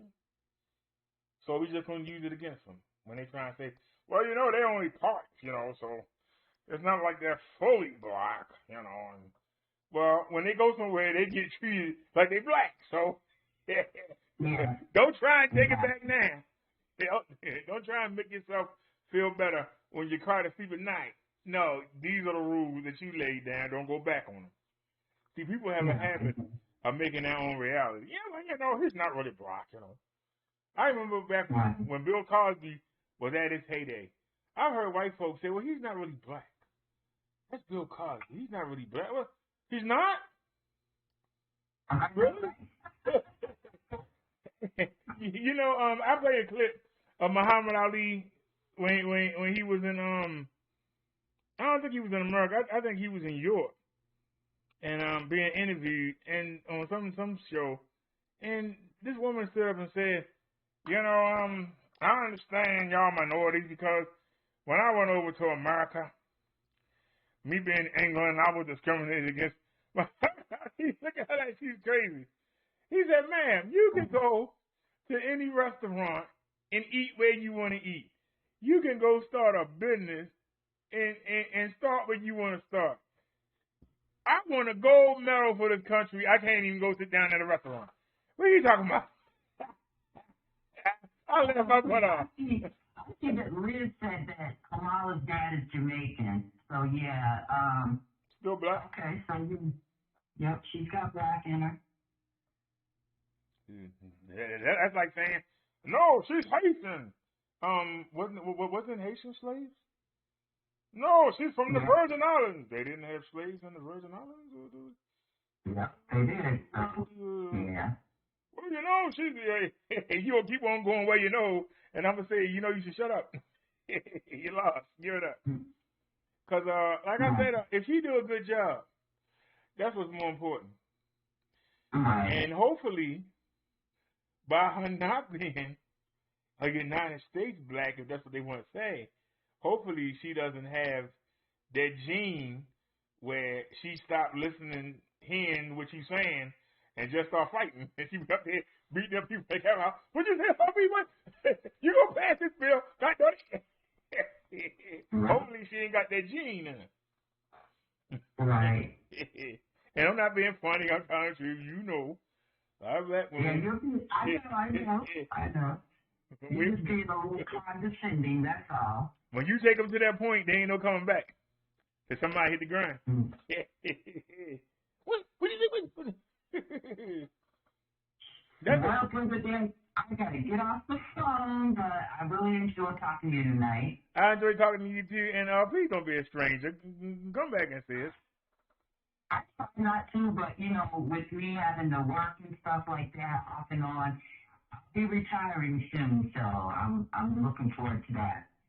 But right now, like when I go to work and stuff, sometimes I come home, I'm so exhausted, and some days I don't even want to turn on the computer. Hold on a second. Liz, I wasn't talking about you. I was talking about how people in general, normally the racial people. Well, you know, he's not really the first black president, you know. His mother is white, you know.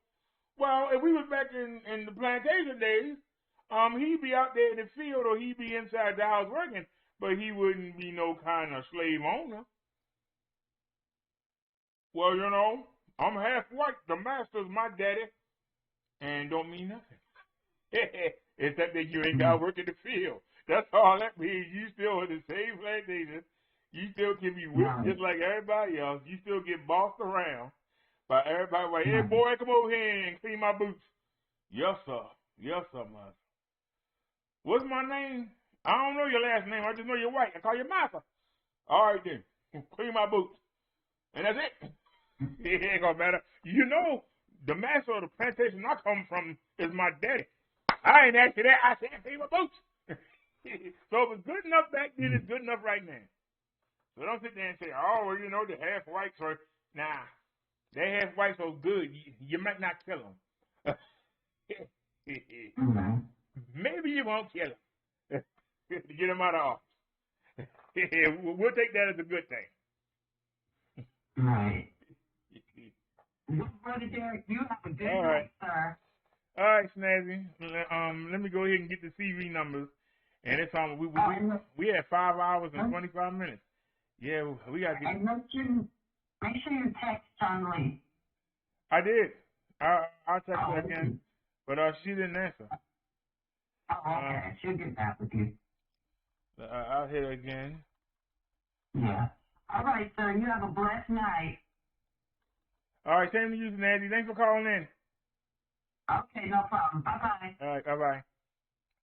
All right, y'all. It's we've been here 5 hours and 26 minutes, so we got just enough time to get the CV in. So let me run to the bathroom, and I'll play a song, and we will do the CV number.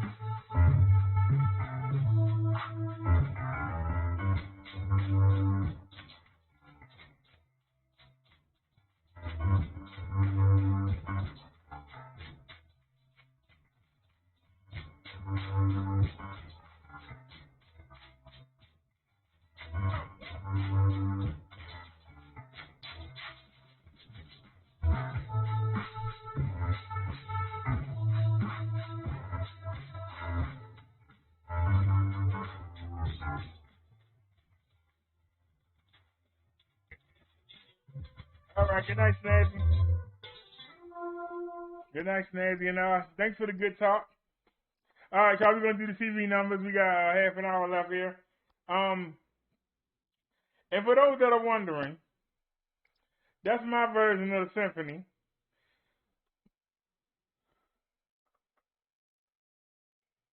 And there you go. That's my version of it.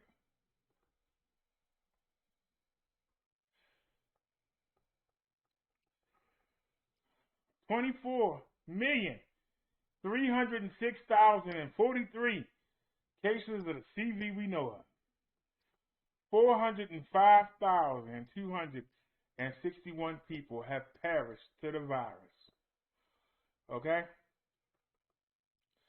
Because we all know that California knows how to party in the city of LA, where they wish this CV would just go away. I'm talking about California in the city called Watts.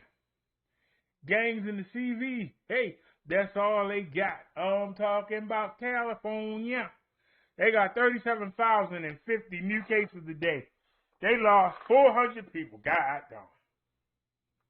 They got 1,676,389 people walking around infected. And California going to have 2 million people walking around infected before the end of the month. Texas, 19,545 new cases a day. They lost 338 people today. Do y'all realize it's almost 800 deaths just between California and Texas today? It's almost 800 deaths. They got 395,500 infected in Texas. Florida, or Florida, 12,119 new cases. They lost 207 people today. Between California, Texas, and Florida, we've lost 1,000 residents. We lost 1,000 citizens in those 3 states. Y'all believe that? They got 742,000 walking around. New York, New York. They got 15,180 new cases. They lost 159 people today. They got 717,000 plus walking around New York infected. Illinois, 5,343 new cases. They got 147 people dead today. They got 213,000 infected. Oh, Ohio. Oh, Ohio. 7,065 new cases. They lost 78 people today. They got 139,000 infected. Georgia on my mind. I caught the midnight train to Georgia. Coming back with the CV that I caught in California. They got 8,533 new cases. They lost 153 people. They got 430,000 walking around infected. Pennsylvania, they got 6,499 new cases. They got 206 new deaths. They got 157,000 walking around.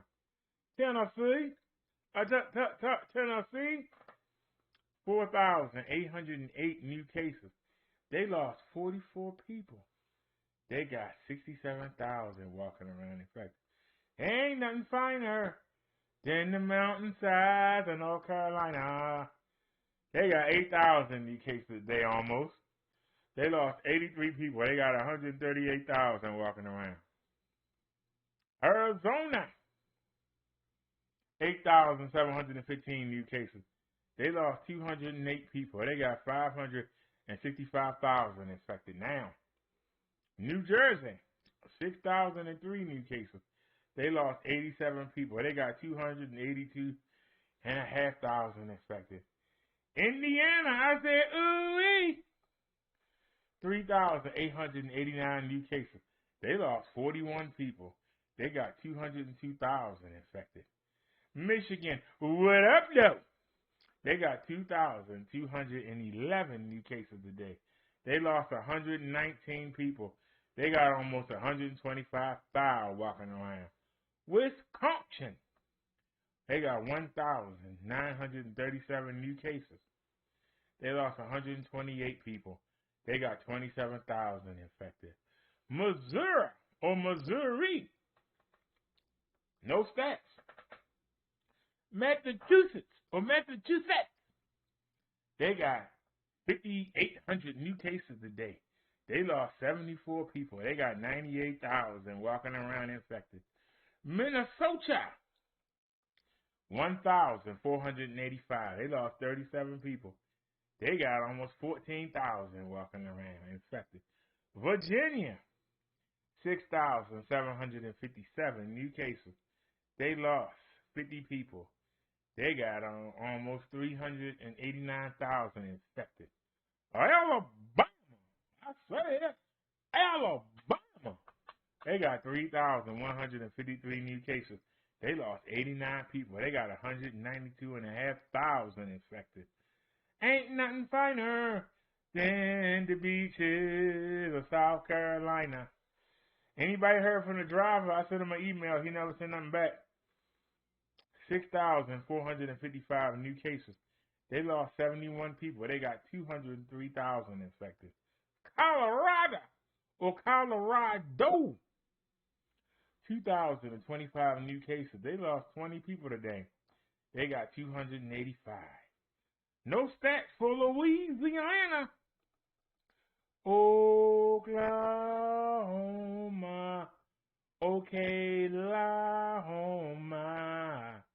They got 3,621 new cases. They lost 27 people today. They got almost 40,000 walking around.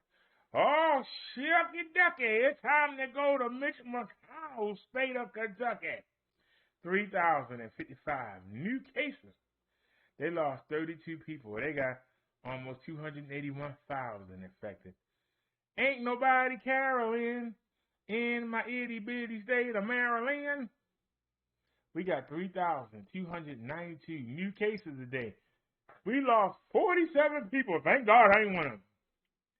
We got 308,000 plus walking around my little state infected. Oh, quick draw McGraw. We going to Utah. They got 2,150 new cases. They lost 13 people. They got 56,500 walking around. Iowa.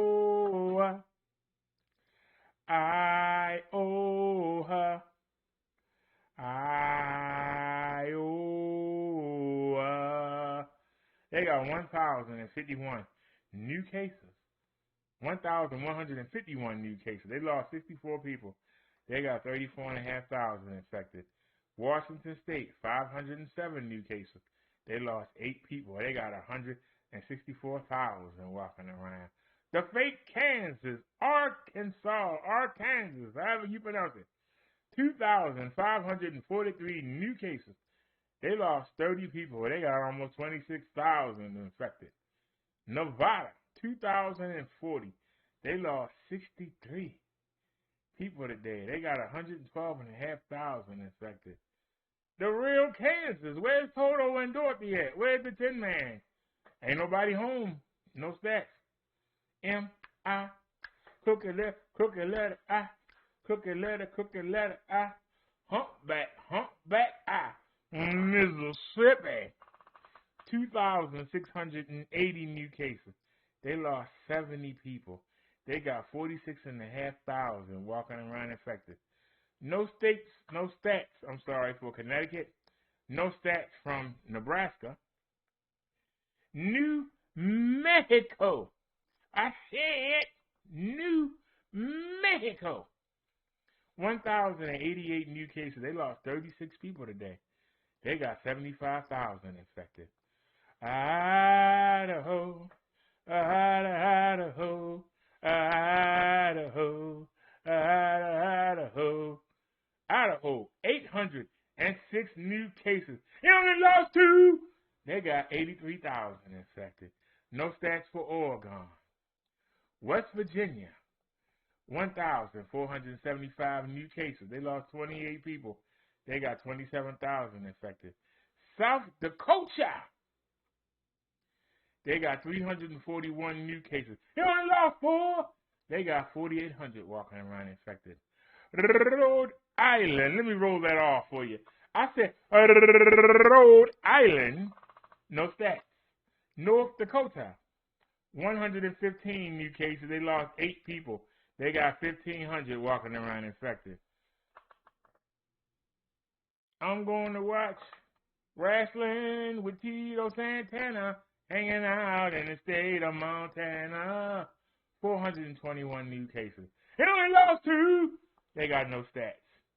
New Hampshire, 445 new cases. They lost 19 people. They got 6,000 walking around infected. Alaska, 182 new cases. And they lost none.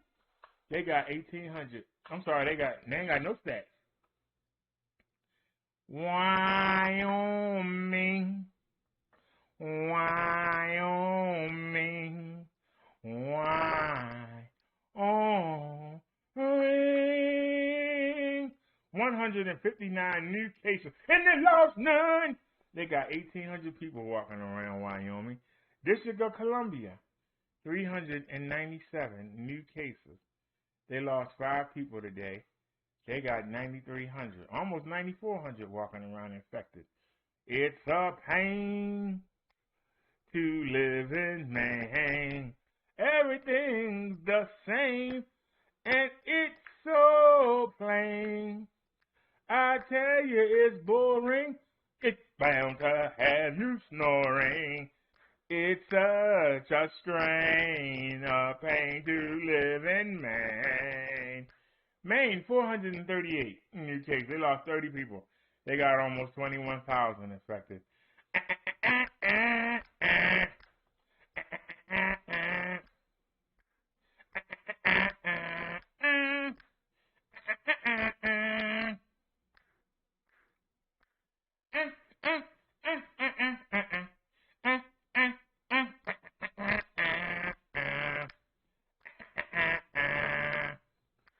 Hawaii, 5-0, 165 new cases. And they only lost 2. They got almost 11,000 walking around that little island. Time to go to Nighthawk country. Vermont. Dun, dun, dun, dun, dun, dun, dun. Dun, dun, dun, dun, dun, dun, dun, dun, dun, dun, dun, dun, dun, dun.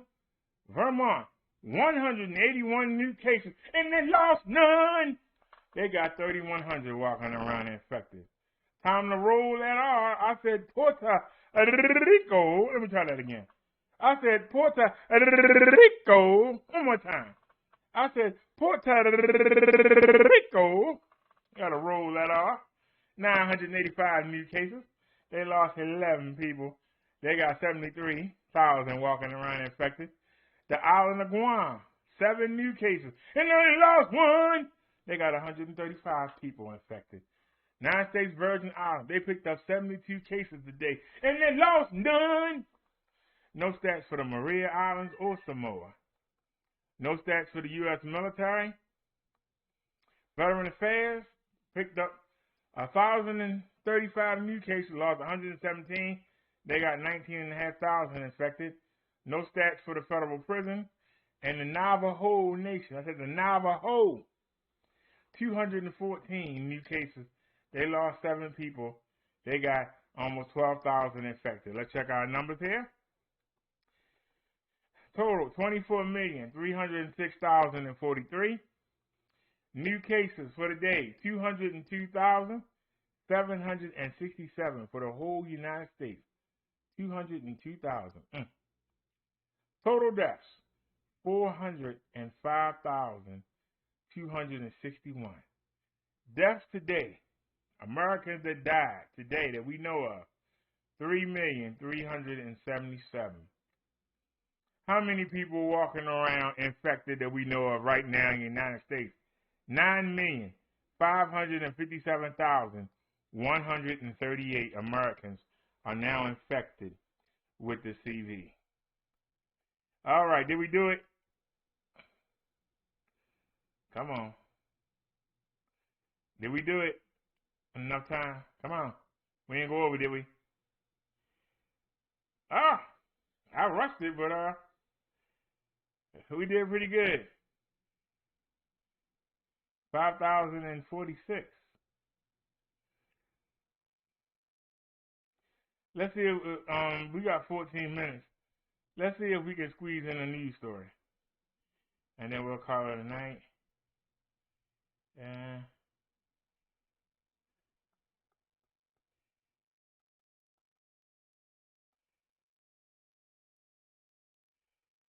We haven't checked him out.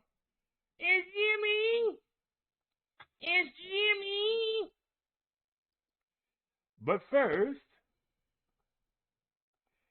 Jimmy here with your $600 second stimulus check update and your $2,000 third stimulus check update. In this video, we're going to go over those exact two things, the $600 second stimulus check update and the $1,400 to $2,000 third stimulus check, as well as some related news. If you're new to the channel, make sure to subscribe down below so you don't miss out on new update videos regarding the third stimulus check and the additional buckets of money that you can claim from the second and the third stimulus package, as well as help us reach our goal of 300,000 subscribers. Also, if you can, give this video a like down below. Really helps out our channel. All right, let's jump right into it.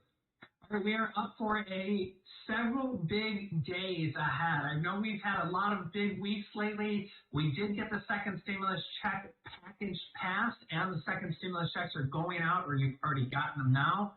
But we're going to have another big week and a next big few days as we have an inauguration going on, we have an impeachment going on, and coronavirus is hitting near all-time levels of new cases and deaths across the United States, as well as new mutated strains now in the United States in at least 10 different states.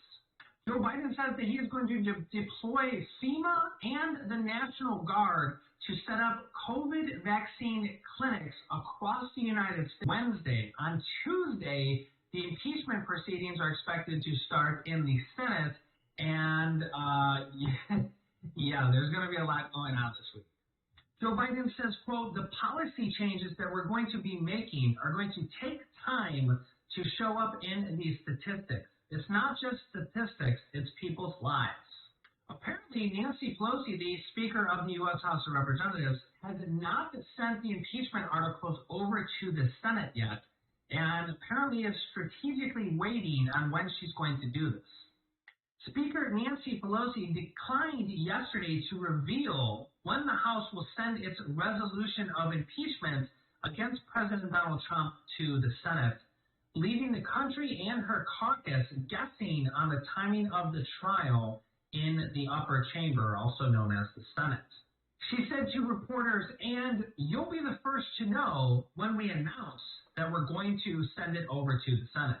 And while this is confusing a lot of people, including many Democrats, including House Majority Leader Steny Hoyer, who wanted to send it immediately and thought it had already been sent to the Senate, arguing that undermining a central tenet of their argument for impeaching Trump to begin with, that he's a danger to the country and should be removed as much as possible or as quickly as possible.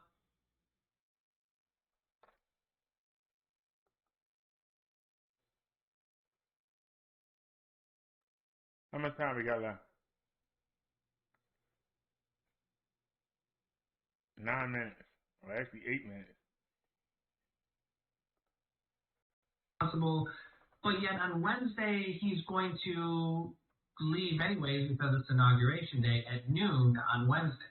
So yeah, let me know what you think Nancy Pelosi is up to, because there's something going on there, and I'm not sure what it is yet. Let me know what your thoughts are. Also, 73% of people in a new poll are worried about violence On Inauguration Day and the few days before and the few days after, because of the threats that the FBI has already gotten warnings on Inauguration Day and in the 50 different states, all the... Look, man, we ain't covered this stuff already, man. You ain't covered nothing we don't know. You both talking about the stimulus. You ain't said nothing about no stimulus. You haven't said anything about the stimulus. Well, this supposed to have been the Saturday sermon. We ain't getting much sermon in. What is it, 5:52? Let's listen to Dr. Renita. Can we check out the lovely Dr. Renita? All that makeup on.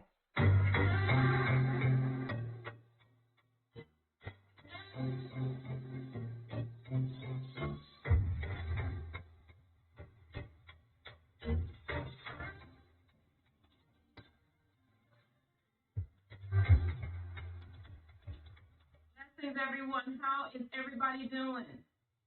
I pray that all is well with you. Welcome back. I just wanted to come in for a moment just to talk with you concerning connections. You know, a lot of times we tend to be connected to people that we are not called to stay connected to.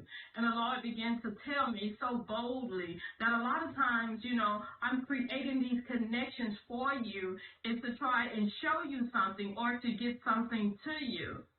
So we have to be very careful of the connections that we are trying to keep. And he also said, just because people smile at you, just because they laugh with you, or because they even carry on a conversation with you, does not mean that they are for you.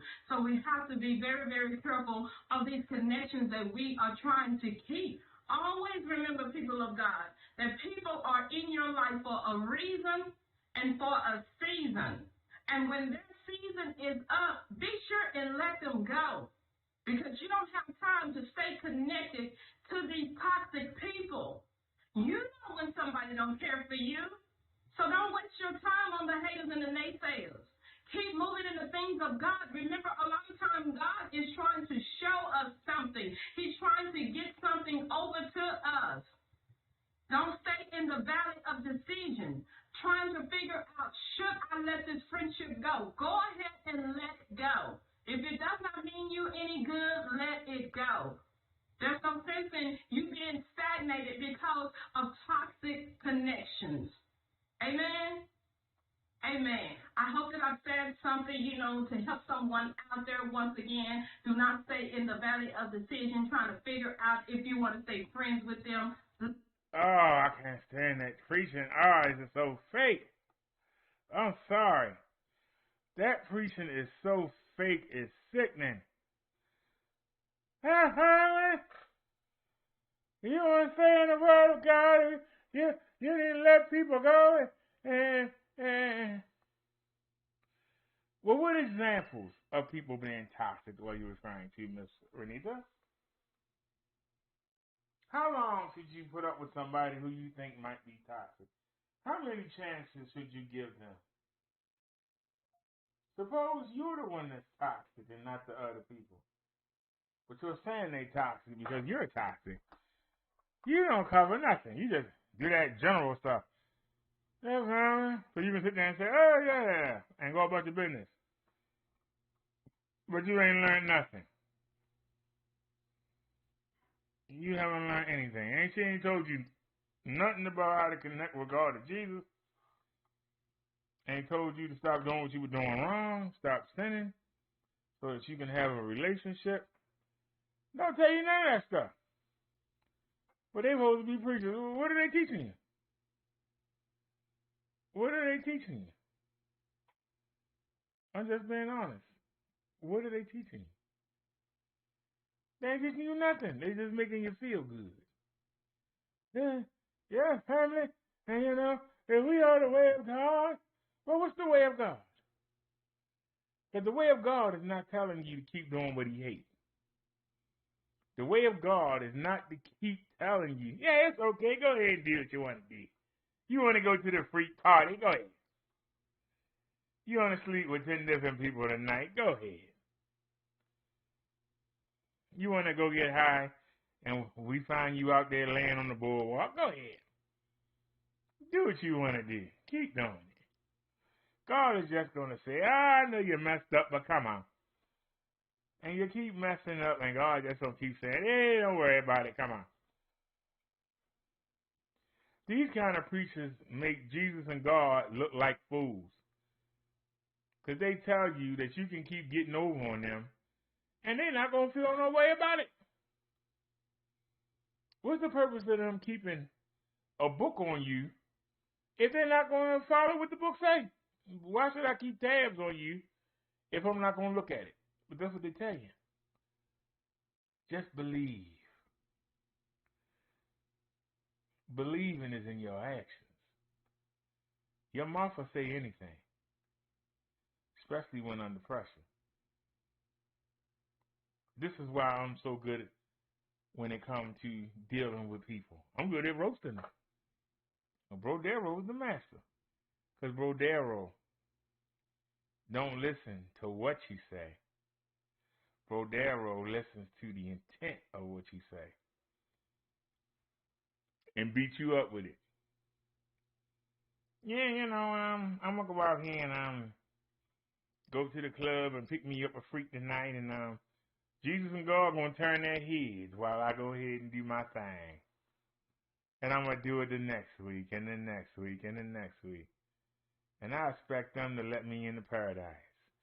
'Cause my preacher said so. These people are gonna find themselves in hell.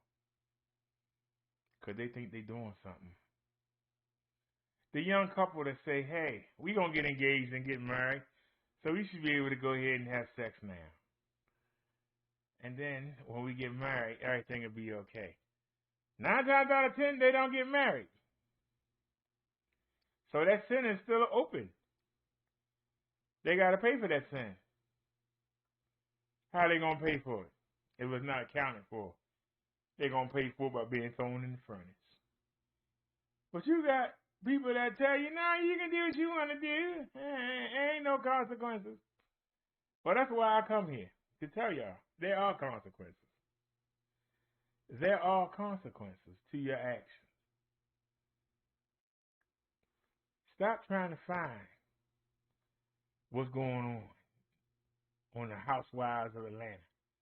Stop worrying about the basketball wives. Stop worrying about what's going on Empire. Why don't you go talk to Jesus Christ tonight? That'll start your journey. Get to know Jesus. Talk to him.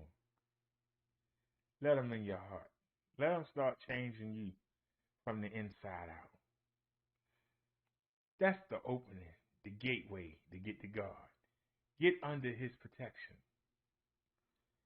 Jesus' blood wipes you clean in God's eyes. Nobody else can do that. That's what you need to focus on. And if a minister or a preacher ain't telling you that, they lying to you. You hear what I said? They lying to you. This is Brother Derrick. I appreciate y'all for watching. I hope to see y'all later on today. It's 5:59. We got to get out of here. As Nia would say, see you soon. As I say, I'll see you later on. Y'all have a great day. Thanks for watching the Minister Brother Derrick Show. And we out. See y'all later on.